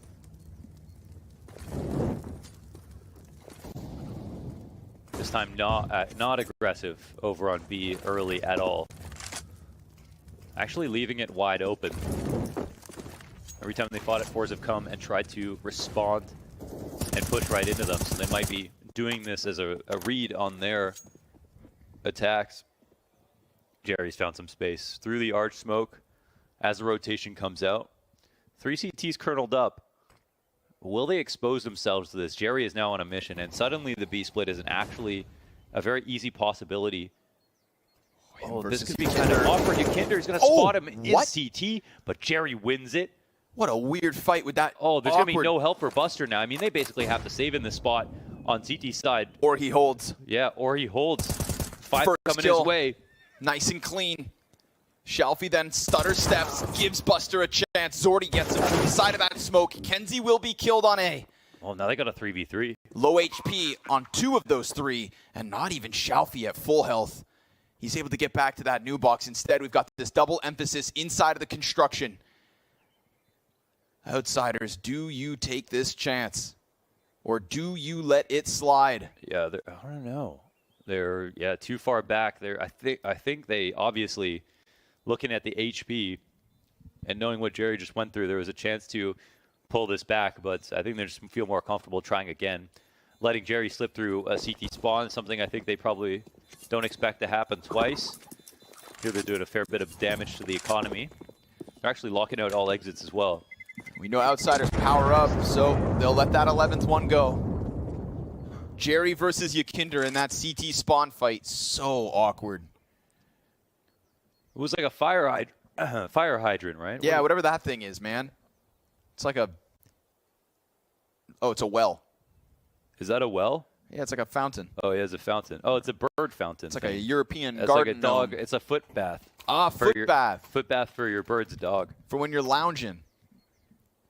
It is a nice little terrace we have here.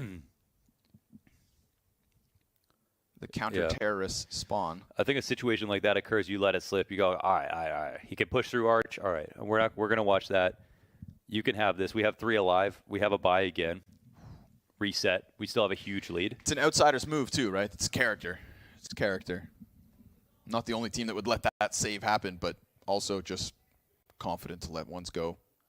They really power up from round 25 to 30. Yeah, it wouldn't be right just to end it now. Wouldn't be their style, their flavor, their precedent. Still 2 to go. Easy rebuy as well. So let's see if Forrest can just rinse and repeat.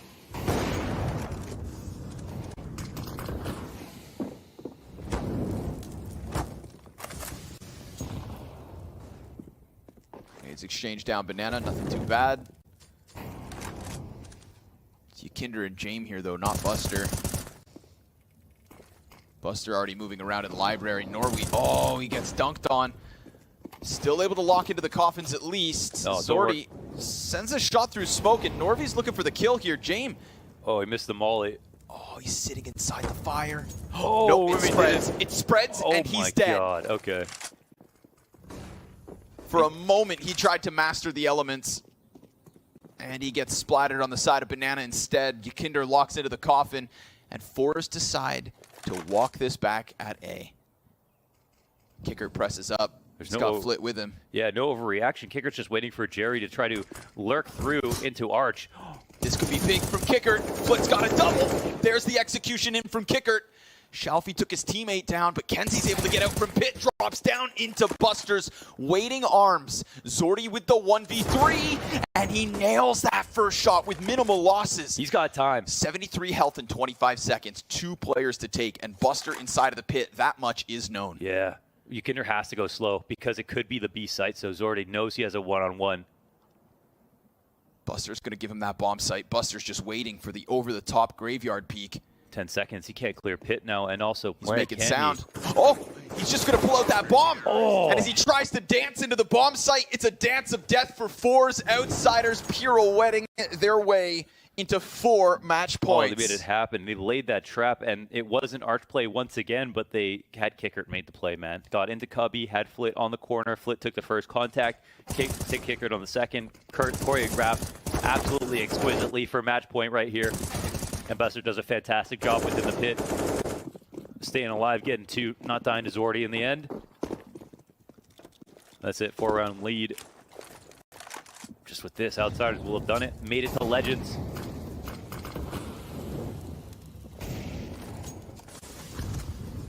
Push Fours into an incredibly uncomfortable spot. Fresh talent. Clear high skill ceiling. But a painful reality that 2 of your 3 chances have already gone by, and you will have no extra shot if you lose tomorrow. Yakinder is already breathing down their backs as they set up this A-hit. He goes ahead, cuts off with a bomb, and that is all the information. He doesn't even run. He doesn't hide. He goes back at it with 15 HP. And Jerry will punish that 3rd peak. Shalfie still waits inside of Boiler. There are numbers here for Outsiders as they lay down another smoke. Flit decides not to, in fact. Almost welcomes them in, beckons them forward. Yeah, they've got 3 here. It's the place they want to go. This will be sussed out, I don't know. Lori's going to throw a flash on B just to get the CTs moving at all if possible. I don't think Flit saw him underneath the balcony. Shalfie's going to drop a nade in his position, but Flit's covered well, and they'll start to move out of this spot, actually. It's all a fake 30 seconds, and B site is being left. This is great. This actually works out beautifully. Buster now runs back. I don't know if something's been heard, but he's starting to make his way over. 20 seconds, and he could actually cut this off. It depends how far they think he's gone. All on him, and he's up close. Double headshot from Buster, tracks that 3rd. And for somebody who had such a rough series, such a rough map. He is the exclamation point at the very end. Back-to-back legend stages at back-to-back majors. The Ethereals, the Undying, the Never-Ending, the Outsiders. Yes, they make it work. What a match. Great to have Buster put that capstone round on a very arduous journey through this best-of-3 series.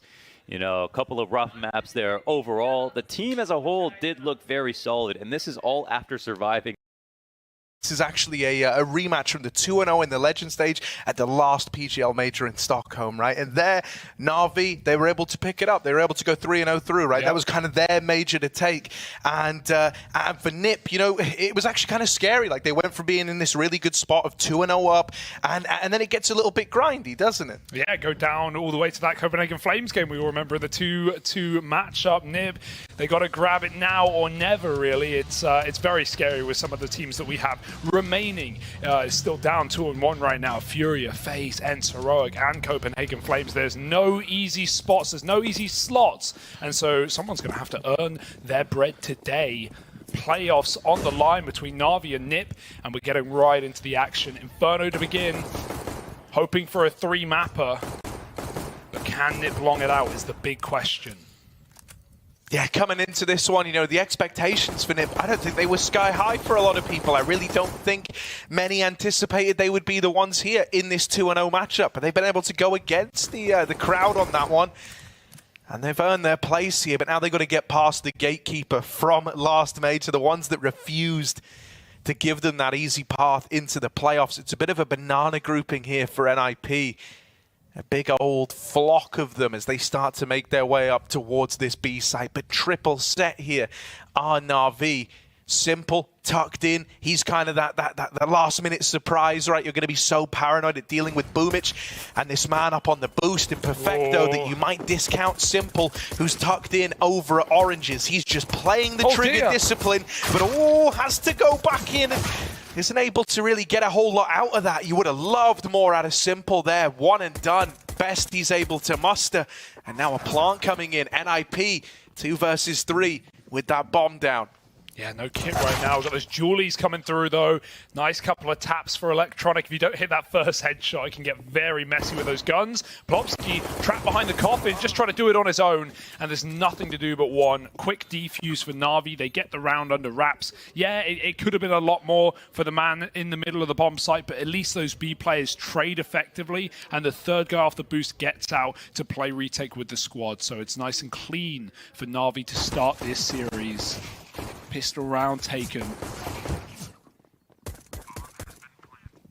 And yeah, I think a lot of pressure on it. But at the same time, you know, pressure is kind of off. Like you said, they're not expected to even be here at this point. They don't even have a primary AWP. S-Attack's taking the role, and he's doing a good job, as we've seen. But it's still a lot up against NiP.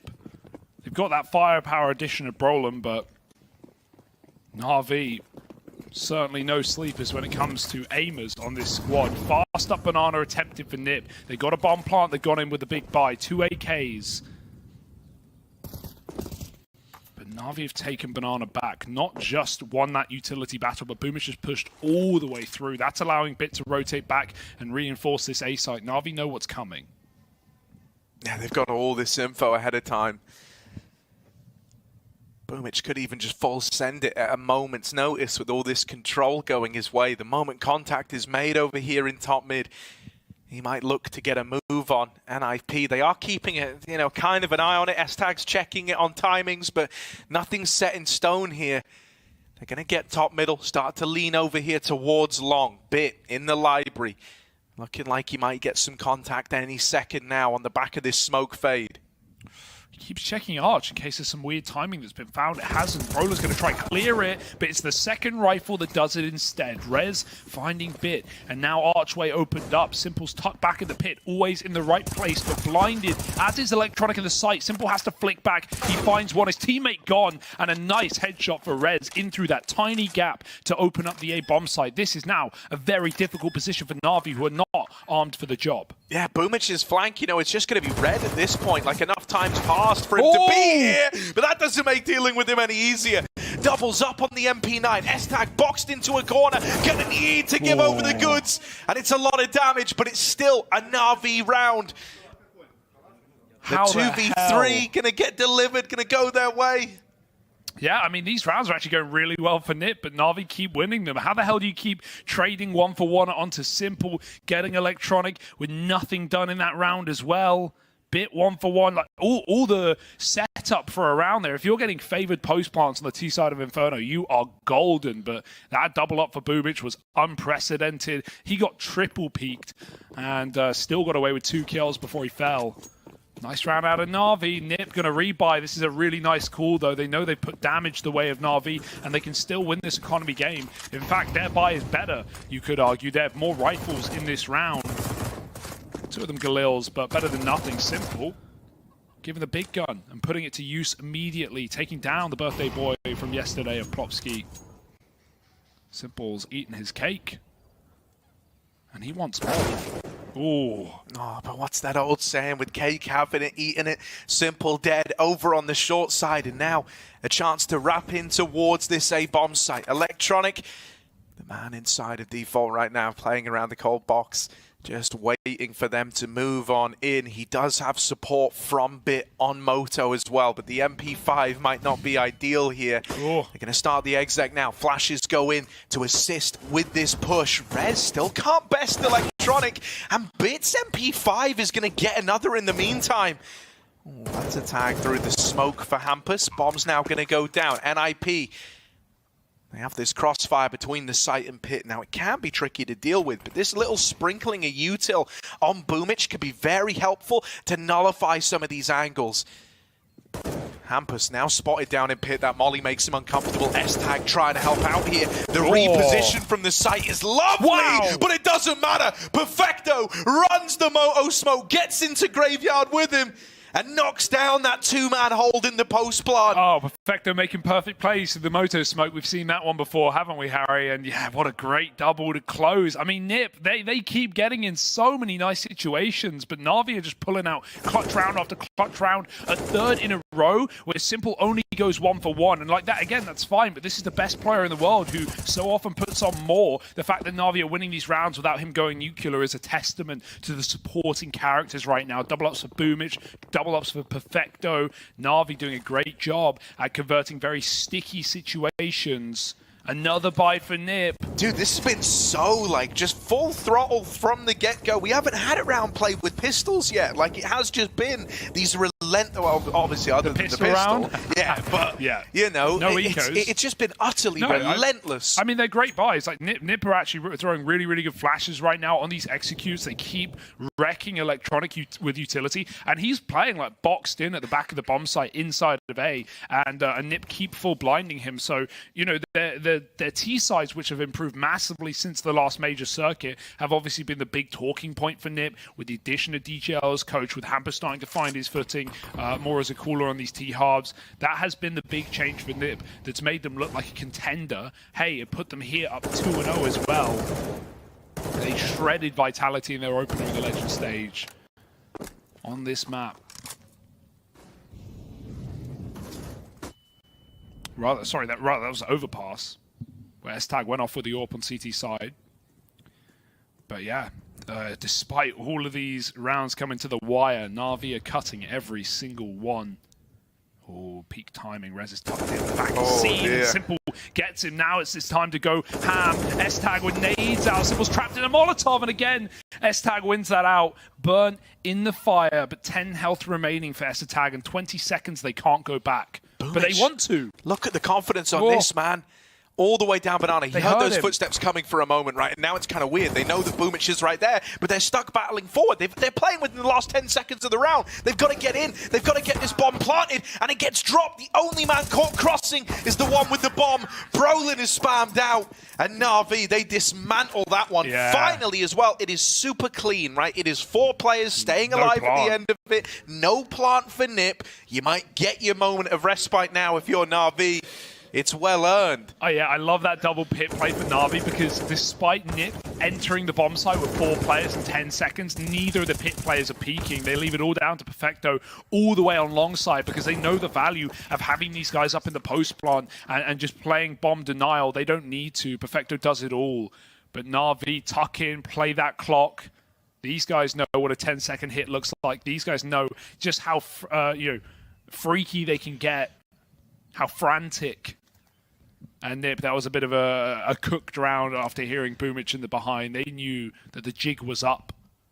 Na'Vi 4-0 right now, and like you say, respite on the horizon and eco. And it's about time. All those buys were justified for Nip, but you can't put more than a couple of K into this. One of the things that's so exciting about it, the Inferno opener as the Nip pick for me is just that, I think this is a map where having S-Tag in is this like jack of all trades. We always talk about how complicated T-side Inferno warping can get, how it's not uncommon to see a T-side AWPer fall off a bit.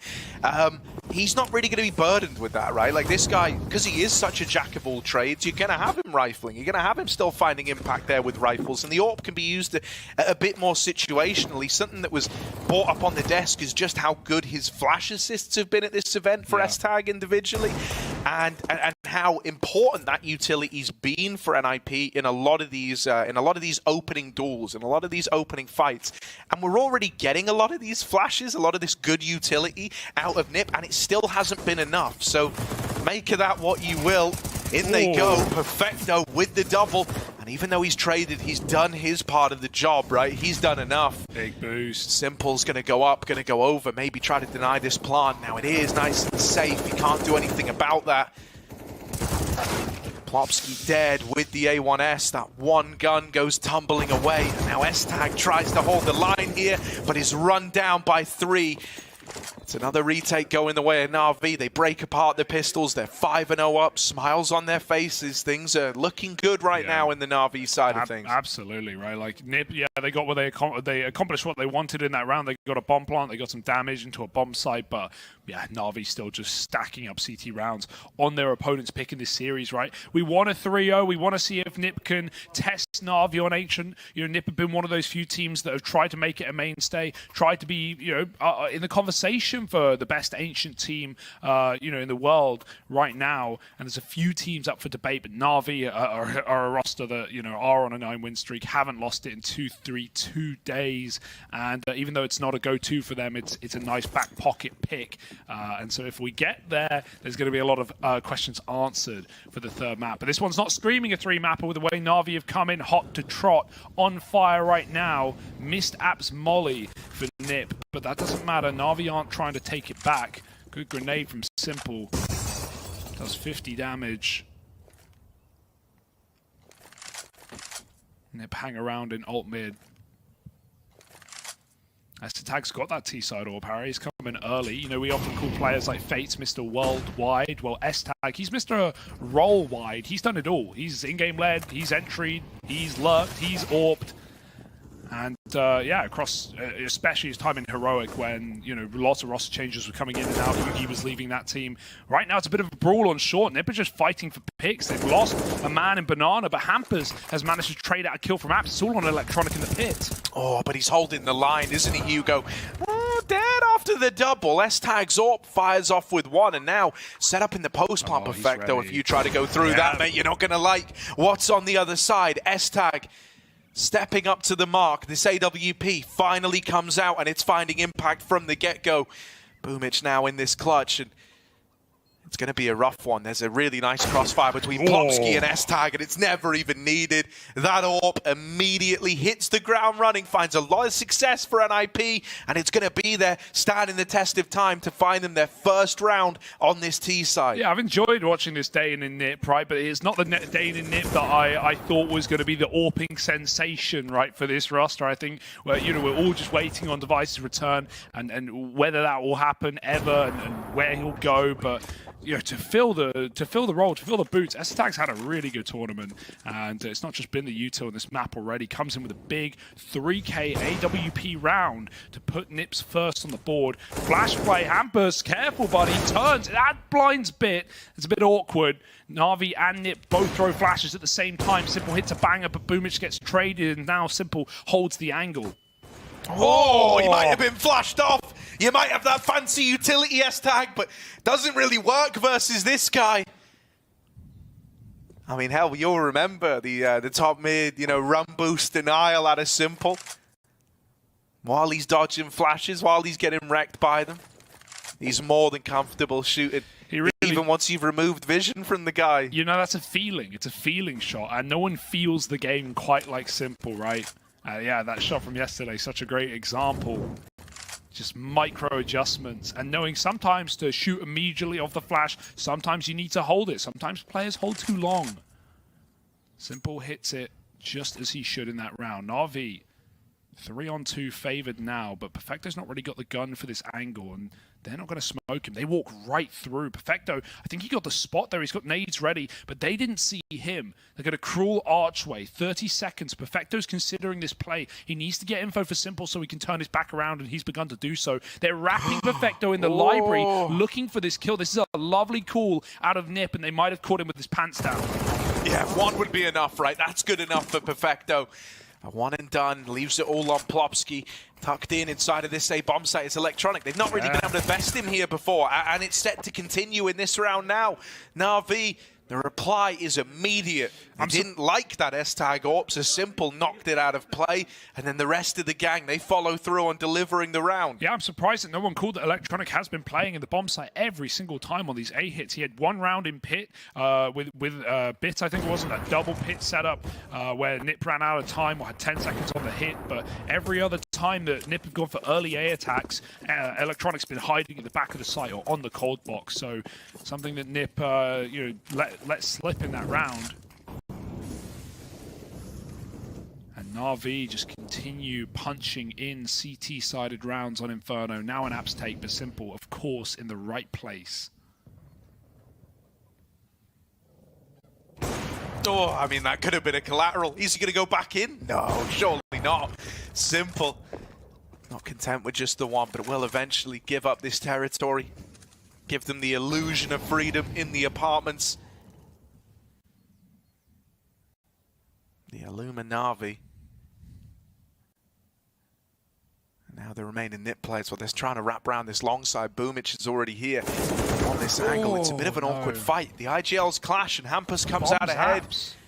Bomb still, yeah, stuck up in the apartments, as you say. So if they want to go back and rejoin these long players, it's very, very scary. S-Tag isn't fully aware of what territory's been conceded, what's been taken by Na'Vi in amidst this hit. And so it gets really awkward now. If they want to go B, that's fine, but they need to pull a player back to join him. He needs a bodyguard to go up Banana. They don't know where Perfecto is right now. He's often been on this long rotation, so this is really, really weird for Nip at the moment, but I like this slowdown. They see if Na'Vi panic and give them any kills, and if they don't, it might just be the recommit back into the A bomb site. Simple, he's posted in the pit, Bit with only dualies, flashes. Simple holds the shot this time, but it won't connect. They're coming up closer. Bit's going to maul Brolin, trying to grab the gun. He can't in time. They're everywhere, over or below, inside the site. Simples need to look up as well. Oh! He hits Hampus, but the parts coming in can do nothing about it. S-Attack jumping, chasing, but Simple with a no-scope and 4 kills from the pit. Put on another round for Na'Vi. Oh, that is exactly what Simple wanted, man. You played right into his hands. And I think, we could have witnessed a very, very different round if the bomb wasn't stuck in the apartments. It forced Nip to just go, okay, it feels like the only option we really have here, guys, is just to slow it down, play back into that A bomb site a little bit later. And like you said, they held it for so long, hoping that Na'Vi got impatient, went looking for info, maybe fed them a kill, like that invitation into the A play. And when that doesn't happen, you've dedicated so much time into just waiting for that kill. It was the only option you had left, and it was the exact play that Simple wanted you to make. Dude, I just love the micro details when Simple's playing pit right there. Like, he jumps for that info after he misses the shot through the box, and he sees the S-Tag's running towards him. That's all the info Simple needs to go for a no-scope shot just to close the round. A little bit of luck in there, but it feels more than luck when it's Simple hitting those no-scopes. It's just beautiful. Low risk jump, but the highest reward. Another round for Na'Vi. And this guy, we're in the middle of the conversation talking about Karrigan and phases for FaZe getting a major. The possibility of Cloud9 making it as well. G2 up for debate with a star-studded roster. But Na'Vi, they want their back-to-back. They want their second PGL slammer. And with Simple in this form, it's hard to doubt it. 7-1 in this 2-0 game. And it's not like Nip have come in cold. They've had a lot of advantages, a lot of good positions in this game already. Na'Vi have snuffed out every single one. Yeah, and it's all the details that are normally there in a Nip victory are still there, but they're not able to get these rounds past the keeper. You know, it's not like we're having kind of fumbled util or flashes not really connecting. Like, I don't know, man. All the little bits and pieces that often lead to success for NIP are as present as ever in the series and the matches that they've won so far. But the result is not the same. This time they're lobbing in this full-on A exec. They've thrown all this utility over, and it looks like they want to try and maybe wrap this B play again, sending Rez in alone, right, to try and take that space at long. Na'Vi are one step ahead, though, right? From the moment those smokes went in, Electronic was already dedicated to the rotate. Now the bomb is coming back up middle, so it feels like a bit of a fake. Brolin's trying to take CT.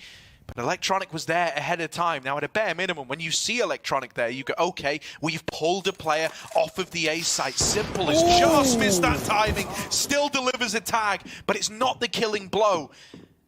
And so NIP will get the bomb planted, but trying to get out of this position is easier said than done.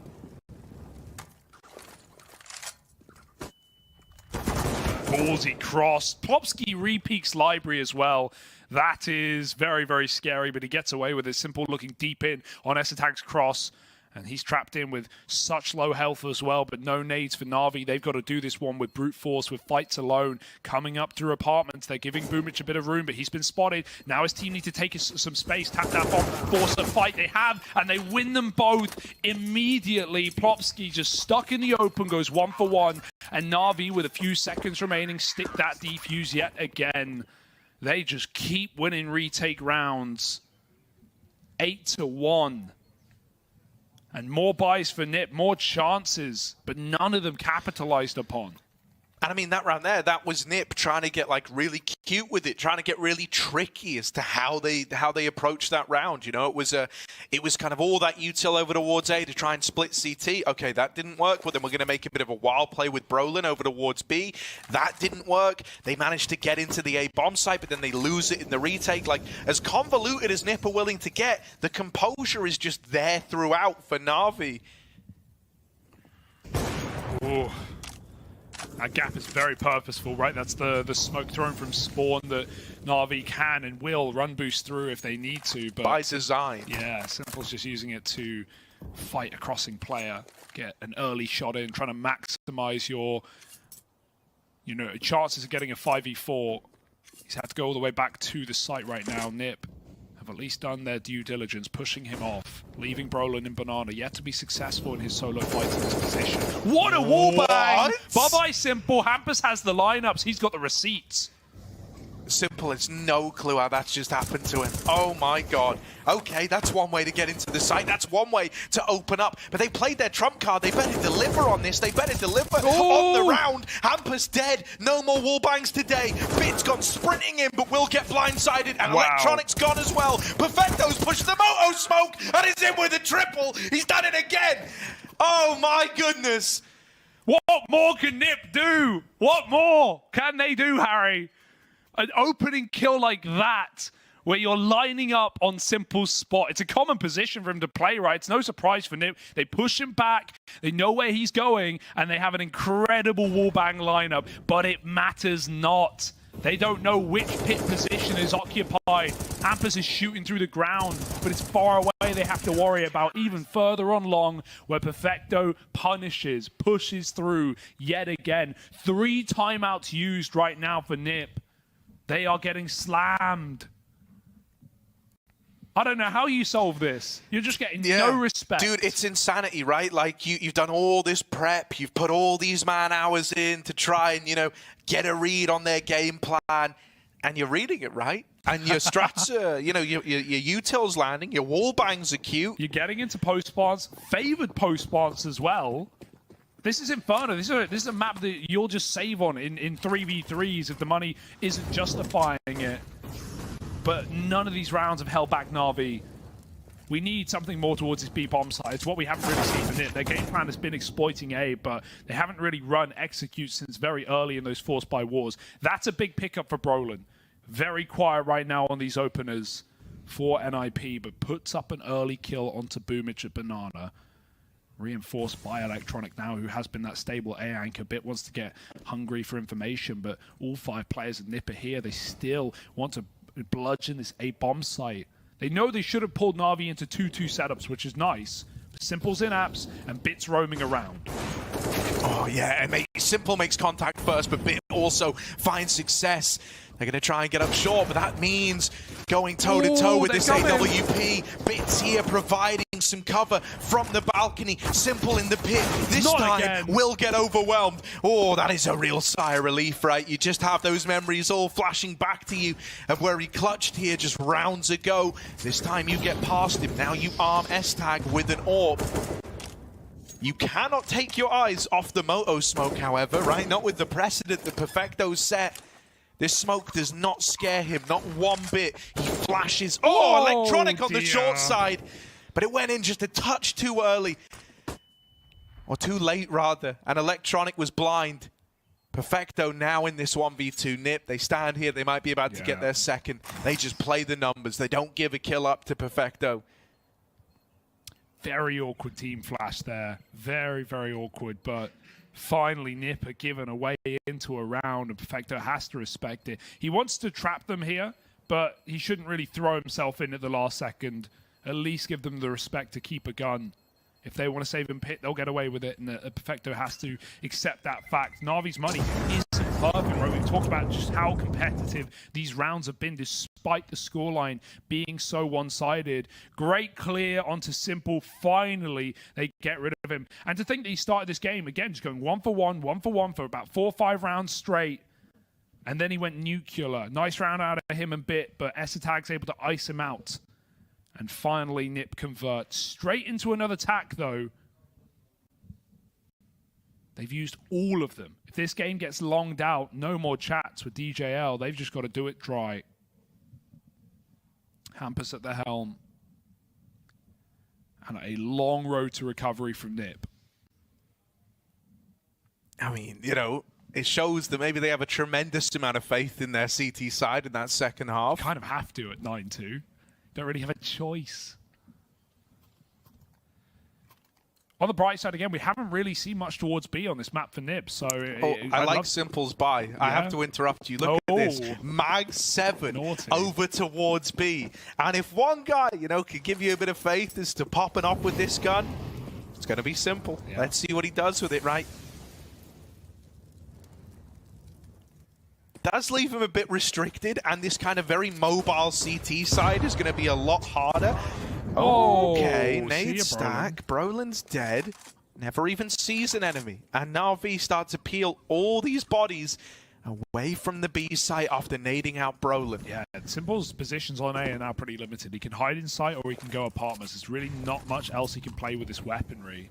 It was such a read just starting Triple B for Na'Vi. They made the right call. But after killing Brolin, you realize that is the one guy who's been solo lurking B in this T side, and the Nip have just been defaulting middle. This round's a bit different. Rez is now on his own, looking for a gun to go through the wall, but no bugs to give him a way in.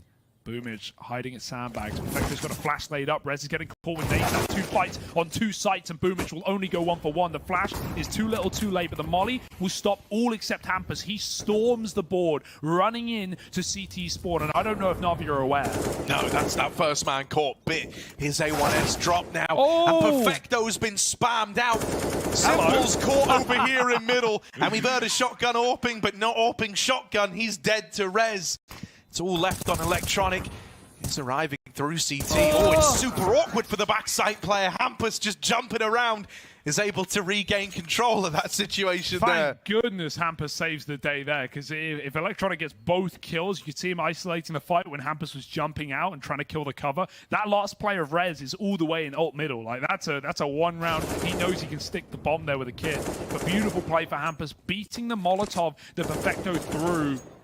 Still caught throwing util for Boomich after he died. And going right through the CT smoke as well. Very Hampus-esque. And Nip finally break in. They're looking for a 6-round half, and it's doable. It's attainable. This one should be easy.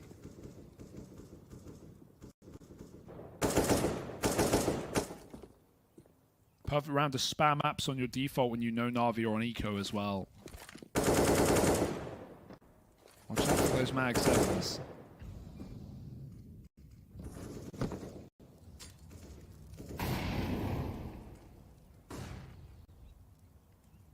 Super measured from Nip here. Taking some real estate on Banana with Brolin, as has been a real, consistent feature of this T side, and the rest of the gang all trying to make sure these apartments don't get overrun by pistol players. Now that they've assured themselves of that, they try to get out top mid. Simple Deeg goes back in for a re-swing, and Rez will get the better of him. Molly's the pit, nobody there.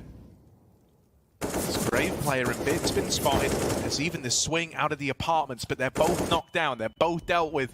And so Nipper looking good to get this conversion, right? Up against just a flat eco from Na'Vi. They remained very composed throughout. They didn't really jump the gun in this one.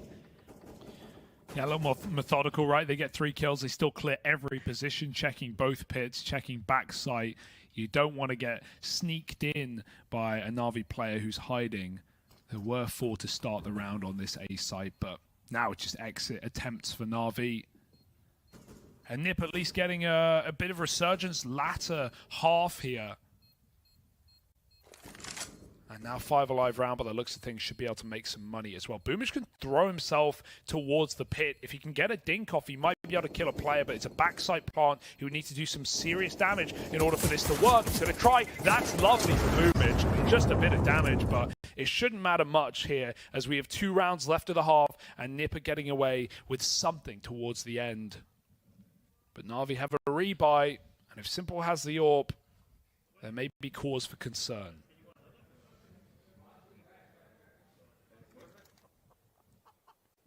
Oh, he doesn't.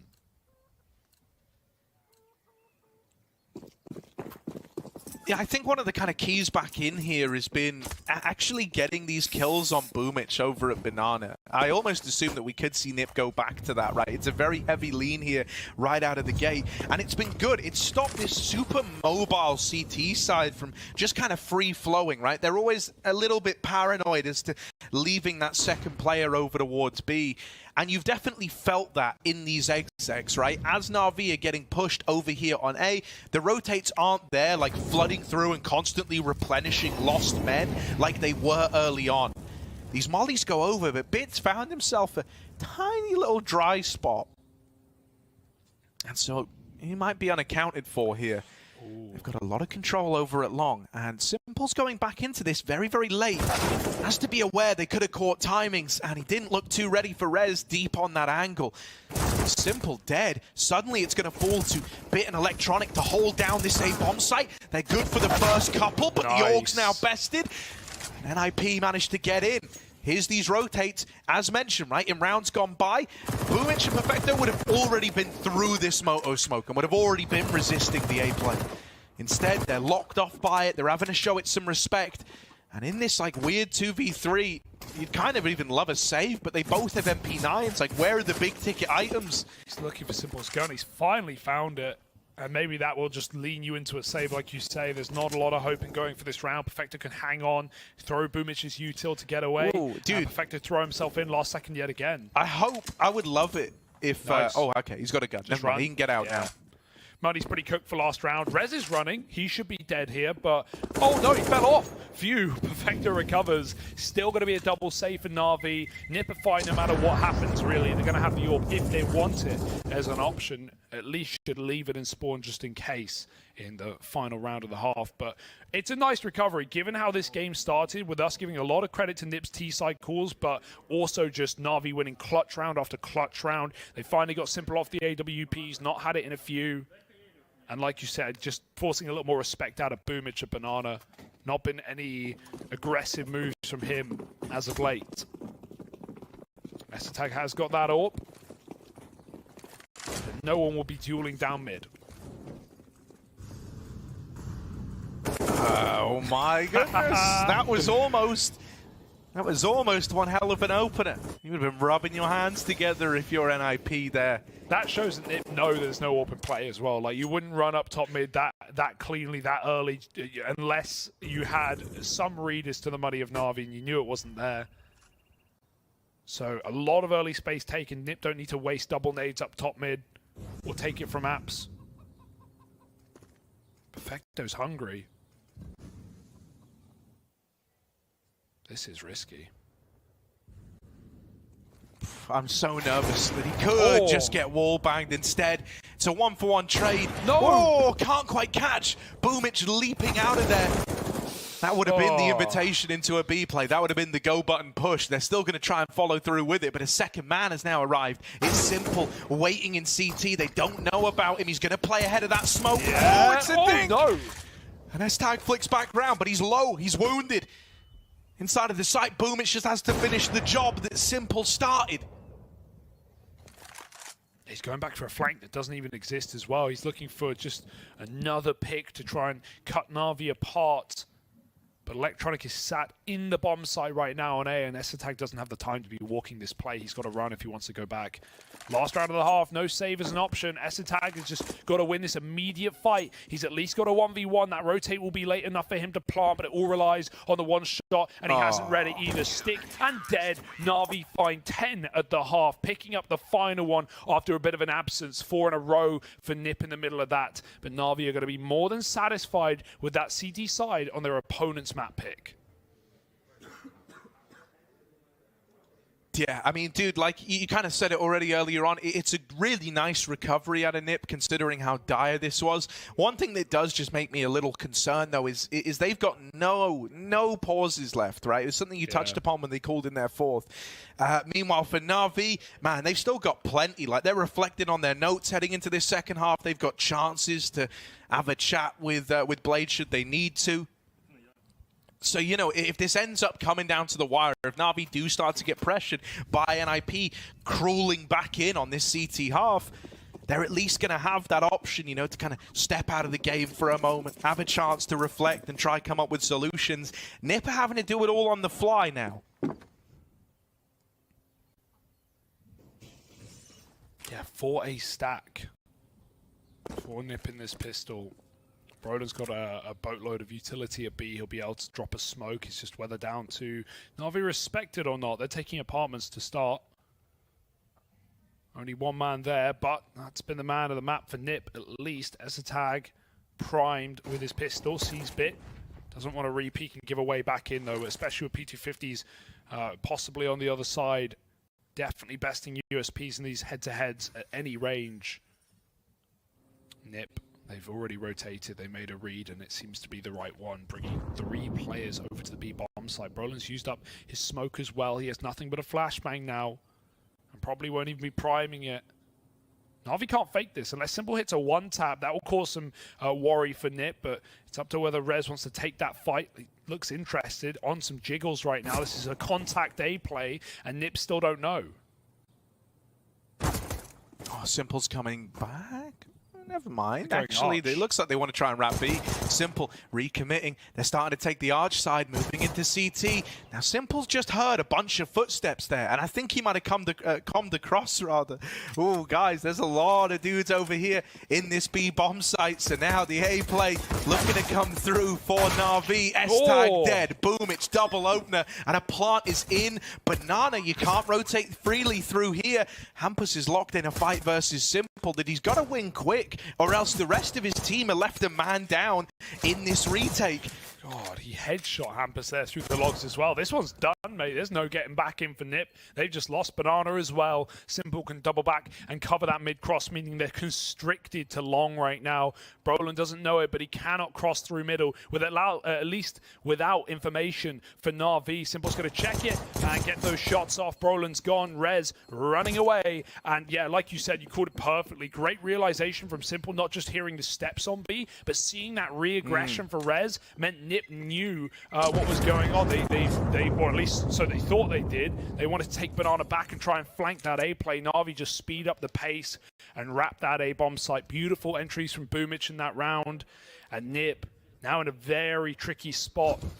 We talked about this coming into the game. Let's refresh it again because it was back at the last major in this Legend stage when Nip went 2-0, right? But that's no guarantee, as Entropic will tell you, as Force will tell you from the Challenger stage here in Antwerp. Na'Vi took him down at that 2-0 game, and then they had to fight all the way to their final matchup against the Flames, which they only just won in a 3-map banger.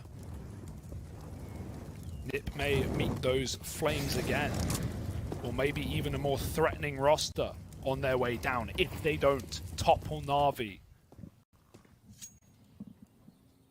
for the first time in a while.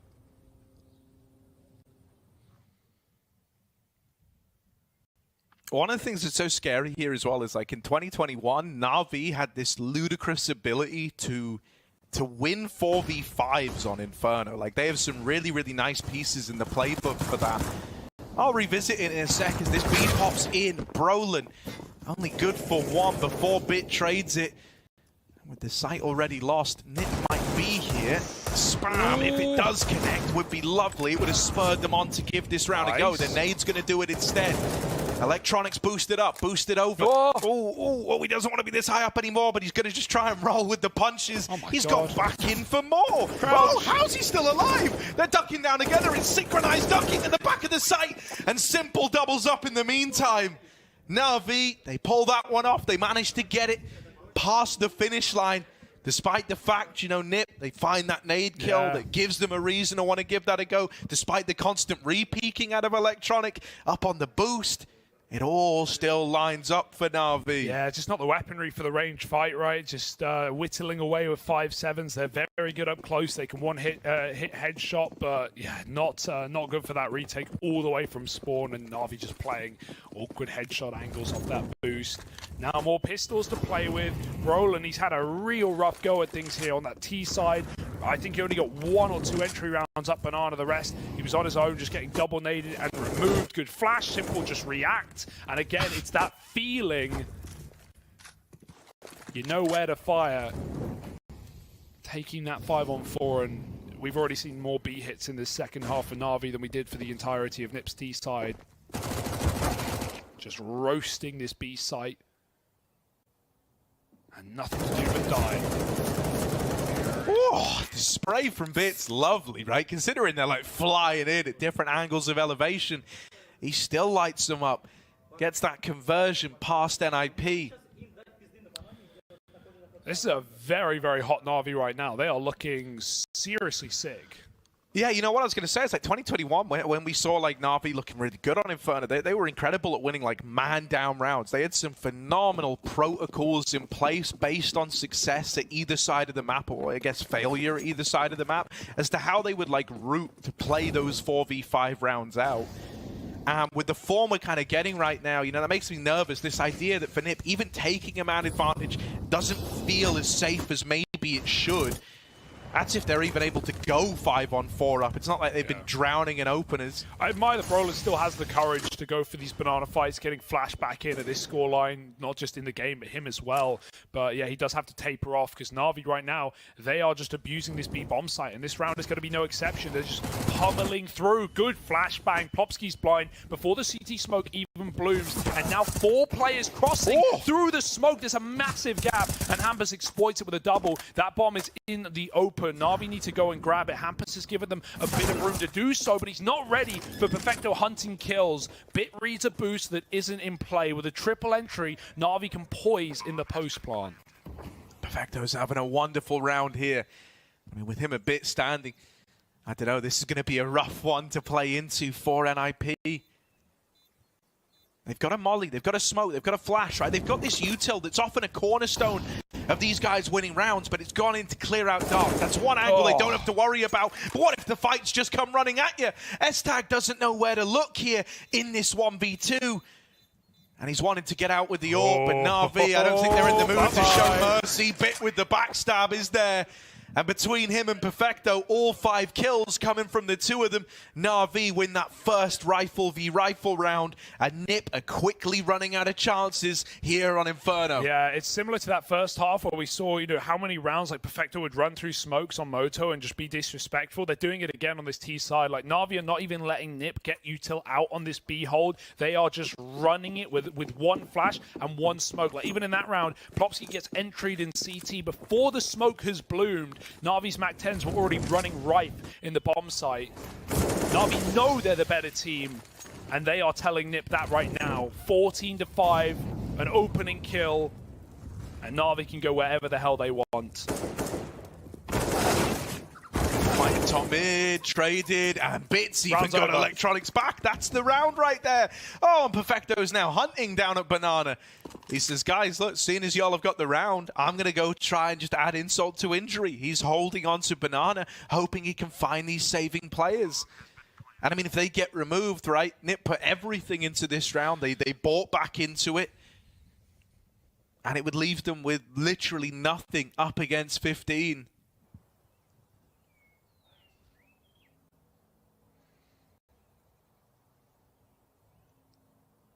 Very scary spot to be in for Nip, but Na'Vi are on a roll right now. They have not had the easiest matchups either through this Legend stage. Managing to long out G2 in an overtime game. Taking down Big, a team that, Na'Vi have often rivaled, especially in the online era. A team that has managed to take down Na'Vi when Big were at their peak multiple times, but damn, dude, Nip maybe 2-0 up. Na'Vi are making quick work of them on this first map. To think the Mirage is up next as well, and Ancient to follow, but that implies that Nip are either going to drag us there. Na'Vi's Mirage has been no sleeper pick. And Nip know that better than most. Esatag has had a great game. That's really the only thing you can rely on. Like, the calls were there. Nip had some really good ideas on the T side. The wallbang for Hampus, some of the util, some of the 3-on-2s that they got into. But Esatag's been the one guy standing tall and delivering through thick and thin in this map. For the rest of Na'Vi, it's been a pretty even keel. Everyone having their moments, Bit included. He's got double setup to deal with now. Got to be aiming to the right side, and Esatag takes him out first. Nip immediately peel back. 5-on-4. They take what they can get. That's a very meaty nade lobbed down Banana.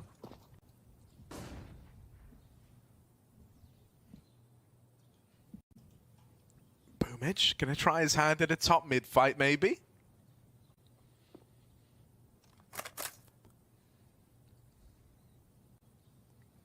Right now, Na'Vi are waiting, hoping that Nip kind of get caught re-aggressing, maybe overstepping the mark. Boomich thought he found a chance there. Ends up on the receiving end of Hampus. And I mean, even if Hampus dies, Esatag is here to keep this round favorable for NIP.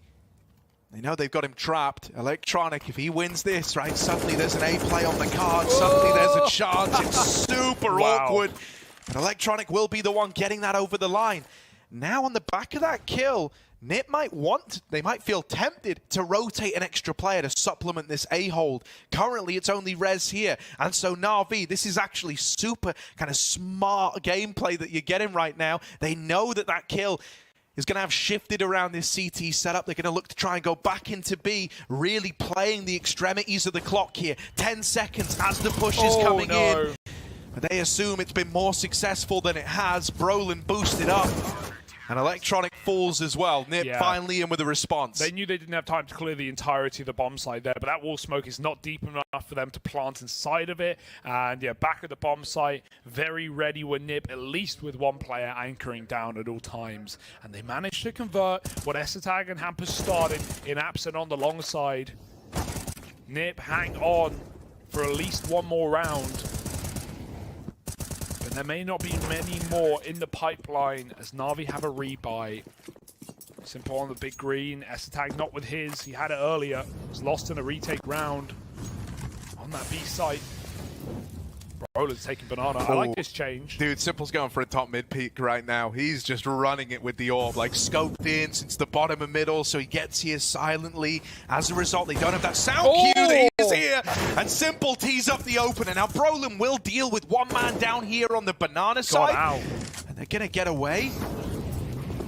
That's a lovely escape. They actually went right past Brolin. They didn't know he climbed logs and was sat at the bottom of a tree where he spent most of his T side as well. You know, Brolin hasn't really been a liability on CT. His score hasn't been great. It's not like he's been saving rounds, but he's not been getting picked early. He's been getting out of banana as Na'Vi's util comes in every single time. It's these executes that have been brutal for Na'Vi on this bomb site. Right now, there's no one even in the site. There's no one anchoring. It might be left to a retake unless Popsky can get set up. That's what Simple wants, and hits the headshot with a downward flick. In goes Boomage. Na'Vi are here to close. Yeah, Nip are flashing themselves in. It's a good flash. However, Simple, not blinded, there to deliver. 3 in the round. Everything that's happened for Na'Vi here has been on the back of this AWP. You could see he was going demon mode from the way he just ran up mid to open it, right? Simple has had enough of this matchup. He doesn't want to be on Inferno any longer, and he's looking to go a map up here. Holding this angle, waiting patiently. 4 now. Simple is on for the ace, and it's only Rez left to beat. He just wants to fight him. He doesn't want to wait around. This is Simple's house inside of the B site. Missed shot. Gonna tuck himself in, and Bits there to close. Na'Vi pick up Inferno, NIP's map pick, and if anything, it looked a little too fun. It looked a little too easy. Felt like they had a blast there. Nip, they came into that. They were prepped. They had ideas. They had a lot of ideas as to how to try and counter Na'Vi, and not one of them was able to work successfully. Every time they tried to like repeat an action, every single time they tried to go back to this game plan, Na'Vi felt like they had solutions. Yeah, and that much is, you know, exactly what we require, and we need S-Tag to keep it up as he did in Inferno. Yeah, no, that's like the mental part. It's like when you look at this matchup, when you look at like kind of how the head-to-heads go, S-Tag shouldn't be the guy you focus on anyway. It's like, mate, he's got a horrible task ahead of him. You know, he's already like filling the boots of Device trying to don that AWP. Then you look at who he's going up against. Oh, it's Simple, right? Like, you shouldn't have him have to be the guy like putting up these crazy numbers. But let's get into this one, right? It was a little bit delayed, but now we're ready to go. NIP taking on Na'Vi. Na'Vi's map pick and Mirage. Nip graced with the CT side start. They're going to have to hit the ground running here if they want to inspire a bit of confidence in this one. Yeah, CT sided start at least. We saw that T trouble come through for Nip, and that's not been, you know, their latest problems. Back on Inferno. It's going to be Na'Vi just throwing the top con smoke, double flashes for Electronic. No P250, which we often see Simple on these entries, but he's just going to have to run it dry with the Kevlar Res. P2K from the back of CT gives it up. There's a kit on him with the smoke, so Nipper playing for retail. Ooh. Oh, okay. S-Tag and Hampus kill a piece.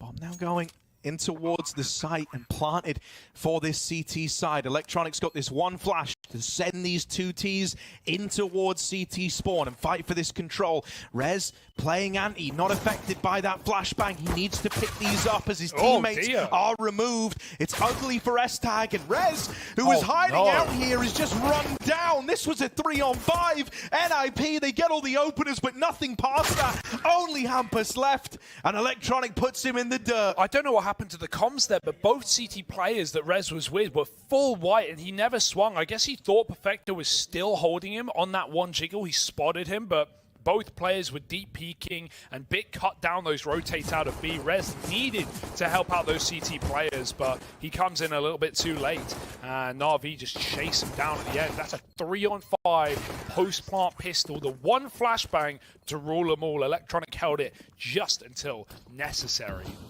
Na'Vi steal the pistol away. We don't have a 4-4. Snip want to get those guns in ASAP. So they will rock pistols for now with one flash on S-Tag. He's got it over towards jungle. Could flash his players into Palace, but that's just going to get nothing for them as Na'Vi are poised for a B-pop. Boomich can late lurk up Cat or just stay here and cut rotations down. Bits denied them the mid information with his captain. And now Na'Vi get to go. Hampus, the doctor with his deagle, his trusty sidearm getting rushed down. Oh, he's in a world of problems here, and Perfecto, no respect given, just runs it in with the Mac-10. That was like the one dangerous component in the round if Hampus made it interesting with the deagle. With him now removed, it's just going to be a bit of a farm here. Boomich getting stuck in, and Simple's Deagle, along with the Mac-10 here to close. They make a bit of money here on these SMGs. That's all well and good. Now when IP are buying up, Simple did play with the sidearm in that one there. But he died. So no Kevlar kept. Otherwise, he'd have his AWP. Perfecto could still drop it over, and yeah, that's going to happen, Very right? ballsy to see that in a bonus round where you're still running Mac-10s. Like, Mac-10s imply a bit more pace for Na'Vi. You can still do that. There's still options for these Mac-10s and for Simple to just chill out and be a supportive element, but he's going to try and charge into middle. Brolin's already smoked out in the window. So they will give Simple the room to work this AWP. Nip want to fight for mid. After that window smoke, they've got flashes primed, Rez and Con. But Na'Vi don't look interested, just leaving Bit to come in late from under.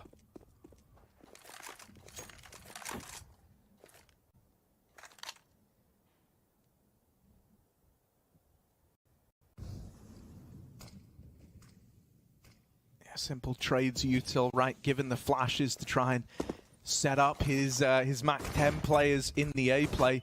They've just seen Bit smoke out a lower. They try to chase down this kill, and they will at least trade it. Bit attempts to be very conservative there and just play the 5-on-4. Isn't ready for them to run at him. Still, the A side's been compromised in the meantime, and now Nip is scrambling these rotations. It is a good chance of just this open, wide plant for Na'Vi. Very little that Nip can do here. You're hesitant to want to call the save in your first rifle round, but it's all they're really left with here, with so much ground taken by Na'Vi. That entire fight just hinging on that one engagement over at jungle after that earlier skirmish down here in the lower tunnels.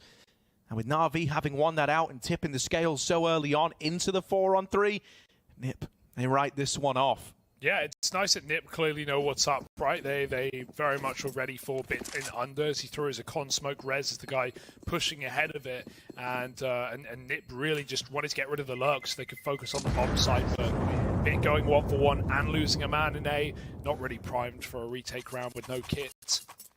So Nip will give the respect over, and respect they shall. They must in a matchup like this.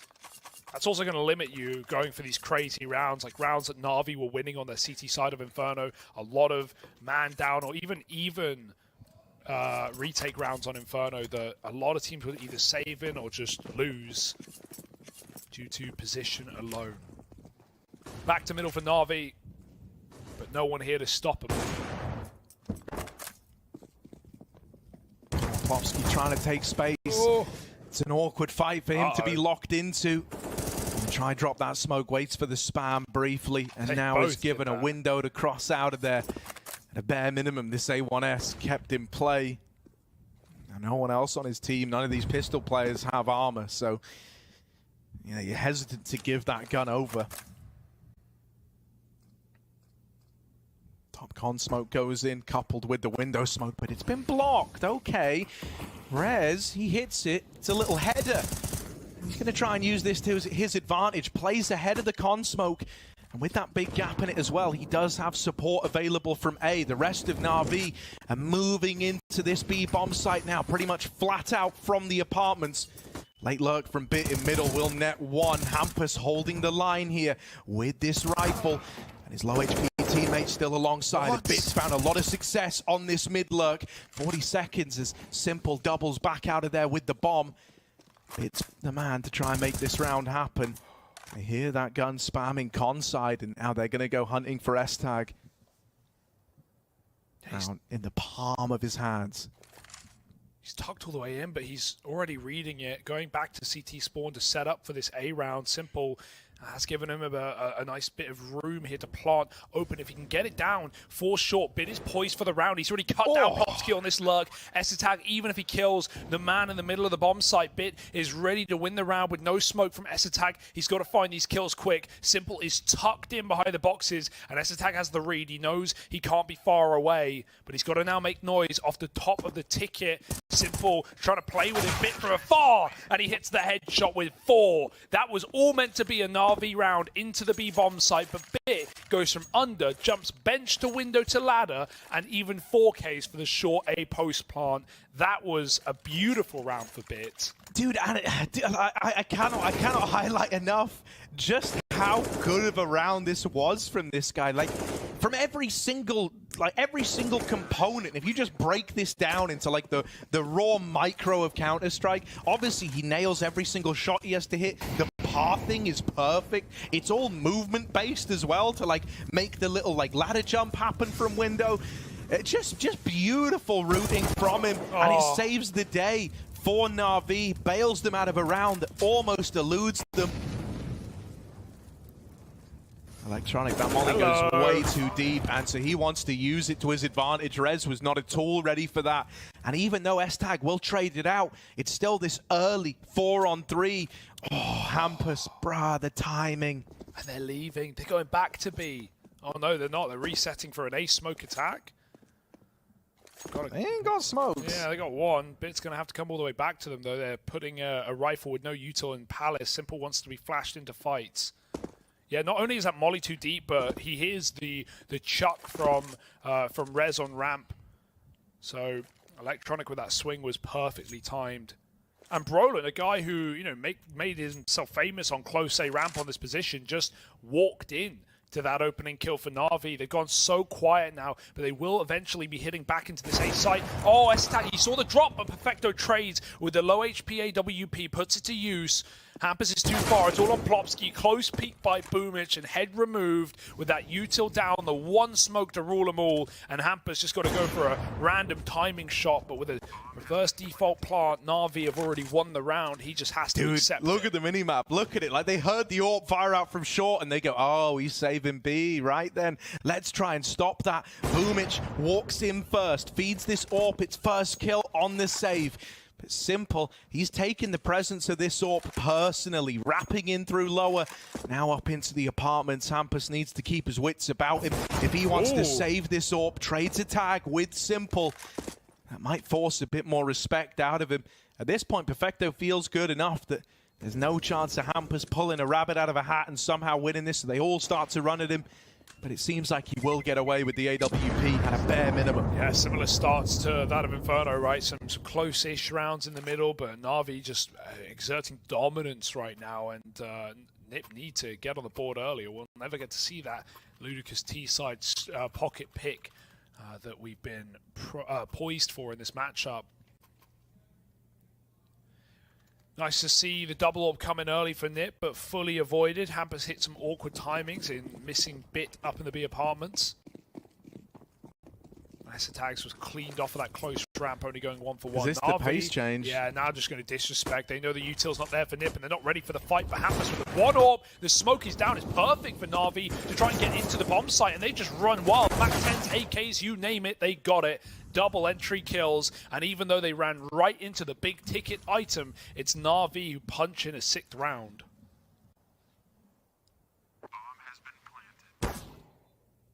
It's a good little bait and switch here, but that tag might force the respect out of Electronic. Now he learns about their intention behind that, and will just deal with the close player. They're all hunting. They don't even need to go hunting here. Like, it's people saving pistols, and yet they're still running at them. Trying to send a bit of a statement in the victory of this round. And Na'Vi 6-0. It's a little saddening, man. We might never get to see that big meta-defining thing from them. This first half is just so one-sided that there's no point in them bringing it out. I don't want to call a 15-0 at 6 rounds deep, but yeah, it's beating. This is a beating. I love that play for Na'Vi as well. They know that the one way that Nip can actually hold B is to put that AWP up on balcony, and Na'Vi actually smoke it. That close balk smoke on the B rush was Na'Vi's, just to deny the sightline for Nip. Na'Vi know they can not only jump through that smoke, but also hop out the window as well. That's where the Mac 10's route, as they take so much space in B. They run past the AWP, but someone finds it in the midst of that madness.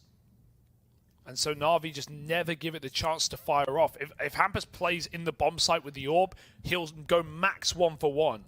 He had to try and maximize his shots before Na'Vi even touch their feet on the ground of the bomb site. And he gets completely cut out by utility. First pause coming out for Nip. They used all 4 in about 12 rounds of Inferno. They kind of had to even get on that game. And at least seeing their pauses come out early, but another ode to Inferno perhaps. Double AWP back. And 2 kits mean Nip can at least long out rounds. Missed window smoke from Na'Vi. But they do kind of make up for it, right, with that top mid smoke to conceal the cross. Now they learn about this AWP window. Grouping over towards ramp. They might try and send Electronic in just to give it a bit of a prod. This AWP is in CT on the back of S-Tag. So Simple's going to have to keep his wits about him. Are they flashing him in? Yeah, S-Tag's got a flash out. Ooh, Simple's blind, but Electronic's got his back through and through. Simple lives. Oh, 16 points of health. A 4-on-4 there might have made all the difference. Now Na'Vi are feeling confident. If you swing for the king, you better not miss. Simple is still in the round. Dude, there's no surprise that Brolin's having a really rough game here as well, because Na'Vi are centering so many rounds about just destroying him. He can't get aggressive. He can't get info. They were dropping on ramp from right side as well earlier when S-Attack was AWPing it. Like, Na'Vi are being so annoying towards A ramp, and they keep getting 5-on-4s from either just dry palace peaks or ramp anti-flash setups. Nice shot. This time it connects for the kill. Hampus finds Bit. It's an A contact again. Those smokes are not coming down for Na'Vi, and the nade is beautiful. We got 2 players out of ramp at least, but Nip might finally be onto a round unless Perfecto pops off. Whoa. There's 2. Far from short. He didn't see that third player. It's a double AWP right now, but he's not got the bomb down. Got to pick it up off of Tetris. 20 seconds for Perfecto, and this round must be perfection. Yeah, he's low on time, low on chances, swinging out. He's now seen the AWP over in Con. Bomb on his back as he takes it out. This is where S-Tag can just swing. Oh, he's going to lock that one in, puts a stop to Perfecto in the clutch. And so NIP takes them a minute, but they do put a round up on the board. Immediate pause from Na'Vi, right? Yeah. They are not happy with how that one starts to unravel. And it was going well for them, right? They had the entries. They just lost Bit on that lurker this time. As you know, he's already seen Hampus go for a couple of deep B peaks with this AWP. Na'Vi might just try and use that to take him out, as much as they've been running setups to rid Brolin out of these rounds. Really nice round out of Plopsky. You know, he's a bit quieter than S-Attack on the last map, but he was that third guy, right? Maybe even the second guy above Hampus on Inferno on those T sides. He had a couple of entry rounds into the A site. We just didn't really talk about it because it was entry rounds that put Nip in post plants that they lost. So he was never really up in those post plants anyway. Na'Vi lose 1, they pause and they come back in with another AWP. Simple's going for his ramp spawn this time, though. Brolin shouldn't be crossing past. He's the only guy anchoring A. Blind shot through the smoke for Hampus. Boomich is running him up towards Con. Very quick moves towards middle. Nip have a heavy A stack. I mean, justifiably so, right? A lot of these rounds, as you kind of pointed out, centered around getting this ramp control, moving into A in the late round. But eventually we do have Nip kind of going back to this attempt to take ramp away. Finally, they're actually going to get given the room here to get this real estate. Ballsy to even try it. And it's misinfo. You know, as they've been looking, it's all well and good. I will say, you know, having S-Tag up close combat AWPing does kind of give you a few more options, but I'm kind of nervous at the fact that Brolin's having a hold palace right now. He's got to flick. He's going to have to flick back to ramp on S-Tag's miss or hit, whatever it may be, on the angle. Flash does not hit the mark. Nice. Brolin will handle himself well. Finally now up on the board, but tries to go even further, and that's a bit of an overstep. Simple offered that chance at the trade. He'll take it all day long. It's back-to-back rounds of Brolin has put Simple on 10 health, but can't kill him, right? Last time Electronic saved Simple. This time he gets away with his frag off the dink.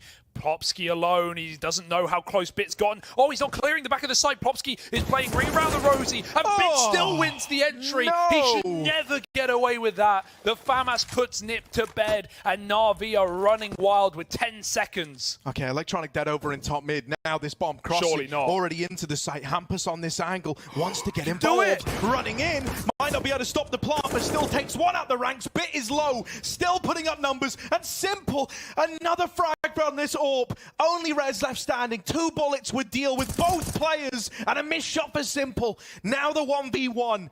Bit opened up the round, but Nice. isn't there to close. Rez will rise to the occasion and puts a second on the board for NIP. God, it's so scary, though. It's terrifying as Nip keep getting left in these double AWP retakes now on both bomb sites, but they've won each of them. Rez saves the day. Simple out on an island, and Bit just too low, feeling the pressure. He wanted to swing. He didn't want to get walked up on by Rez, who's such a clutch player, who went so quiet, back on Inferno. Can't afford to now if Nip want to long out this series and go through to that top 8. Big round out of Rez, and the double AWP is immediately back in play for Nip. They waste no time. I love that rotate, though, for Na'Vi. The 10-second B hit, beautiful entry work for Bit. S-Attack started off now. Take him off of the ramp with a Palace spawn. He's put Electronic down early, and Na'Vi still wanted this quick A attack. Oh, they've seen the barrel. Yeah. Brolin, good reaction for the double. Both Simple and Boomich are uprooted, trying to head up Con. Bit now pulled away from B, having to join Perfecto. These guys have cooked up rounds like this before, from nowhere, from nothing. They've got to try and do it again, only this time it's going to be a lot harder. They've got one smoke, full belt utility on Bit. Molly for Perfecto. You can use this to try and nullify some of these AWP angles, but not all of them, not enough of them. Minute left, they're going to give Bit the freedom, see what he can get away with. He's going to go back and clear this B push. Didn't see a thing, and so now we will regroup with Perfecto over at ramp. Yeah, it would have been great to see Perfecto have enough nades to sell this fake on A, but instead they'd rather just group up. Bit with a bomb, has to cross past this AWP. He's going to flash. Perfecto for fights. A good flash. Wrench dodges, though. It doesn't matter. Nice entries for Perfecto again, but it should just be too many targets and not enough time. Molly pushes S-Attack out into the open, and Bit can get that plant. He fakes it, though. Not many other opportunities, but Bit makes his own luck. 1v2 now, in what was a 2v5 for Na'Vi. Bit backs in. Oh my god, this guy is the lone wolf for Na'Vi. He's used to being alone, and S-Tag will eventually deal with him. It definitely got worrying for a moment there, right? You can't count Na'Vi out in any of these rounds, and that's the most terrifying part. Nip know it too. Yeah, man, whenever you see him in those clutch moments, you know, with Perfecto kind of laying him up, being the guy to open, Bit is so comfortable being the lone guy trying to make a play, right? I mean, hell, you kind of saw it in the round prior to that one where he gets them into B. He puts them in a position where they could have even made something out of a really dire situation. So S-Tag, he does really well to just contain that, put it to bed right away. And you still got to give this guy credit for keeping it up on this AWP, right? We were wondering, is Inferno just going to be a bit of a flash in the pan? You kind of needed big numbers out of him to get the 6 rounds you did. And at a bare minimum, he's still keeping up appearances here on Mirage. Again, he's coming in under Bit.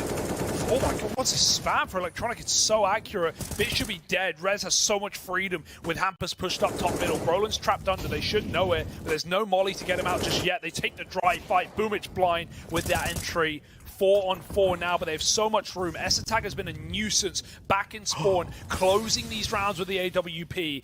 He might have made a read, but Boomich is right below the smoke and takes him out of the round. Perfecto, caught on the cross, has left the bomb out in the open, and Boomich almost gets backstabbed by Plopsky. This one is a mess right now. Those smokes will begin to fade, and Hampus' sight line's open, but Plopsky's is closed.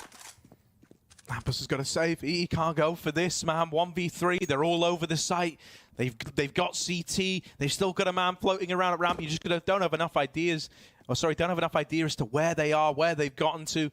They're so well established right now, so he's got to hold on to this AWP. Na'Vi up onto 7.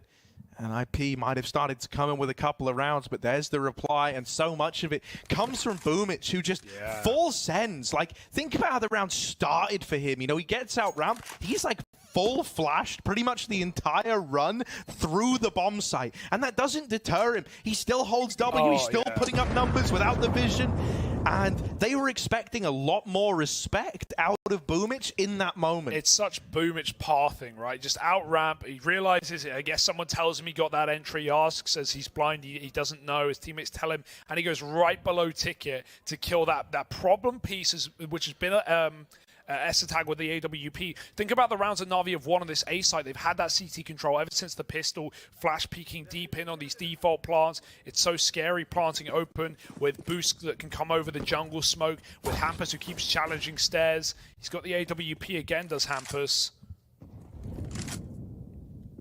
But nothing around it. And Na'Vi on these low econ rounds, they just bully that B site. Even if it doesn't go well, we've seen Bit give them escape routes intact by coming in on these underlooks. Boomich will go for the short split. Bit will just continue to be a nuisance. Pops into the gun. Oh, thank goodness Boomich saves the round with that trade kill. Still USPs pick pieces out of Na'Vi, but they've got the bomb site, and that's all that matters. Boomich really looks like he wants to fight this. I hope he doesn't, just for a moment. Like, let the time tick down enough that you know they're not going for it, so you know they're saving. Because right now, like, Nip are down to tango. They're down to fight for this. Flash goes in, Boomich turns, and that's a freebie. 2v2. No more chances now for NIP. They're going to save this AWP, going to get out the round with it. S-Tag, maybe there's a gun floating around somewhere up on Catwalk. There's that AK. But Na'Vi are looking to keep an eye on that. They've dispatched Simple to keep that under lock and key. He could get this kill at the end. Always an option. Simple's just going to peek though. Oh, S-Tag running and gunning. Oh, jumping headshot. And the double orb lives on. Nip, sometimes they find a way to get this money going. They keep double orbs every single round despite not putting up any CT rounds really. And that's a despicable way to take down Simple in the post plant. Jumping tap from the USP. Not bad for S-Tag. We'll give it to him. A well-earned AWP. But even with these two AWPs, it's not been enough to get Nip rounds. Another fast mid-take, but think about this. You've never had an AWP fighting middle for Nip. It's always been smoked off. And again, blind shots. All Na'Vi do is find 5v4s with no vision. It is wild, man. Like, you're flashing, and that's meant to help so much, but every single time it feels like somehow it's firing them up. Like, I don't know, you're just poking the bear. It's like Inferno, where like on the T side, the executes were clean for Nip. The util was excellent, but Na'Vi would still find a way to win those rounds despite incredible flashbangs. S-Tag has some of the best flashes in this entire tournament. But as we see, Na'Vi don't care. Eyes closed, 5-on-4s, B split, and Nip have no idea. That's awkward. That is a little awkward right now. They've heard the fall down. They know that Na'Vi have made it all the way to ladder. Plopsky waiting on the short side. Now through Con, they're trying to pinch the middle. This is a good timing on this for Brolin and Plopsky, who do combine for a killer piece, but they never learn about Simple. They never learn about this second man in ladder room. He's now darting in, trying to play into this round. Hampus back at the site, trapped at the pillar. Doesn't want to open himself up to short, because if he does, that's his death certificate signed. Simple moving in. Smoke just blocks off. S-Tag back in the market. Missed shot from Simple. Electronic is closing the gap in the meantime. Walking up, looking for a way back in. Two AWPs here. And Simple up against them both. Dancing around the smoke. It's Hampus with the swing. And so two AWPs that will get the better of the B play. Beautiful timing on Plopsky and Brolin's interplay in middle as well. That was really nice between the two of them there, right? Brolin swings out Con right as Plopsky decides to fight for that mid control up on the short side. It felt like it kind of blindsided Na'Vi. Hampus had to close that because Estetag had such a tight line, not trying to give Simple away into that round, but he gets smoked off by his in-game leader right as Simple is crossing into his crosshair, and Estetag never sees him get into the bomb site. So good save from that double AWP again, as you say, but whoa, there was a way in. There was a world for Na'Vi in that ridiculous clutch round. Simple's feeling it. He's got the hero AK, funded by his team.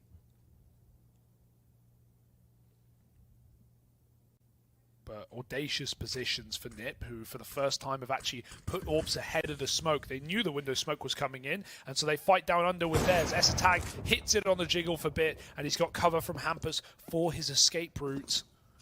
All planned and all gone to perfection. Na'Vi now need to regroup. One rifle back on ramp. Brolin playing a lot more safe in these previous few rounds, letting these AWPs just wreak havoc as he sits back in CT. Na'Vi can run boost to mid, but it's being given away for now.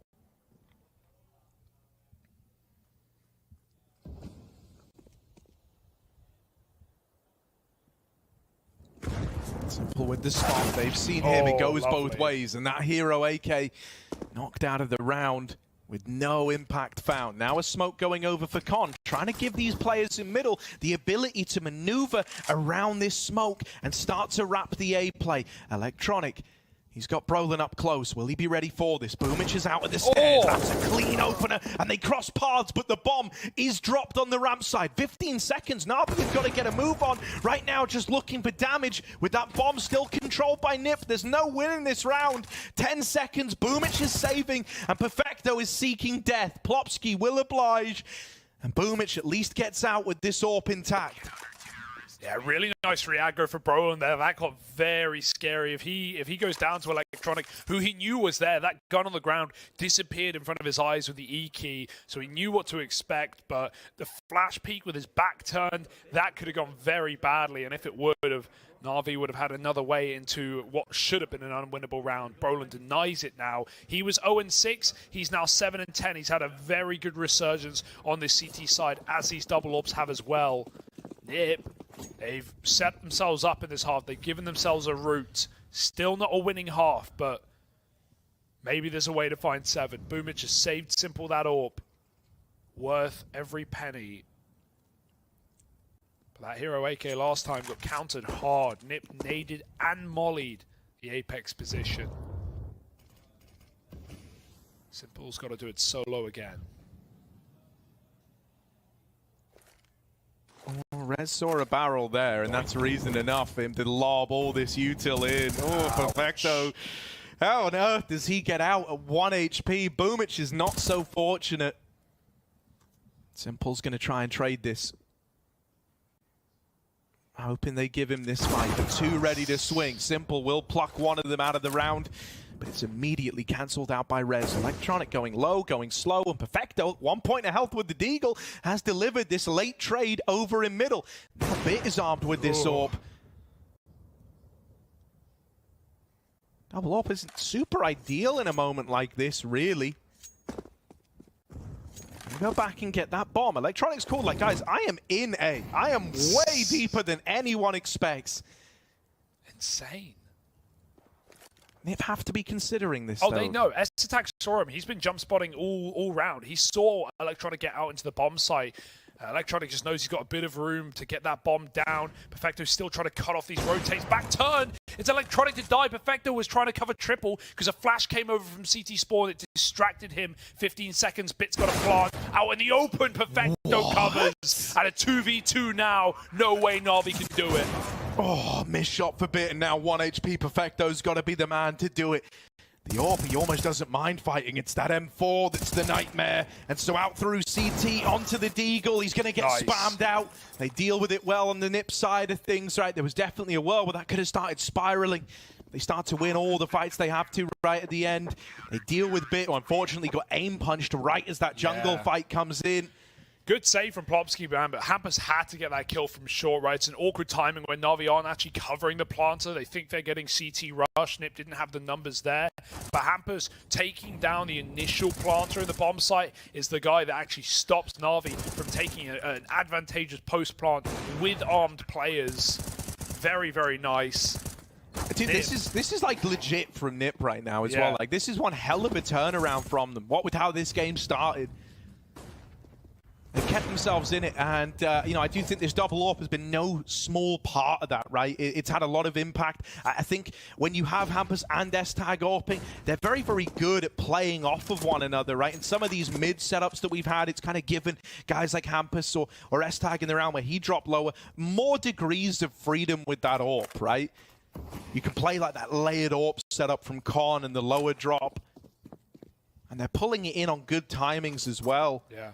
They also, like I said, they've just been cut out of middle every single time by this window smoke. Brolin's trying to beat the con smoke, trying to fight in front of it. Bit backs up. His late lurks under have been high impact in this game for Na'Vi. Again, they are consistently taking this A site. That smoke bounced badly. It's fallen off for Brolin. S-Attacks found the first pick out ramp, though. Bomb's been denied. Brolin finds another. This is all the makings of a NIP 7 round. Rez is even looking to fight for this. That's the bomb over on triple over at Tetris.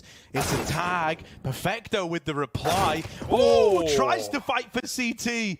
But S-Tag's holding for it, and now it is just bit. When you see he's alive, you can have an idea as to where he's coming from. Does that make dealing with him any easier? The crossfire between Short and Con wasn't able to get that trade. Given a little bit of room, but it's time that's the real enemy a bit here. With Hampus and S-Tag both just holding a crossfire inside of the site, it's going to be super rough. He knows where they both are. Dropping in. Both the AWPs are missing. It's given bit room. Tag down low now. And with only 8 seconds, he needs this plant. They don't have to face. And Plopsky goes up and over to lock that one in. Nip, they stumble back to their feet, closing out that first half. Just one round the difference between them and Na'Vi. Nip had to work for every single round they won on that CT side. Nothing came for free. Even when Na'Vi came in with one gun rounds, they would still get them into 2v2s. And that gives even more credit to the 7-round half for Nip for managing to come back from that, again, strong lead for Na'Vi. They were up 6-0 at the beginning of this map. It was looking like a repeat of Inferno. I'd say Nip have got to be pretty happy with how this one's turned around. This has been a very 50-50 map in terms of CTT leaning, in terms of the stats back in challenges. Na'Vi is still winning the half, but Nip have really recovered well in a very tight game right now. All the players that we wanted to step up have performed a lot better, and S-Attack has kept up his appearance from Inferno. Now it's Nip T side. We've got to keep our eyes open for what they're going to show us. Oh, that's not the opener you wanted. Boomage is clean. Brolin, the ramp man, the one who was able to turn it all around and start to own that position. Now knocked out first to open up their T side. They're just going to buy time for Simple. They're giving away the bomb site. He's on a massive T-spawn flank, and they do have a kit on Perfecto to play late. Double nades. It's ballsy. Yeah, don't do a lot of damage either. Boomage gets away at half health. He'll take that.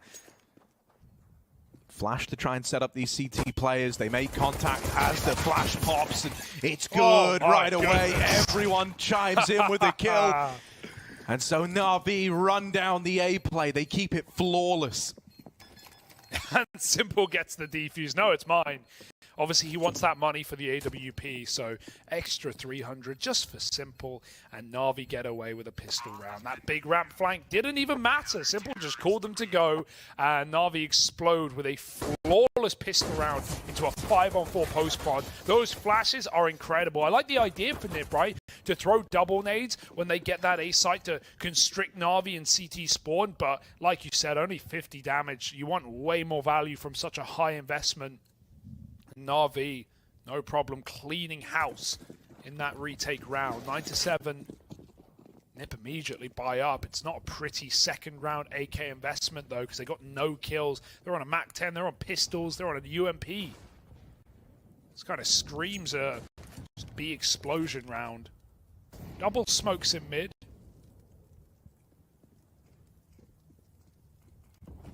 Na'Vi will meet it with one of their own.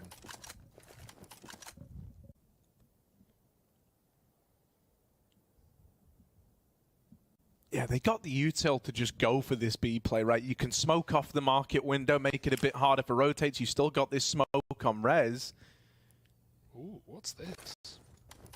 Is it a short hinge smoke? Oh, it's coming out to let them get up mid to B. Okay, Hamper's going to move in with that.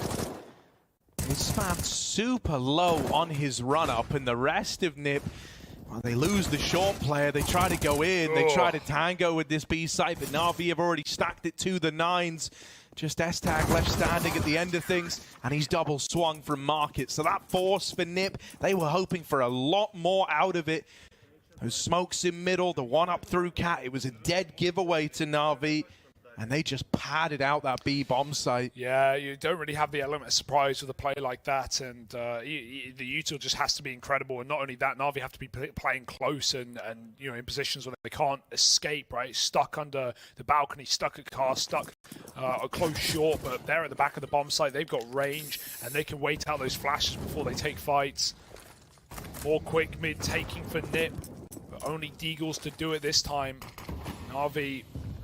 Oh, this is nice. Through the smoke on a timing. Oh, if Plopsky went for it, he would have had Boomish back turned. But he won't commit. Simple smokes out under. So NiP are very much constricted in this round. Gonna have to use the whole clock to work these pistols.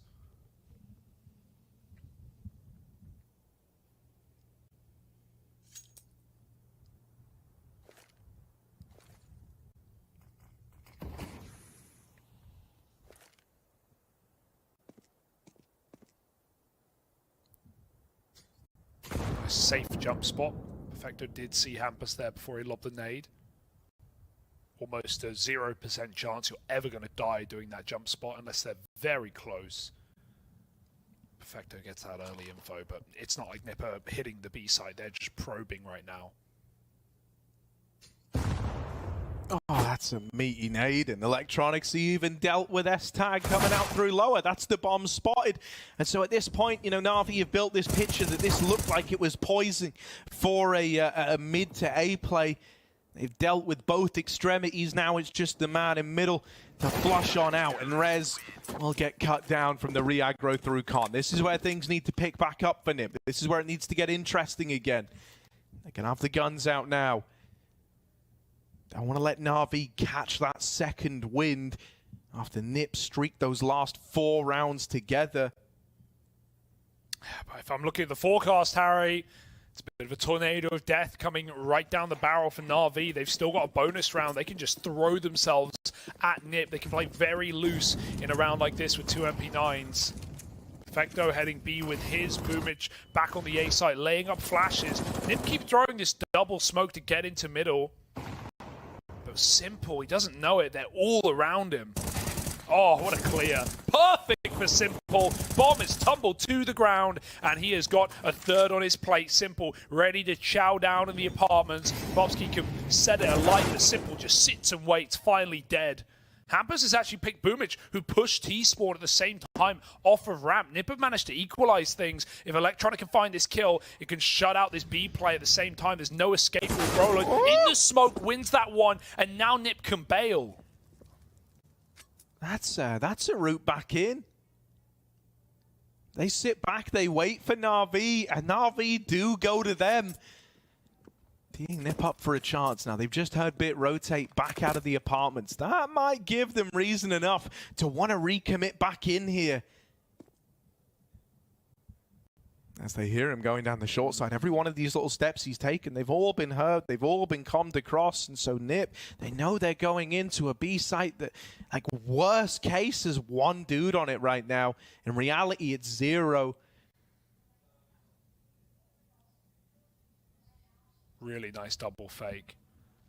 The thing that I keep seeing for NiP that I want to have a look at next gun round is they're throwing two smokes. Yeah, they're throwing 2 smokes in the middle. They're throwing the standard top mid smoke, but they're throwing one next to it. that just lands in the middle of mid. I'm not sure what it's exactly supposed to cover. It's definitely on purpose. They've done it a few times now. Maybe it stops the con player from seeing someone cross top mid, because even if you have the top mid smoke, you can peek con off of spawn and see players crossing behind boxes. Maybe it denies that info, but I haven't seen it properly. I hope that's not the meta defining. I don't think it is.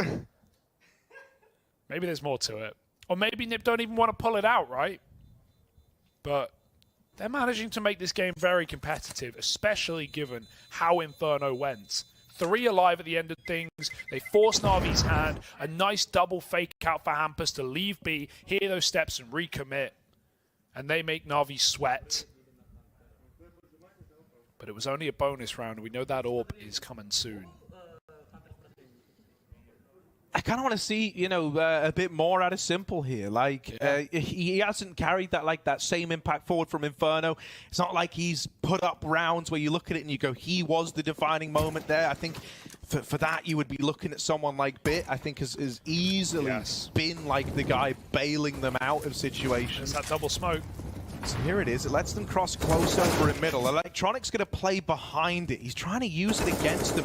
Creeping around the shadow will lend Hampus a helping hand. It's kind of cool. It gives them an option to fight this one way into window. Yeah.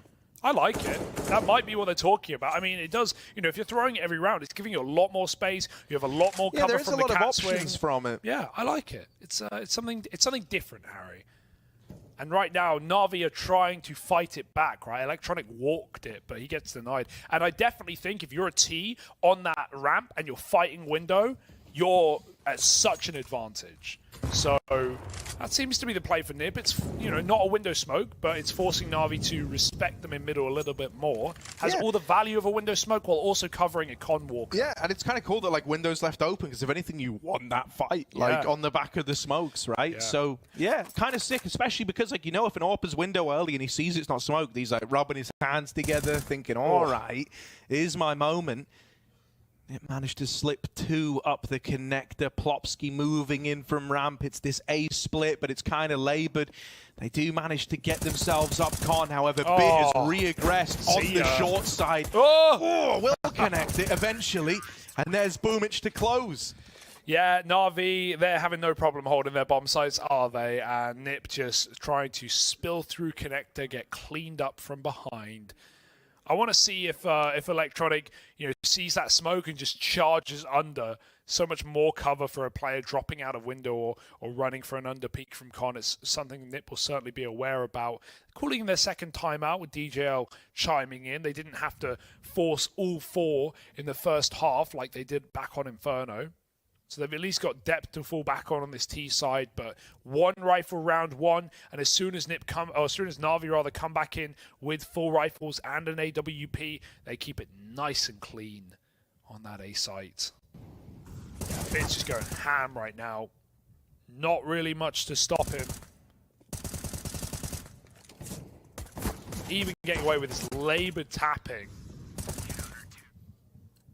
Very easy stuff. And this is, again, sort of, I also want to see Simple pop off with CT AWP, but it's reassuring that Na'Vi can just keep rounds as clean when Simple hasn't fragged in a few.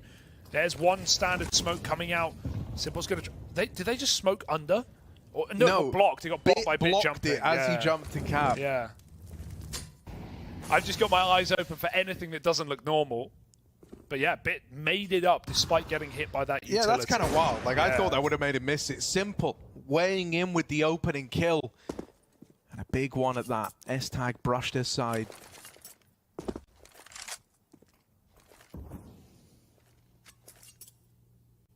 We're going to start to get their fill over in middle, right? They finally get given a little bit of room here.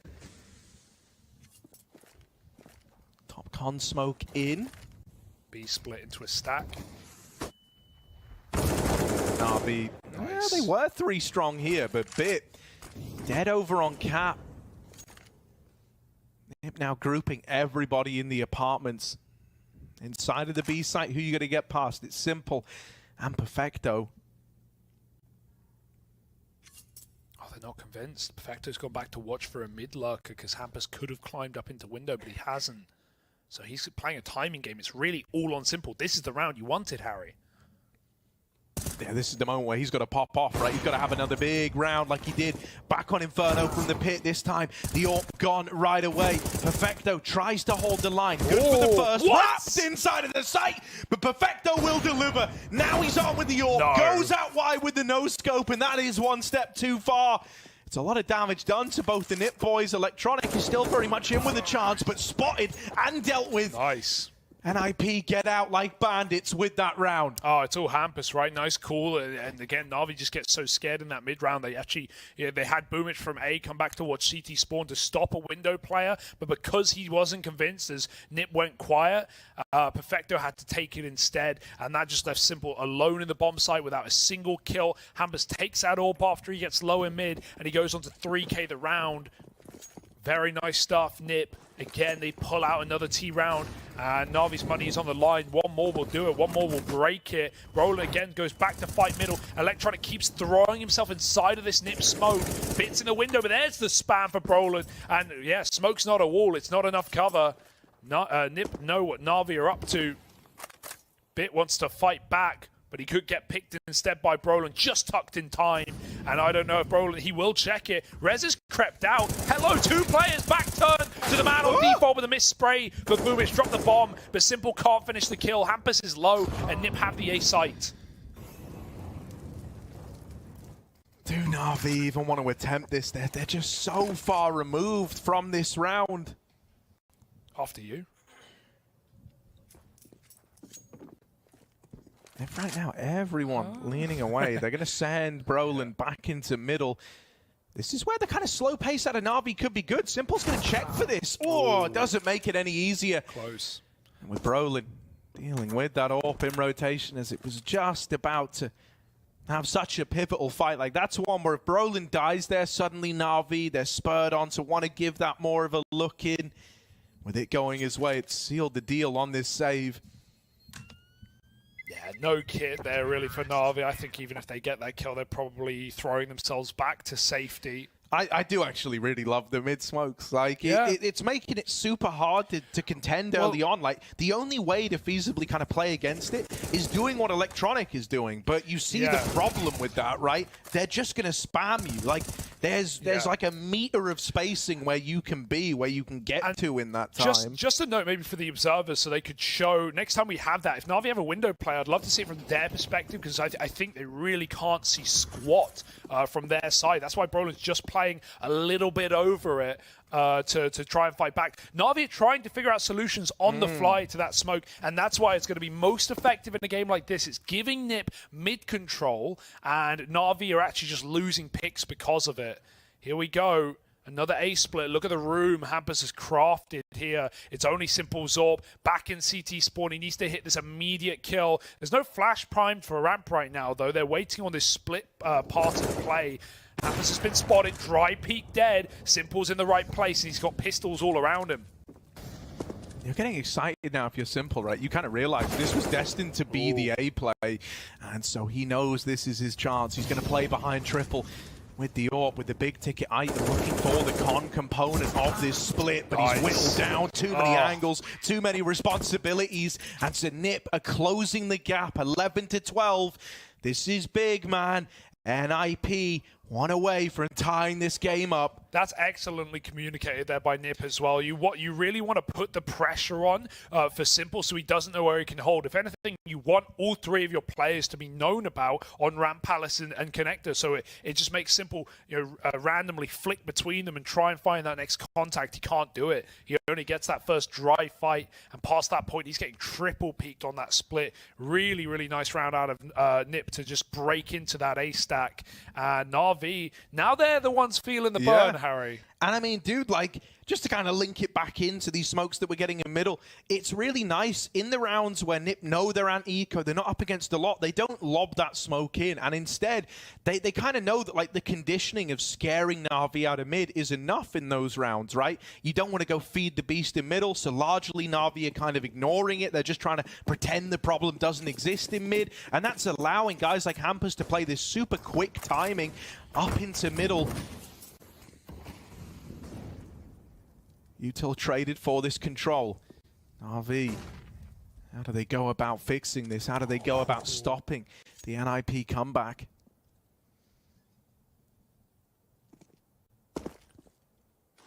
Real change of pace in this one for Nip, right? No immediate mid control, no immediate chance at fights.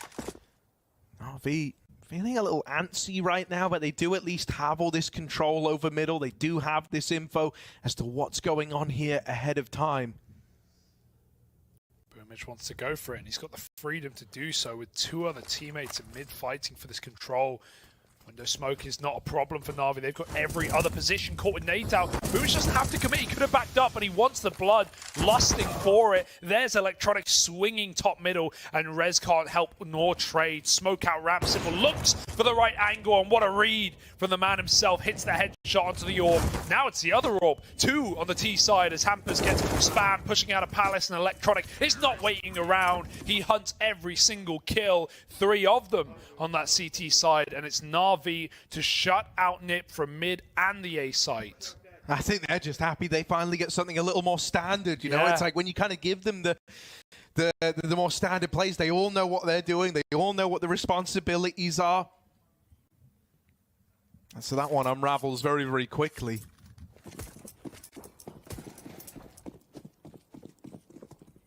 This one's so close though. We had a little streak of 3 for Nip, finally been broken. Na'Vi still have money to fall back on with a flawless round.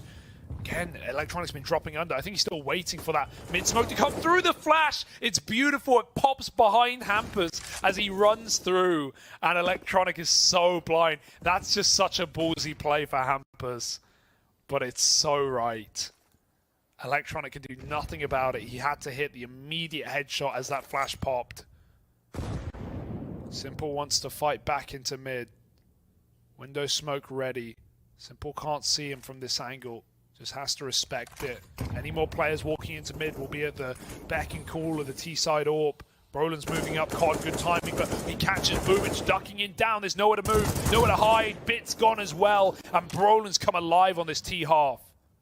Yeah, Blinkton, you've missed it, mate. It's just Perfecto and Simple left in this one. A 2v5, Simple trying to fight for the mid control.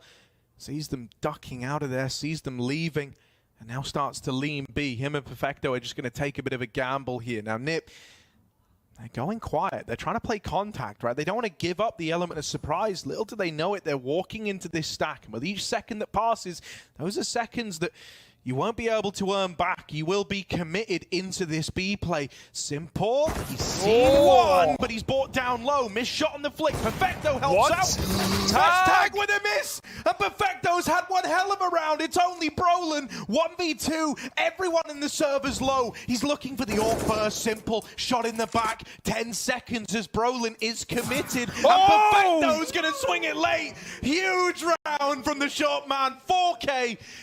To save Na'Vi's bacon. That was a 2v5 that Perfecto is able to put on the board. And the AWP hit him coming up catwalk. That would have just been the round over. If Perfecto dies there, he got tagged by Essa tag, and that's all it is. He even swings ahead of the plant. Brolin mind-gamed in the 1v1, feeling like he had to go for the stick with 10 seconds, and Perfecto is one step ahead. This guy's a clutcher. You thought that was over. Missed shot for Simple. Players diving out. The backstab on short is there in time to win the round. And somehow Na'Vi 2v5. That is the worst round to lose. And not even like Nip made a big mistake.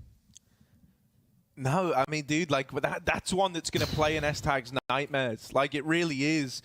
Up through the short side. I don't know how he only tagged Perfecto. Through the bricks. It was like lightly through the bricks on the corner, right? Oh my God. Oh, I'm reeling after that one. I wouldn't want to be in the Nip camp right now. They got to get out of their heads and get back in the server. And they got to do it with only one gun.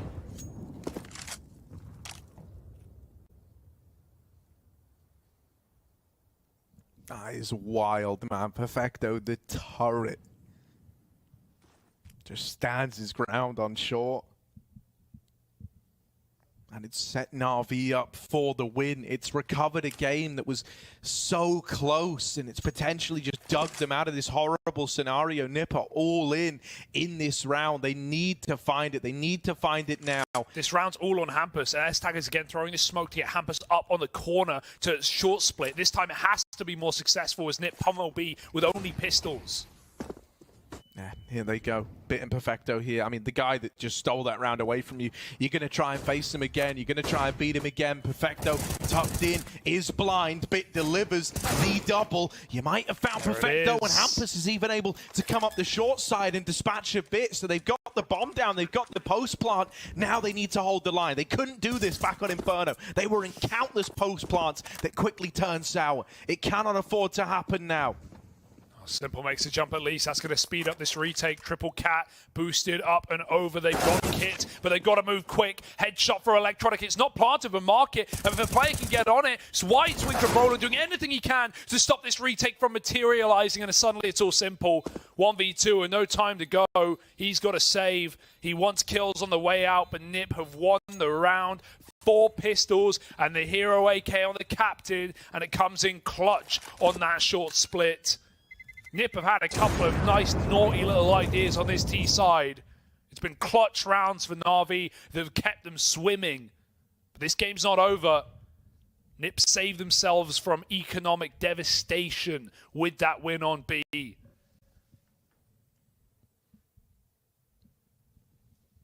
What a game we're getting. This is nothing like Inferno. That was a wash.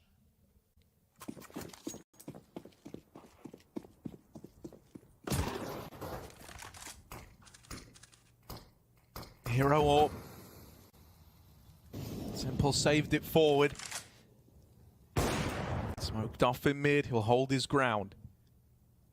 Now looking to reroute so we can still be impactful with that AWP. Nip very, very slow. Very, very measured here. They don't want to go falling down to this Hero Orb and pistols that lie around it.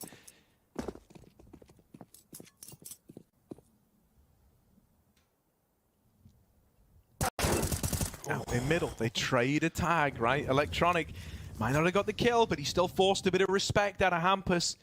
They've been able to catch a player up here on Palace fairly often, playing this tucked-in corner where Bit currently resides. They've seen Boomich inside of the site, and that molly forces him to take a swing. Hello, Bit gets one, but Boomich cannot follow up. S-Tag going to deal with both these A players. Hampus hears this. He knows where they both are. Got to plant for the short side. Pretty ballsy knowing that AWP was in the round, but smoke just came down in time, and Hampus is here to get exits. If he could take a kill here, if he could get Simple's AWP rid of the round, that'd be lovely. Perfecto's seen him, though, and at the same time, he can arm his opponents. He doesn't want to do that. Util getting lobbed in to deny space. If Nip want to risk it all, they can go hunting.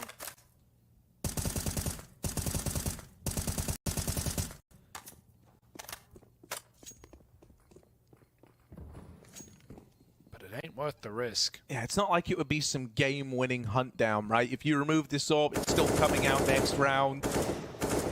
Sure, maybe it sets you up a bit better in the long run, but really you need your own money. That's the thing to home in on here, right? Keeping 4 alive means they build up a bank, and it means that Na'Vi, even if they get to 15, are still going to have to grind out those 2 chances to close. So Nip safeguarding their own futures before they try and destroy Na'Vi's. This is tense, this is tight, and this is a great round for Nip to run another one of these mid-takes, right, and use that utility. Na'Vi still haven't actually found a solution to it. We've got 2 smokes coming through. Nip go back to it. It's more standard, though. Again, the window smoke blocked by the jump up for Bit. How does he do it? He's made his sterner stuff, and now Electronic's using that smoke like it's a one-way, like it was always his. Hampus is going to have to, again, go through this. This has been a fight that Hampus has been on top of every single time. The back's turned, 2 for Hampus. The smoke doesn't let them down. It picks them back up, and Hampus finds 3 into this A split. Hey, the captain of Nip, he's fired up. He's feeling it now, top of the charts. And in with 3 to open this round up. He's put Nip onto 14, even looking to catch Boomich as he leaves. Will eventually get dealt with, but it doesn't matter. Everything else is coming up in favor of NIP. I can't believe that that's the window smoke that Bit accidentally blocks on his cat jump, and it completely kills Na'Vi. That should be a W. That should be a win accidentally blocking that smoke. It gives you so much more room. And Hampus just goes, you know what they're not going to expect right now? Going full throttle and running through it. And, you know, if you think about this on like a mind gamey level, you know, the game outside the game, for Electronic, I can't imagine how he's feeling. Like, he's been getting bullied in mid, man, since getting into this second half. He's just been dealt like these horrible crisscross smokes in middle. He's been dealt these lower pushes from Hampus. Time and time again, getting bested. Boom, it doesn't get away. The AWP is removed from play. You would have loved to have had that here. Now, last hunt, right, when they didn't go for it, made a lot of sense, but that one has some resounding implications. Nip, they set their own money up in the round prior to last, and that one there, they break apart Na'Vi's. Now Na'Vi are calling in the TAC timeout. Oh, dear. Can you feel the winds of change blowing here on Mirage? Na'Vi have to play for overtime. The only thing they can do here, the money is almost perfect for it. Simple has 5,400. You can buy Kevlar and AWP. The rest of his team's on 2,500. If he wanted to try and either pull in a hero round and basically force one of his teams on an SMG in round 30, he could buy up a hero AWP in this one. This is Hampus running through the smoke again and getting the double kill in that last round. The kills that started it all. If Simple wants to be crazy, of course he will be. Forcing the hand and biting the one that feeds him. He's got a big green. His teammates have nothing. Simple needs to save if he doesn't win the round. This is such a ballsy call, but when you see 5,400 in round 29, it almost feels perfect. He does have this uncanny ability as well to have kind of these quieter games, but then in the moment where they need him, in the moment it's demanded, he can step up and fill the void. I think that game against G2 on this exact map, right? Yeah. Losing clutches to Monacy, but put him on around 29, clutch for 15-14 in a 1v1 against Monacy. He wins it. These are the rounds that Simple was made for. If he doesn't do it all alone, this is Nip poised to break the 7-map winning streak and take us to Ancient. Yeah, it's been demanded that Simple is like the demon, and if he can't rise to that, if he can't reach that level, as you say, this is going to go 3. Nip, they just need to stop this AWP. It's waiting in con for an early fight. That smoke goes in at the top of connector, and Nip are quick to move in behind it. Na'Vi concede jungle, concede this middle area, start to give a bit of room over to the con side, but they are poised, 4-man strong, over here towards this A site. These splits have been perfect every time. Look at the spacing, look at the trading. Nip will all peak in the same second. Simple, there's too many targets.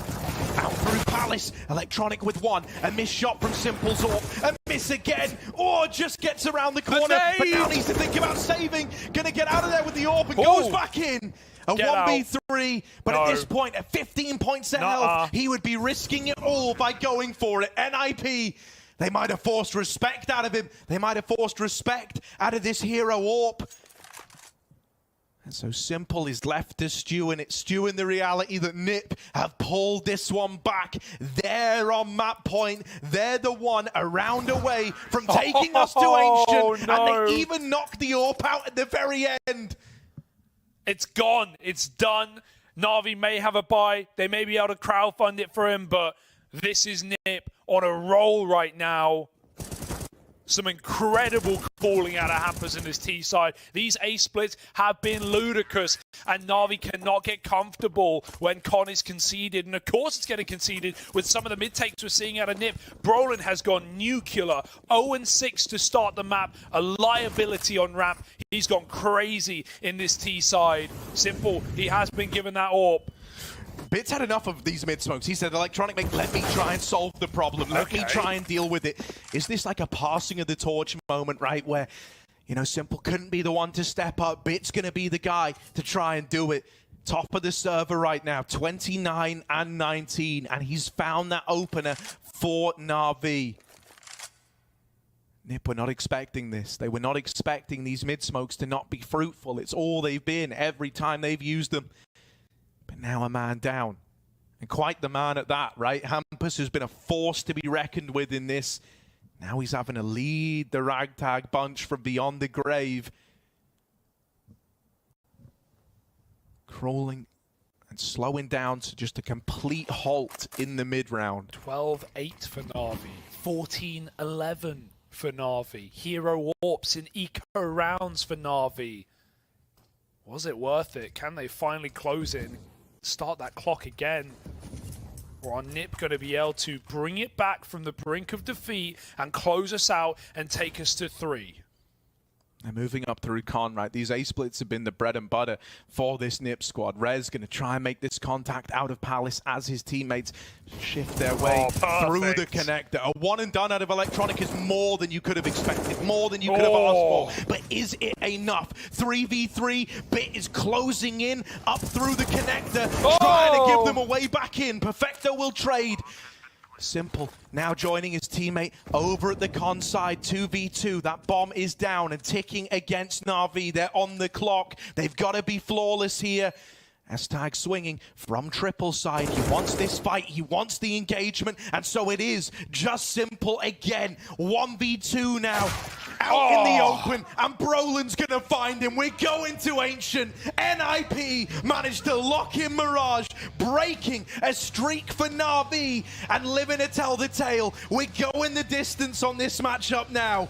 And with a route to the major playoffs on the line, anything is possible. Pressure. We're going to Ancient, Hugo. The pressure, man, the pressure. It usually makes Na'Vi, now it breaks Na'Vi. And hey, they said meta defining on that T side. They said they had a trick up their sleeve. Well, what a Ents, who have been a real powerhouse right now inside of this region, looking like the mini phase coming back in and upsetting and surprising many. So yeah, the form recently has been good for G2. There's not been any questions about that. But that's, again, you just can't count out outsiders, can you? You can't kick this team while they're down, because they'll get back up and they'll hit you in the face. Here we go, folks. Final map of the series, final map of the tournament for one of these two teams. And if outsiders lose it, maybe final map of this roster's history. We'll have to see whether longevity is in their back pocket, as it usually is. Bomb spotted in spawn. Hunter takes a peek. But it's outsiders on a slow default pistol. Their bread and their butter. Tasty. And I mean, there's something to be said about how outsiders play these T-pistol rounds, man. I think it's so good, because G2 have come into this. They probably had a little talk in between maps, right? They're probably, going over the game plan, trying to pump each other up. And then this is the pistol you go into. It's grueling, it's slow. And that's more of a problem for you when you try to build up this high, moving back in. Outsiders, this is what they're used to. This is just another day in the office. Nothing peculiar, nothing out of the ordinary. That kill from Nico to open up was nice. It was clean. Yeah. And it's denied this long control to the outsiders. What do they want to do now? They really weren't ready to have Flick go down in such a fashion. They've got the nades for a mid to beat, but that's a hinge smoke to get them up catwalk. Alexi can spam, but no guarantees on these shots. Outsiders make it up, and on the catwalk sits Monacy.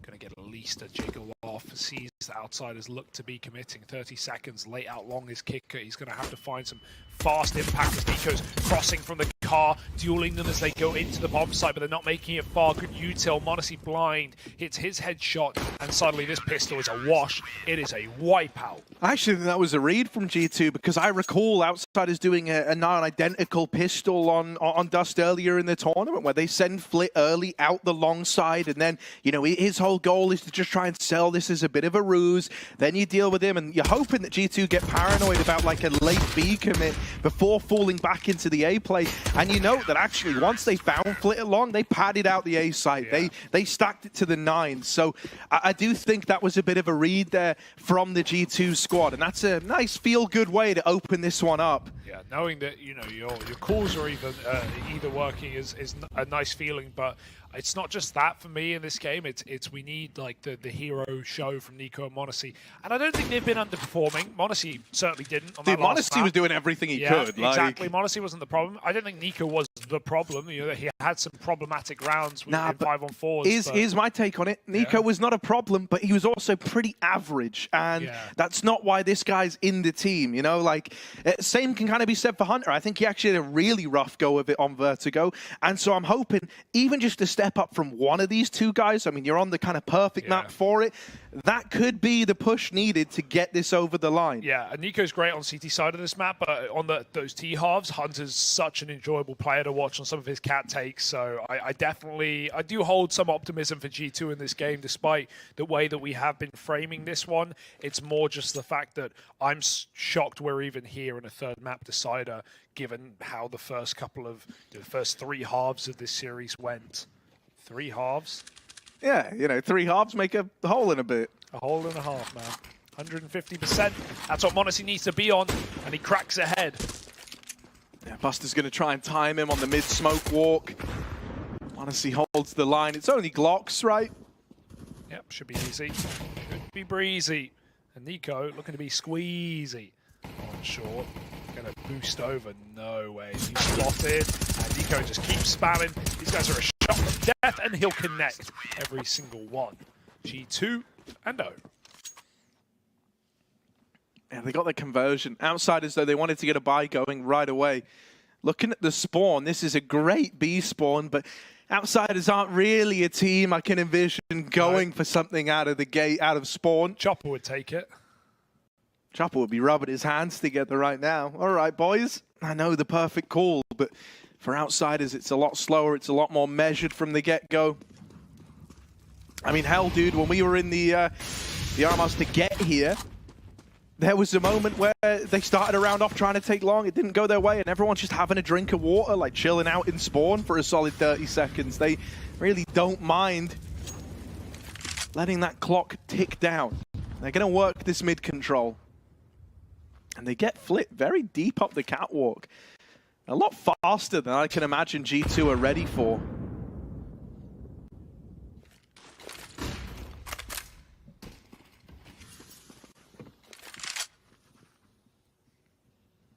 G2 are leaning back to spawn right now. That will still leave this scout to have the cross contained, but if Outsider's going to go, they surely will throw at least one of these smokes on the cross. Would like both, you know, you get that headshot angle. Smoke, the big popularized. So much of the utility that we know and love today came from Big, and even got B specifically. It was great to see him back, standing behind the boys today. Unfortunately, Big did fall to Vitality in a slog of a game that went overtimes in all 3 maps. Outsiders know what that's like. Into middle. Nico stops the first, getting spammed, but they can't put him in the hearse. Not yet. They need to trade this kill. Nico almost gets 2. It's good damage onto Buster, but he can't hunt them down. Back into the bomb site. G2 set up camp. Okay, Jame coming in through the tunnels alone with the bomb. 20 seconds as this push is now on the cards. Buster's coming in to join Jame, but he's super low on health. A lot of the pressure's got to come from these mid players, and Yakindar and Flit will step up to the occasion. The scout good for the first, but a 1v4 turned 1v3 in the retake is anything but ideal. Monacy is out of there trying to save this AK. The footsteps are heard. They will come hunting. Gonna take another out of the round. Flit and Buster are both low. Still, he should never attempt this just on numbers alone, and he will elect to play it safe, give Outsiders the respect in this round. The mid to B works wonders. That Flit Yakindar component out through middle, man. It's a terrifying twosome.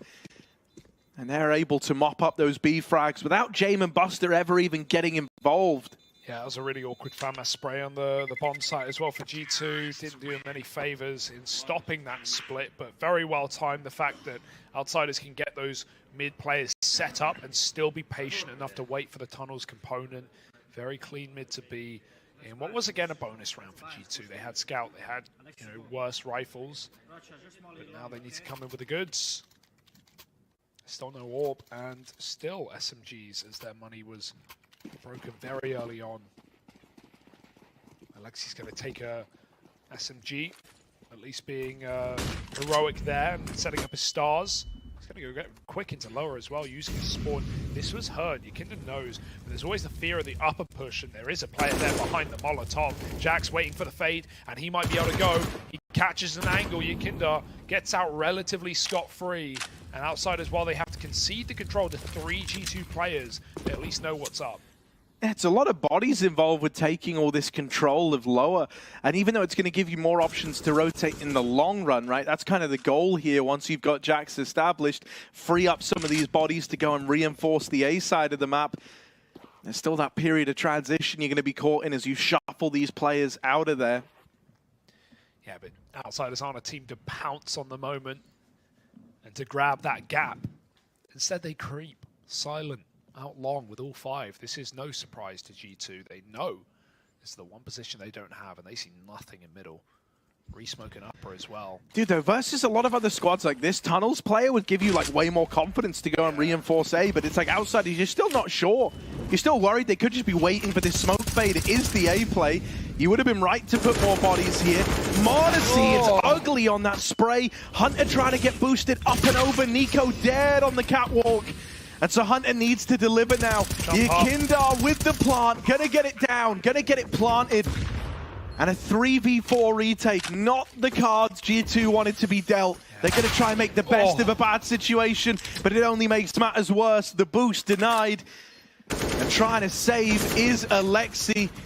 Oh, just about getting out with this A1S for now. Don't speak too soon. Still has to try and cross again. They might even come hunting for him. Yeah, they know he's locked in right side CT. He probably dies to the bomb here. I'm not sure exactly. Maybe he just gets away. It is a deep plant in the site. So Alexi, I trust his feeling. He's going to get away with this rifle and last second go over the box when he knows Outsiders have crossed out. Still around from the rifles though. G2, like you said, had all that space in the world, but it didn't inspire much confidence in their defense. A couple of whiff shots plus that boost getting destroyed by Yakindar. And Outsiders already build in early to their T half. No money here for G2 either. So Alexi and Jax got to do the heavy lifting and around. They shouldn't have a lot of faith in that lower smoke. Lets Hunter get involved. He's peering through it. Bit of a one-way created.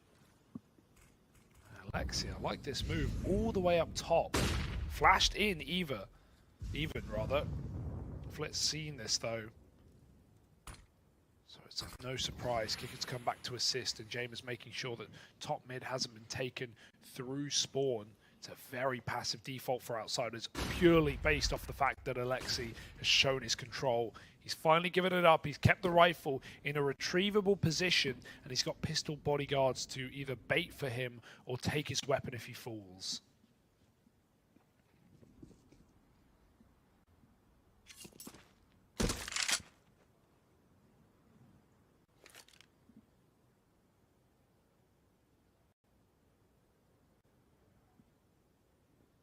Flight and Yakindar going to walk into this short side stack. Oh, but it's dismantled. Here's this one M4 trying to hold on. And Alexi's going to get the dink, but not the killing blow. The A1S now cut loose. Hunter, even though that's a nice tap, it's still... Oh, maybe and with a chance. They pincer Hunter on the cross. Chance at the plant now. I mean, Jax... You're buying up next round anyway. This is already good results. He's going to try his hand at the round, but Kicker is one step ahead. Yeah. Knife was out. Jax was never ready for that. And so Outsiders, they regain control. All in all, nice bit of damage for G2, right? Something to bear in mind as this drags on. It's something we talked about in earlier games for Outsiders in the tournament. But for Yakindar, like, you know, what does he want to do at this event? Does he want to try and show himself off? We already know that he's certainly got options available after this event, regardless of results. But he just comes in with another meaty round with 3 kills on the entry. Looking so clean right now on Dust 2 as Yakindar. And again, he started very slow on Inferno on his T side. Oh, if he peeks wider, he just gets that kill. Does he know? Maybe he thinks he's being held. Honestly, barrel poking out Nico. Almost a new haircut. James can't get the scissors in time. Close shave for G2 keeps things even. Yakindar eats a grenade.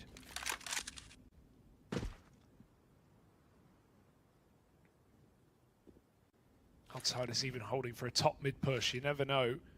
Or could sneak past. Long corner smoke for James. They love a late long take do outsiders, whether it's even just popping and delaying by 5 or 10 seconds and smoking the molly right before it disappears, or taking it late in the round with these cross smokes to get into the pit. That's their plan. Oh, that's a brutal flash. James sets them up for the opener. What a wall. And the wall of smokes gives them free passage. Boosts being held. m0NESY, that is clean. He's ready for it, but one hell of a response. James, even tighter angle, able to snuff out the AWPer inside of the site. The bomb's now moving up long. Buster still late lurking B. They're going to try and run boost James into the site. Oh, he's tagged down low. Very much wounded now. That molly. Molly's going to make life hard for him. They need this flank to activate, and even then, like, there's just so little time left. Someone needs to fight this short player. James needs help. Flick goes swinging, and Nico taps them out. That there is a G2 round through and through. Yeah, I mean, Buster had a chance to take the shot early. He just wanted the guaranteed kill, but even with it, Nico the whole time had the catwalk cross on lock. He knew that James could not jump up and get into the bomb site without exposing himself, and considering he was already 10 health from that run boost across long, there was no way for James to get the bomb down with 2 catwalk players available. Nice shooting for Nico. He's at least coming hot today in this third map, especially 11-3 to begin from what was a really nice start to the round for outsiders. Getting that pick clear, trading m0NESY only 1-for-1, and it's just a lack of smokes for that long cross that causes more problems than outsiders were ready for. G2 hopefully heads still in it. The hype man of Jax. Trying to keep him going.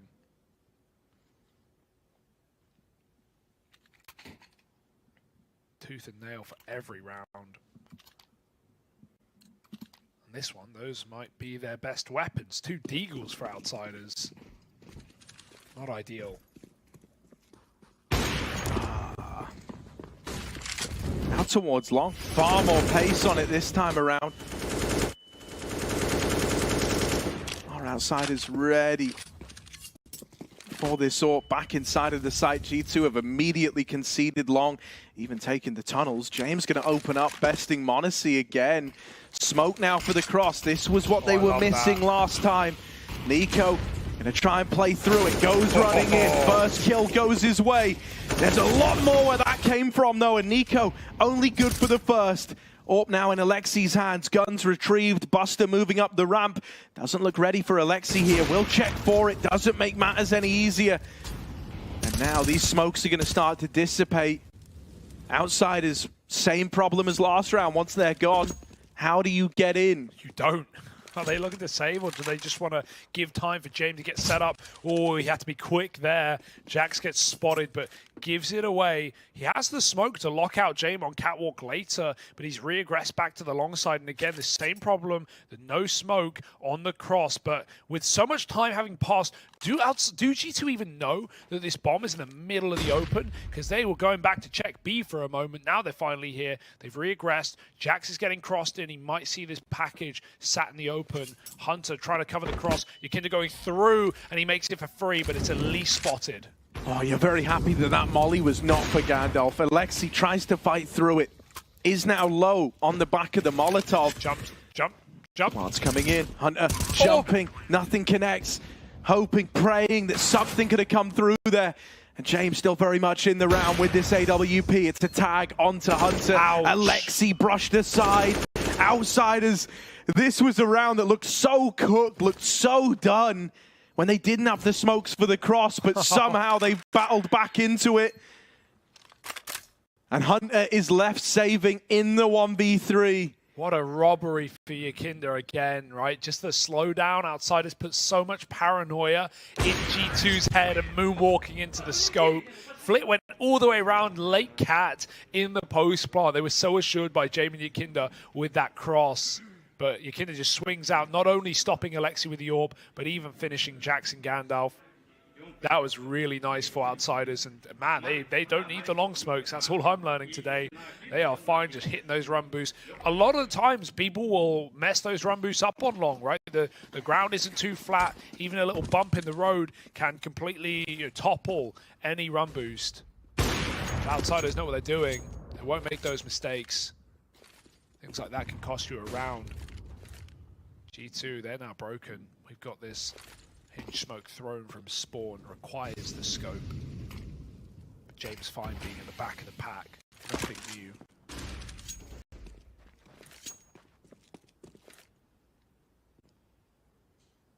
Full long setup, but no flash here. Mate, we were talking about how Nico needed to come alive. Like, he's got the same amount of kills as everyone else on G2 put together. Damn. Well, as we proved, sometimes a player popping off isn't enough, right? As Modesty found out last map, how many 3Ks did he give us in lost rounds? I mean, I'll even... Kicker, oh, my you God. Cheeky bugger. Oh, my goodness. Hello. Kicker, they're free! They're free! 4 kills on the Modown, and your Kindar there to close. That's such a tilt. Dude, it's so... like, I don't even know how to put it into words. It must just feel horrific. Like... They're in T-spawn, for crying out loud. Like, they always are. The round will be live for like 50 seconds and they're still in T-spawn. Yeah, Kicker's just pulled the handbrake, man. He's practicing safe driving. Well, you can't drive with the handbrake on, but they had more than enough The safest time. driving is not to drive. Yeah, true. Can't crash if you don't move. Can't lose if you don't leave T-spawn. Impatience. But that's fine. It was full eco, so you know, not a worry for G2. Just very sweaty for Kicker. He loves a late long lurk, and he'll do it again, creeping through the smoke, ballsy, but got flashed by Flit. It's going to be Alexi tucked pit side, and Modesty coming in with no AWP to support. Kovac is in spawn. The kid that gets hit. That is worst case scenario. He swings because he thinks he's going to be fought, but he could have even run away and escaped. Probably wasn't expecting that smoke to hit him either. Couldn't have been better. Not only slows him down, but gives a huge audio cue for Nico to get that kill. So a bit of luck goes the way of G2, but they have to capitalize upon it. They have to close the round. Triple B lean. Certainly a read. Yeah, but with Jay making so much noise, like, this doesn't scream commitment. If anything, it's like the polar opposite, man. He's just scoping in and out with the AWP, lobbing in a bit of util, trying to keep bodies over at this B site, even dropping that walkout smoke through the tunnels. And it has Sol G2 down the river right there. Still 3 strong here. Alexi gets the info. They're out on the short side, but there isn't much he can do in terms of stopping them getting this site control and getting the bomb down. Gonna be a retake now. Down in lower, James is bested. That is a big kill to have found. Have to win it. This is the chance. G2 getting all the frags as that bomb plant comes in. It's Flit alone, trapped in this site smoke. Nice. And he will get shut out, so G2 able to deliver there. Ooh, just sweaty, sigh of relief, brush it off of your forehead, go next round. Yeah, James just lurking late lower. They knew he was there, like you said, putting up so much noise early to fake. And even though G2 didn't have the setup to stop a bomb plant, with that deep long commit, they can come in and just crunch on those A players. That short side hold was not enough. G2 go on with a clean round. Very important for the money as well. It's still early in this half. G2 have yet to establish a serious bank account. Have yet to really get Monacy going on this AWP. It's finally in play now. Yet again, been a while. Back to lower for Hunter. Ooh, in and out like a light.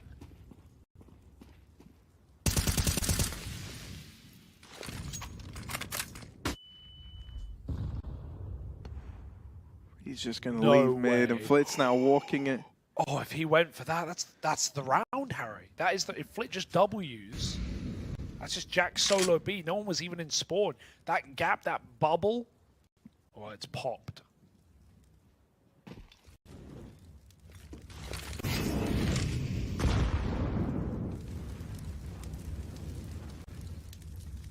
No one's watching short right now. There is a route up through the catwalk into this A play that would be pretty much free. Like, Monacy can come back from long, but he's not really in a position to do so.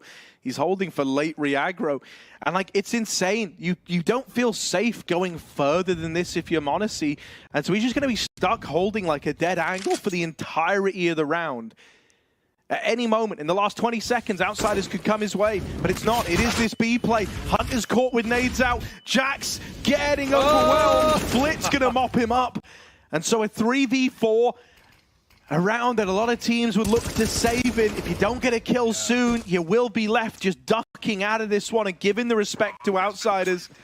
And that's the decision. That's the bitter pill that G2 have to swallow. That's got to be off the info as well that Flick gets so early in the round that G2 were not playing for mid that round. They may have, rotated Nico pretty quickly to spawn, but when you get locked out by those mid to B smokes and you can't climb over and you can't shoot through, and Outsiders just, dumping their players through B tunnels, it's a free round. There's nothing G2 could do. They had only 2 in the bomb site. Outsiders like those odds, and Flick was just tracing Jax in the bomb site full blind until that wore off. But lovely round out of Outsiders. At least G2 keep the majority up. But 6-4 already, all the makings of a strong T half. On a far more favorable map than Vertigo has been this year to the Outsiders. I mean, dude, it's not always like the most enthralling in terms of getting really pacey rounds out of it, but you've got to appreciate the kind of grotesque beauty of the Outsiders game plan for T-sides. It's like an artist who makes sculptures out of fingers, man. Yeah, it's a little gross, it's a little grimy, but still beautiful. Hunter down through lower, holding for this swing, and he's got m0NESY fighting with him. Flash to set that drop off. Hunter was playing anti. Now they've got him boxed in. They want this trade. m0NESY there to help him out. I don't know why he didn't kill him there. He had him dead to rights. They get out 5-on-3. That is crazy that Kinder doesn't take one further step and just spam the corner. Hunter was so low. He just gets stuck and chased by that orb. Seems like a bit of an oversight. Jax is full sending. I mean, hey, it's actually valuable info that Outsiders aren't in T-spawn. He's going to get the drop on the bomb here. Oh, no, he's not. He's going into middle. Now, James is not ready for this. It's a lineup. Nice. Jax knocks them both down. Kicker. Oh, had the chance to trade that. Does whiff the execution a little. And is now just playing for damage. Well, that's one way to win a round. G2 will take it. I like the double lower setup. Something new. Hunter's occasionally poked his head in there a little bit, but not had any support so far. And the fact that G2 keep throwing this lower mid-smoke almost every round does 2 things. One, it covers their cross. They're able to get all the way into the B side without having to worry about Jane being boosted and getting picks, but also it conditions Outsiders into not knowing when that smoke is met with players in lower. Even if it's just Hunter running lower, throwing a nade and running back, it's in the back of the mind for Outsiders, okay, we've got to be really methodical in our lower takes. We've got to clear this position. We've got to worry about cap boosts as well. It just adds a whole new layer to G2's defense and wastes even more time for Outsiders, even when there aren't setups there. It's one of the reasons we've seen Dust 2, which was predominantly a T-sided map, the only T-sided map in the pool prior to its changes, now swing very heavy the other side, right? The options to push up middle, to take lower. They're there, and G2 at least making great use of them right now.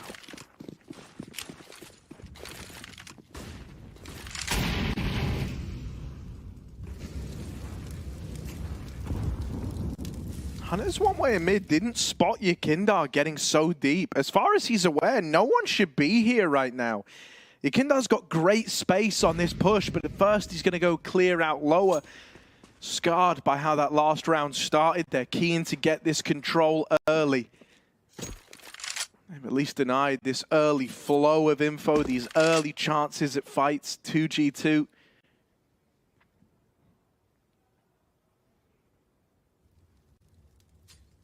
Now, I mean, is often the case, once they kind of got the real estate they were looking for, in this case, Cat, and the tunnels control, they're just going to sit for a moment, wait and see if they catch anyone moving around for the G2 squad.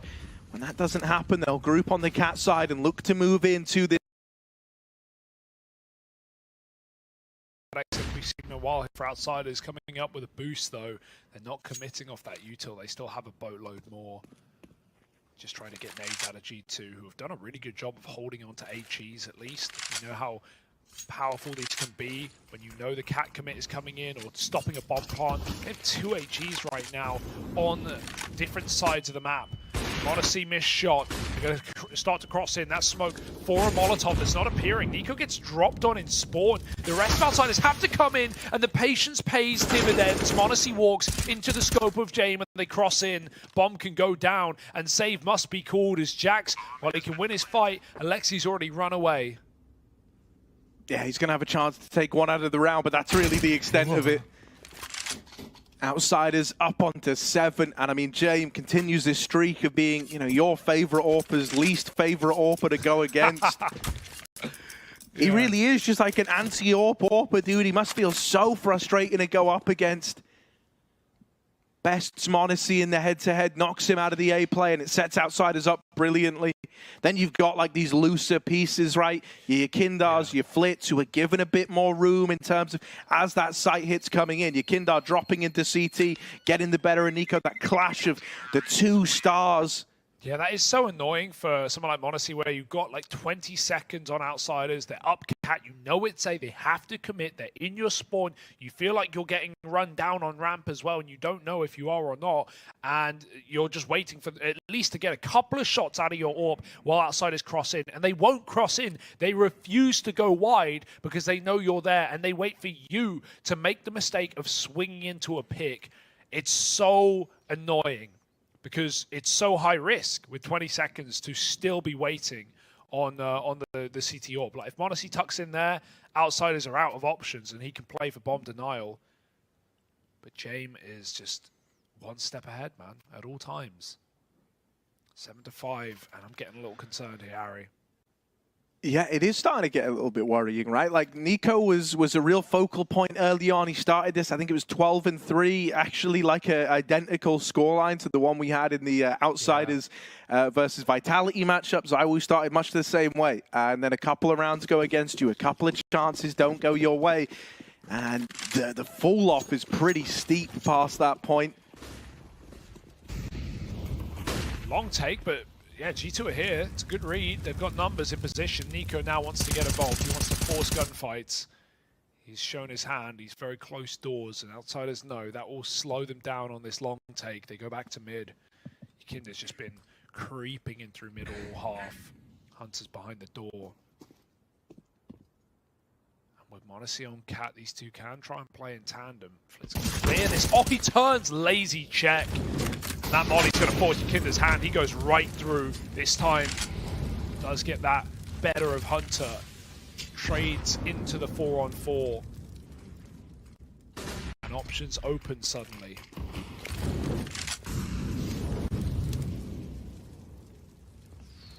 They're grouping in middle, but they've still got kick out over at long. This feels like they want to try and lean back into A.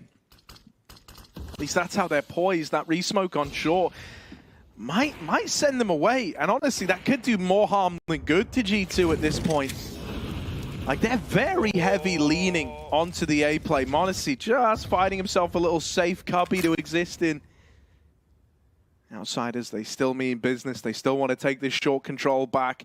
Gonna have to get past this double layered hold of Monacy and Nico. The two top performers right now. Monacy holds the line with a double. Nico, if he can follow up, that's the bomb dropped. Instead, Buster's gonna get the better of him.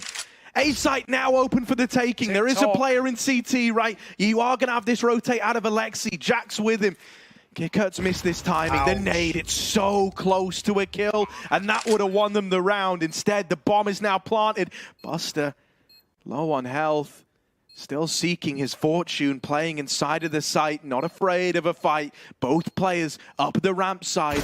There's the first. Buster might be low, but it's not made it any easier to deal with. Jack's trades and a 1v1. Molly on kicker is big. He's lobbing that in, but with them already on the bomb, the nade's gonna have to do it, and it will.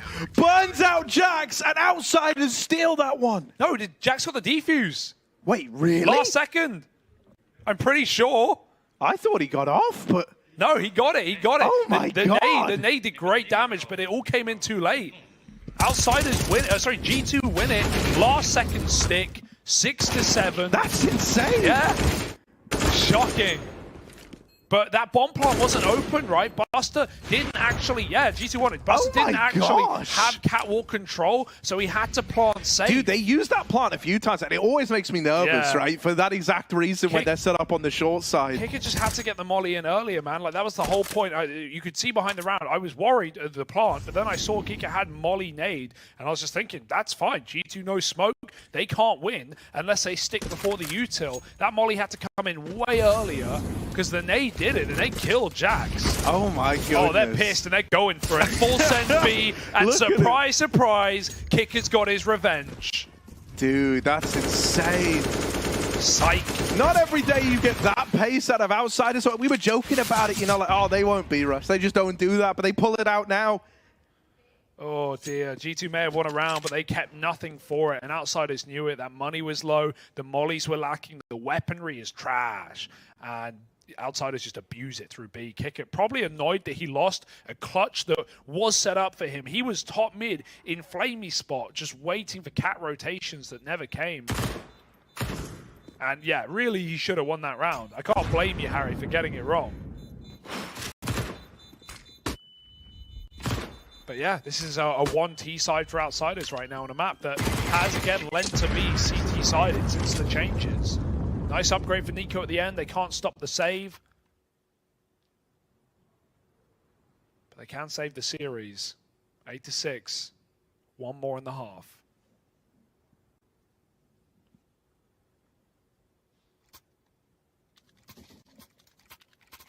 Ooh la la.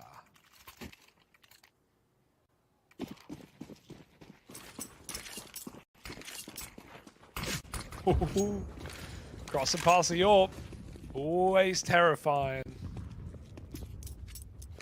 G2 keep going for long takes, which, you know, is objectively a good play, but Outsiders are never here. They've not sped long, and other than 1 or 2 rounds this entire half, they're usually late taking it or leaving kick at lurks. Dude, do they just want to all-in B again? I mean, they don't have any other real estate. Like, it's kind of the option they feel tied to right now. 100% success rate at just jumping through the tunnel smoke. Both times they've done it, it's been their cleanest rounds yet. If they get fed this kill on the push through upper, they are going to go. The rest of the gang are moving into middle, trying to get a bit more control for the Outsiders to work with. That flash hits Jax. No. And so that's info gained for the Outsiders.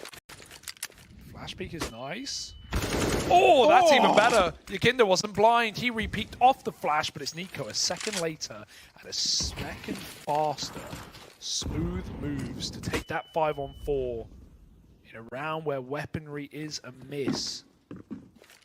Nico has to be the king of this round. He's gone for more. Kick instead. If Nico activates, he can flank this cat play.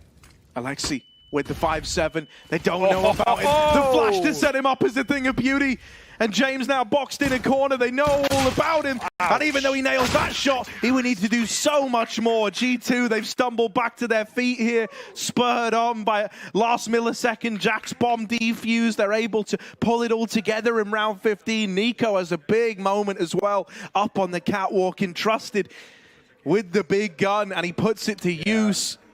He's certainly not been the problem in this map, right? And, you know, didn't really feel like a big issue in Vertigo. Him and Monacy on that A side were often just getting all those multi-kills, falling back into safe setups, and it's the retakes that let G2 down there.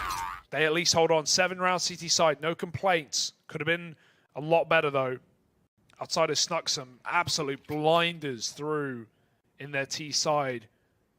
And those odds, which were once extremely one-sided, nothing like it anymore. Outsiders favor. 8-7. And this is not even for qualification, for elimination, for devastation, for maybe roster reformation. Dude, like, either of these teams getting eliminated here is bad. You know, like, it's really not where you pegged them, but I do think it's that much worse for G2. Yeah. If it were to befall this star-studded lineup.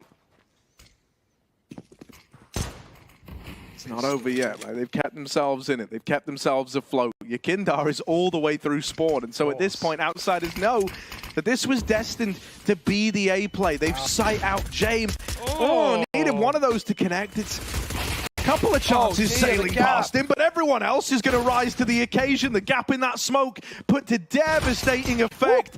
And even though James tapped out, there is a big push through this smoke. They run Monacy down. They don't give him the room. And so Outsiders are on to a 9th, and dude, like, I don't know, if the pistol's anything to go by, if kind of the conditioning of just knowing who you're up against is anything to go by, look at the differences and keep an eye on this as the game goes on between how much freedom Outsiders get on their CT side in terms of grabbing information, taking key areas of control, and compare that to what G2 were dealt. Everything had to be super reactive. Very rarely did they get any of these like key info positions or big flanks off.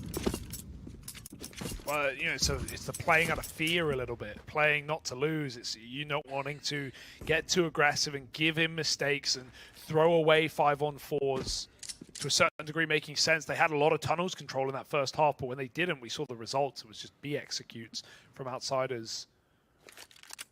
You know, it was Nico. We said coming into this game, Nico CT side, great on this map. T side, Hunter. He's the guy I'm looking at. 3-11 right now. Can't go quiet once we hit those buy rounds for G2. He is an integral piece of this attacking side for G2 on a map like Dust. And right now he's gone silent at the worst possible second. Talking of run boost though, first, double run boost, hello. One's a bit of a dribble, and one's a full-on spit. James is going to rub salt in the wound as he holds his shot, and Kick It cleans up. Alexi's on the corner with only a Glock. He should not overwhelm anyone. Ooh, keep it clean, keep it alive, and he will. Kick It comes in to help. 10-7. Yeah, talk about the pistol. Right, for Outsiders, when they were doing long cross rounds early in the half, they sometimes didn't have the smoke because they'd thrown hinge smokes first to get Cat, or they'd done the long wall to get Pit, and so they would like run boost over long. G2 and that pistol, they threw the long smokes, but I don't know what happened. Did they get blocked, or were the lineups bad? But there was a massive gap where Buster just killed, I think, 2, and also got so much damage on those crossing players into the bomb sites. Things like that, even in the pistol, while it was one-sided, that didn't help. Outsiders winning right now, 10-7, convert their pistol. They call their first pause of the map. They know winning this rifle round can kick G2 while they're down.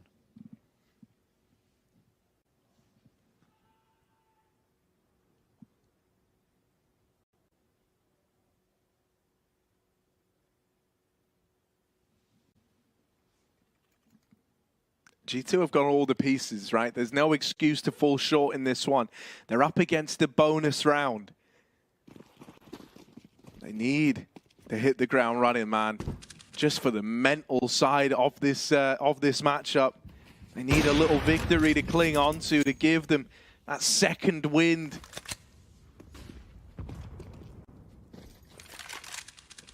Trying to set Monacy up for a mid-fight, but Outsiders not the kind of team to get caught giving these away. Dude, Outsiders are taking real estate on both sides of the map. They just flashed Buster towards upper tunnels, and they've pushed Flit aggro over here towards long. Already, this is a nice setup here. There's a lot of like early warning systems in place as to the intent behind this round. That mid flash going to at least get James off the angle. Allow G2 to cross scot-free over here in middle. There's a world where Flick could come in on a backstab here. Long has been completely discounted. Tunnels is now looking like the object of G2's desire. They're going to start to go back to it. And right now, it's only Buster here. Yeah, he was excellent at popping out of the B site with Kicker and getting entries. But how can he do when they're coming his way? Kicker goes over the smoke. He's going to get flashed through. That's insane. Winning that fight to Nico. A fight that Nico so often netted the 5-on-4 in middle on the other way around. Now he's dead on the entry. Oh, behind the smoke, there's been a creepy crawly. James has gone through. Monacy, if he gets a shot off, James should swing and trade immediately. Monacy's so committed, but James has gone all the way back to the site. Yakinda's gone. They've realized it's an A play. 10 seconds now. Flash peek for one. Kicker will fall and double dip. James is ready to stop the plant. Oh, out in mid, there's a whole separate fight going on, but they need the plant over here in A. This is the 2v2 for the round. Monacy's lost to the hand to time for now. Up onto the catwalk, Hunter cannot find that spray. Alexi with a chance to save it. It's a 1v1, Flit versus Monacy. Flash goes over, Monacy peeks and nails the shot. 3 in the round. The young gun keeps G2 in it. That's why he's here. That's why you pay him the big bucks. Youngest player of the major, and he wants to stay that way. He wants to stay in the major with a run, with a 3K, and with a clutch to keep G2 going. Massive round out of Monacy. That was terrifying, man. From the mid pick rather into the A play. Delayed swing out of Outsiders on the site. G2 managed to close. Sigh of relief. And now just pistols for Outsiders. This is G2's second wind blowing in their face. They can build back bigger and better.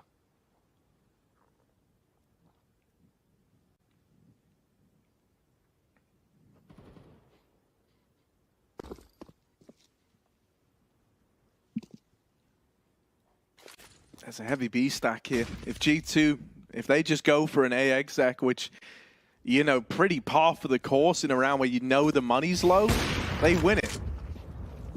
Yeah, you struggle to lose this round, but the B stack is certainly a way in. And however, G2 don't look like they're falling for it. Wisely avoiding the danger zone. They bump their way up A.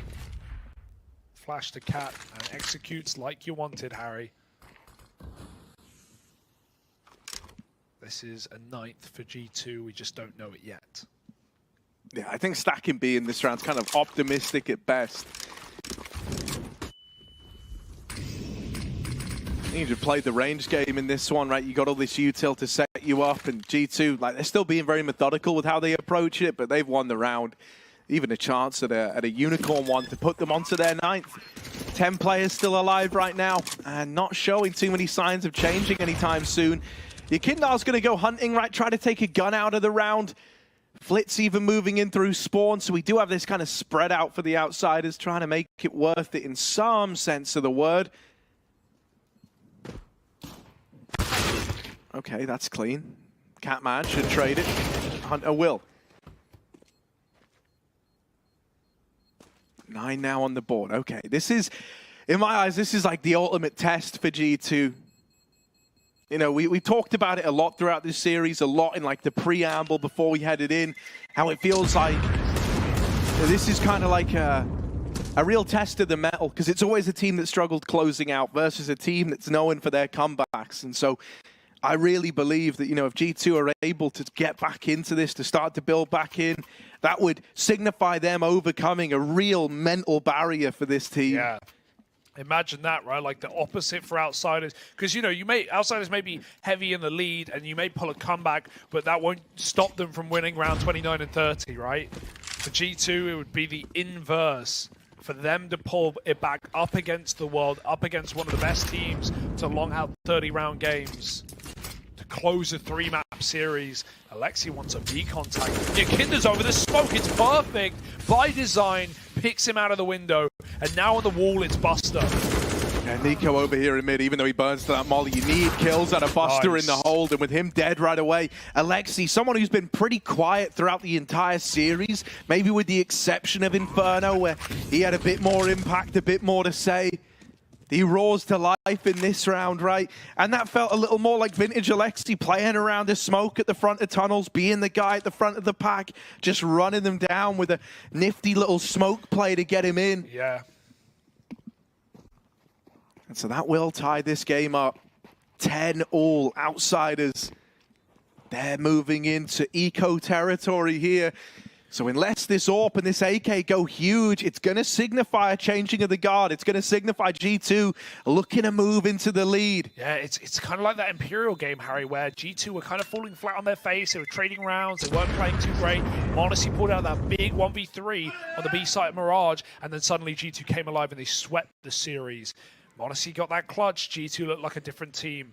And, you know, even though their fans deserve health insurance paid by Ocelot just for the heart attacks that G2 have given them over the years, at the same time, even more credit, even more props to G2 if they can pull this one back from what looked like a flat third map and close it out. 10-10. Well within reach, money advantage, 2 guns saved. Should be G2 onto another.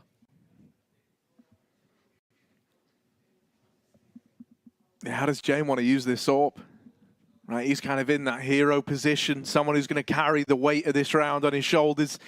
Does he want to get involved early? It's not really what you think of when you think of Jane, but there are ways they try pull him into this, right? Whether it be kind of cap boosting. He's actually got an all right spawn for middle by the looks of things, so could try to challenge Monacy, who has been attempting to catch players crossing.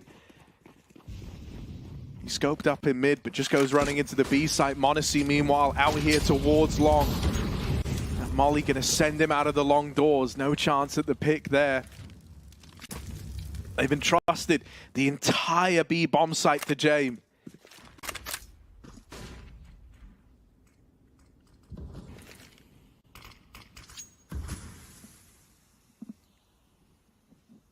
Even if you get a late activation from Hunter, right? While Alexi had that big impact round on B, if Hunter can come in with some multi-kill rounds up on this A site, suddenly you're cooking with gas, suddenly you have a little bit more in the tank.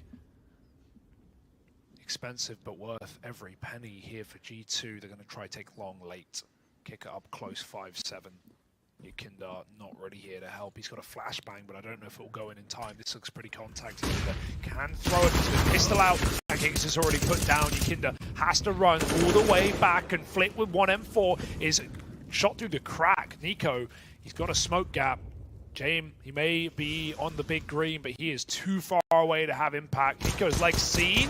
Buster can't close it. Nice shot from Nico. Opened up this A site and won G2 the round they must have. Yeah, this is just a save on the AK and AWP. Outsider's going to try run it back in the next. G2 up in the lead, and they get here flawlessly as well. It's, you know, keeping 5 alive matters a hell of a lot to them right now. Just looking to set themselves up for the remainder of regulation with money now getting made. G2 are in a really good spot, nice. Even removing this attempted save of the AK. James going to be a little bit harder to flush out, but they are still looking for him.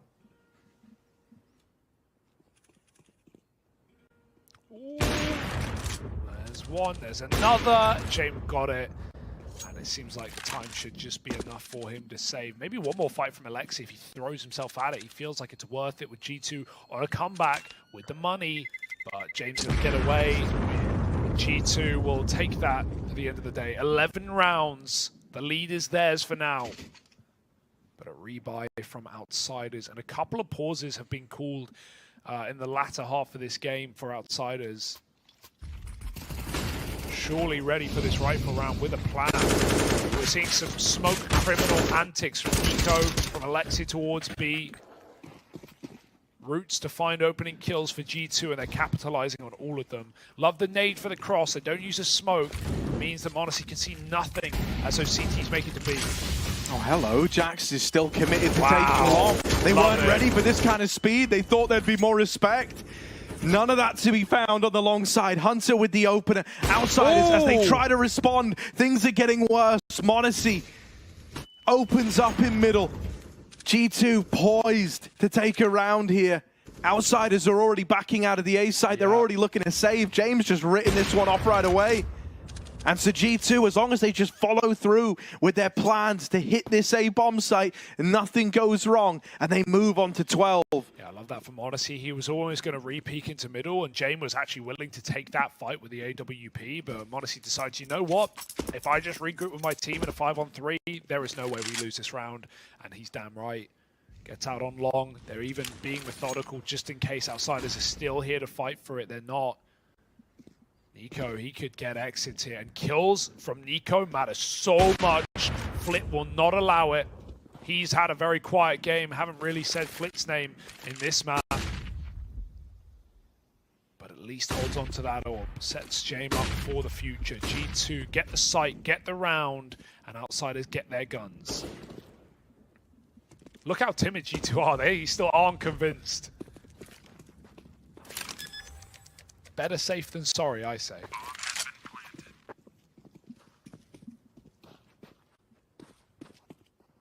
It's scary though, man. Outsiders are saving in a lot of these moments, right? They're keeping guns into the next, but you know, you can save all you want. If you're not putting a round on the board, eventually it's all for naught, right? This entire round hinged on a crucial fight, getting one out over towards long by G2, and m0NESY picking another in middle. If that's all it takes to force the outsider's hand into just writing a round off, doesn't bode too well. G2. It's also Hunter, right, who opened it up over at long, who's had a, by his standards, criminally quiet map here. Yeah. Ever since G2, or ever since m0NESY won that 1v2 on the A site, G2 have not lost a round. 5 in a row. The young gun inspires them. And G2 do right by that clutch. 5 in a row. On fire. 12-10. Another buy. Lots of saves, lots of money, lots of chances, but G2 keep coming in with something new every single round. That long play was lovely, and it's forced a bit of a reaction out of outsiders. They have to play it, they have to take it back, they have to be ready for that attack. 3 players start A site. They realize long's clear, and G2 wanted to punch B. This is a massive B lean, and like, Buster's in a spot where going 1-for-1 really isn't enough. He's peeking it wide. That is really ballsy. Could just get caught with util out. Yeah. They're coming through that, bud. Yakindar with the first. Buster goes unchecked. They weren't looking at him, but still a one and done is all the best he can muster. Rotates coming in through middle. James at the window with this AWP, hoping that someone gives him an angle, someone gives him a fight. Nico is late up short, coming in on a backstab as well. Trying to be that insurance policy, and if he drops in all the attention right now... Oh, hang on, they are looking back. KitKat seems aware of this possibility. No, still, it's so timing-based, and the longer Nico waits, the more effective this is. They're not considering it. They will turn. They've spotted him, and they do get that trade. 2v2. Half the time ticked off the bomb now. Smoke in the tunnels. Gonna knock out m0NESY, gonna lock him out of the round. He's got to come through that, play ahead of it. Hunter holding the window. This is a must-win fight. He's now been spotted, but there's so much time ticked off the bomb. Outsiders cannot attempt this. They're saving again. Ooh. They just about get away with 2. It's 13. G2, another round. The B play works wonders. I can't believe these T rounds, man. What a clutch out again. Alexi, he kind of saved them with the calling on Inferno, right? We certainly weren't happy with the way the Vertigo went with some of those CT rounds, some of those retakes, but the T side of Inferno was excellent, completely countering outsiders on their home map, on one of the best maps that they play, and now we go to Dust to a 50-50 middle ground, and Alexi's just spicing it up every single time, exploding long, exploding B, not respecting this defense, and forcing Anchors to go 1-for-1 in rounds like that. It's all G2 ever won. Thank goodness Nico takes as long as he does to drop spawn, because outsiders were almost ready for that reaction. If they got that 3-on-2 onto Nico, they absolutely win that round. But he at least thins the herd yet again. 6 now for G2. With their back up against the wall, they fight for it. For survival in this major. Long take again. Flit's here, and he's got to put on a show, or at least live. Out he goes. Nico's up cat. They have no idea, but a missed shot, only damage to James, gives outsiders a second chance at life.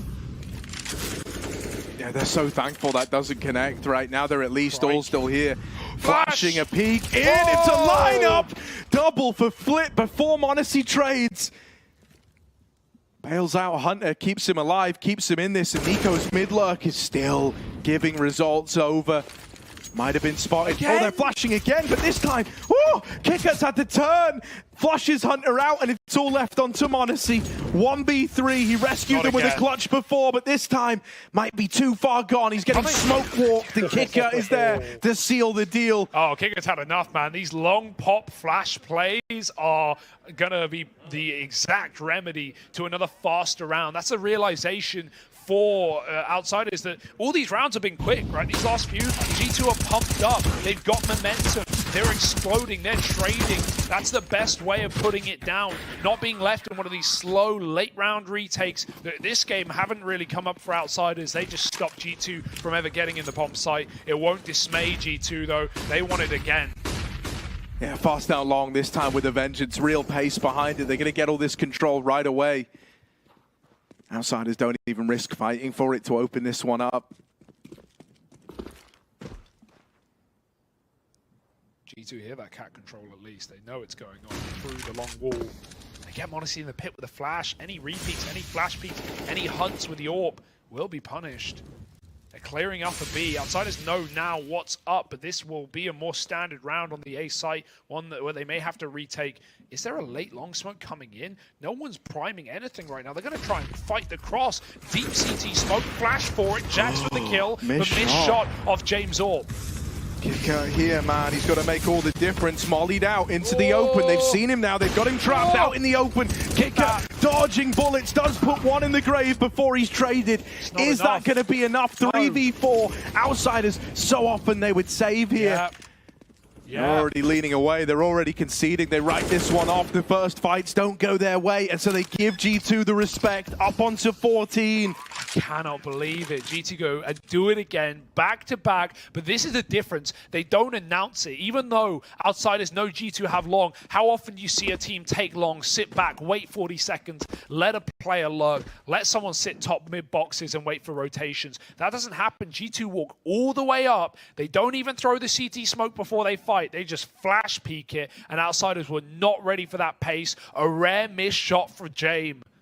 And that could have been a 5-on-4. That could have been an even odd retake for Outsiders, but sometimes you only get 1 or 2 chances to save your round. And if you miss those chances, G2 can pound and find 14. Perfect call again.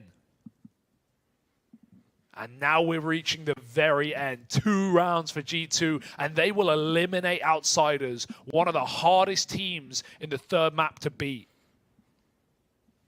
And this would be them like really overcoming that mental barrier that we've set up, bro. Like I don't know, like I didn't have this coming through. Like, Outsiders had this lead, things were looking good.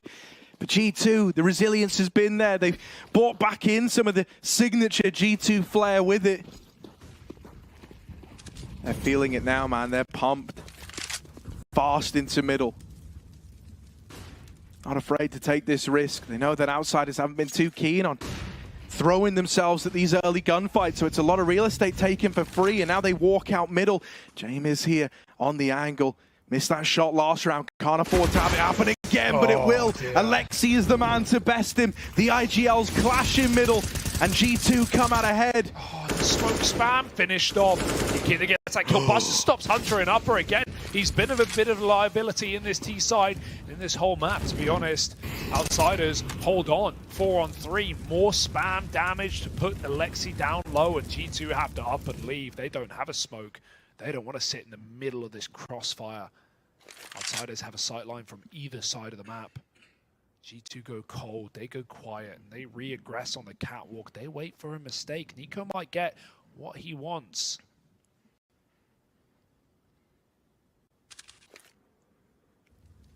Oh. It's going to go default. Nico does get your Kindar in middle. They can go back. Are they going to try and go back now into the B play? They know they've weakened it, right? They know it's only Buster there. Kick-up feels the need to take a swing, and Monacy's going to double up. It's only Buster left. They know he was B-ward bound, and so with Nico waiting in middle, that kill is sealed. G2 onto 15. And dude, it's so rare to see Outsiders be the one to feel the pressure in moments like that. Yeah. But they do. They feel it. Yekindar was caught swinging middle. Kicker then gets a little curious as to what's happening on the catwalk. And it's that fight, this swing, Monacy with a big double that makes all the difference. And James again with that missed opener. This is not a guy who falls under pressure, but right now he is. And Alexi, who's been stoic all series long, big smile on his face, feeling invincible right now. It's the unlikely duo that we never thought would come together of Nico and Monacy, high-fiving, and 5 kills between the two to close that round and put G2 on match point. One more, 4 chances. Outsiders have been here before. They've longed this one out. But G2 are looking invincible on this T side. Yeah, I mean, but dude, it feels different. Like G2, they look determined. They feel ready to win this. They want to keep competing. Outsiders, they're the ones feeling the pressure. We're getting missed shots from James, so much so that Yekindar's even feeling the urge to pull out the double AWP here.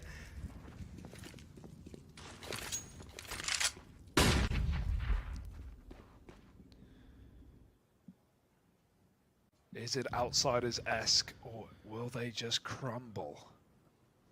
This second AWP is up a B. It's a really nice angle, but no one's fighting it. Hunter's tucked in safe. He at least knows he's not going to overplay his hand. G2 are taking catwalk in the meantime. They have all the map in the world. There is no gap. There is no room for aggression. G2 just being as methodical as always. Pushing back a potential AWP on catwalk. Yekindar still holds stalemate. James sits at the back of the bomb site on A. And rarely do games come down to the captain with whiff shots off these saved orbs, but this one also can't afford to be that. He's holding for a boost up. Nico's got his gap under the smoke again. He's found kills from this before, but no one's crossing back from long. Flit waits for a lurk, and James needs to go berserk. Yeah, this guy might be... Oh! Nico's dropped in. James will trade it. It's a big 1-for-1. He composes himself, but a second man's moving in. Alexi concealed behind this smoke, and James got no idea. The rest of G2 are launching him into B. Ah! Oh no, that whiff for Alexi. He's going to get out alive at least. They try to go B. Missed shot from Yekindar's AWP. Out through tunnels. Hunter in pole position. Flashes go in. They leave everyone blind. Outsiders, it's all on Yekindar to try hold the line. He's overran. Flit and James now on for the retake. 2 versus 3, bomb down, around the Outsiders would have normally saving. They've now got to attempt. James might be great at saving AWPs, but now he's got to save the game. He's got to save their chance at the major. Holding for a re-peek at the window, not given anything yet. A lot of time ticking off this bomb, and as they go in, it feels like it's all coming unraveled. It's all coming unstuck. G2 turn it around. They keep on fighting. And Outsiders, it's the end of the line. They fall 1-3 out in the legend stage. They're done. Unbelievable T-size today from G2. You can't doubt them. That was the way they got into these series. It was the way on Inferno. It was an incredible first half on Vertigo, and they shut it out with a Dusty Musty to close. That is a sigh of relief. It felt like Outsiders had done enough, that they were the ones capitulating this G2. Agree, they probably should be given the championship level that we expect of this team, but we've not really seen at this event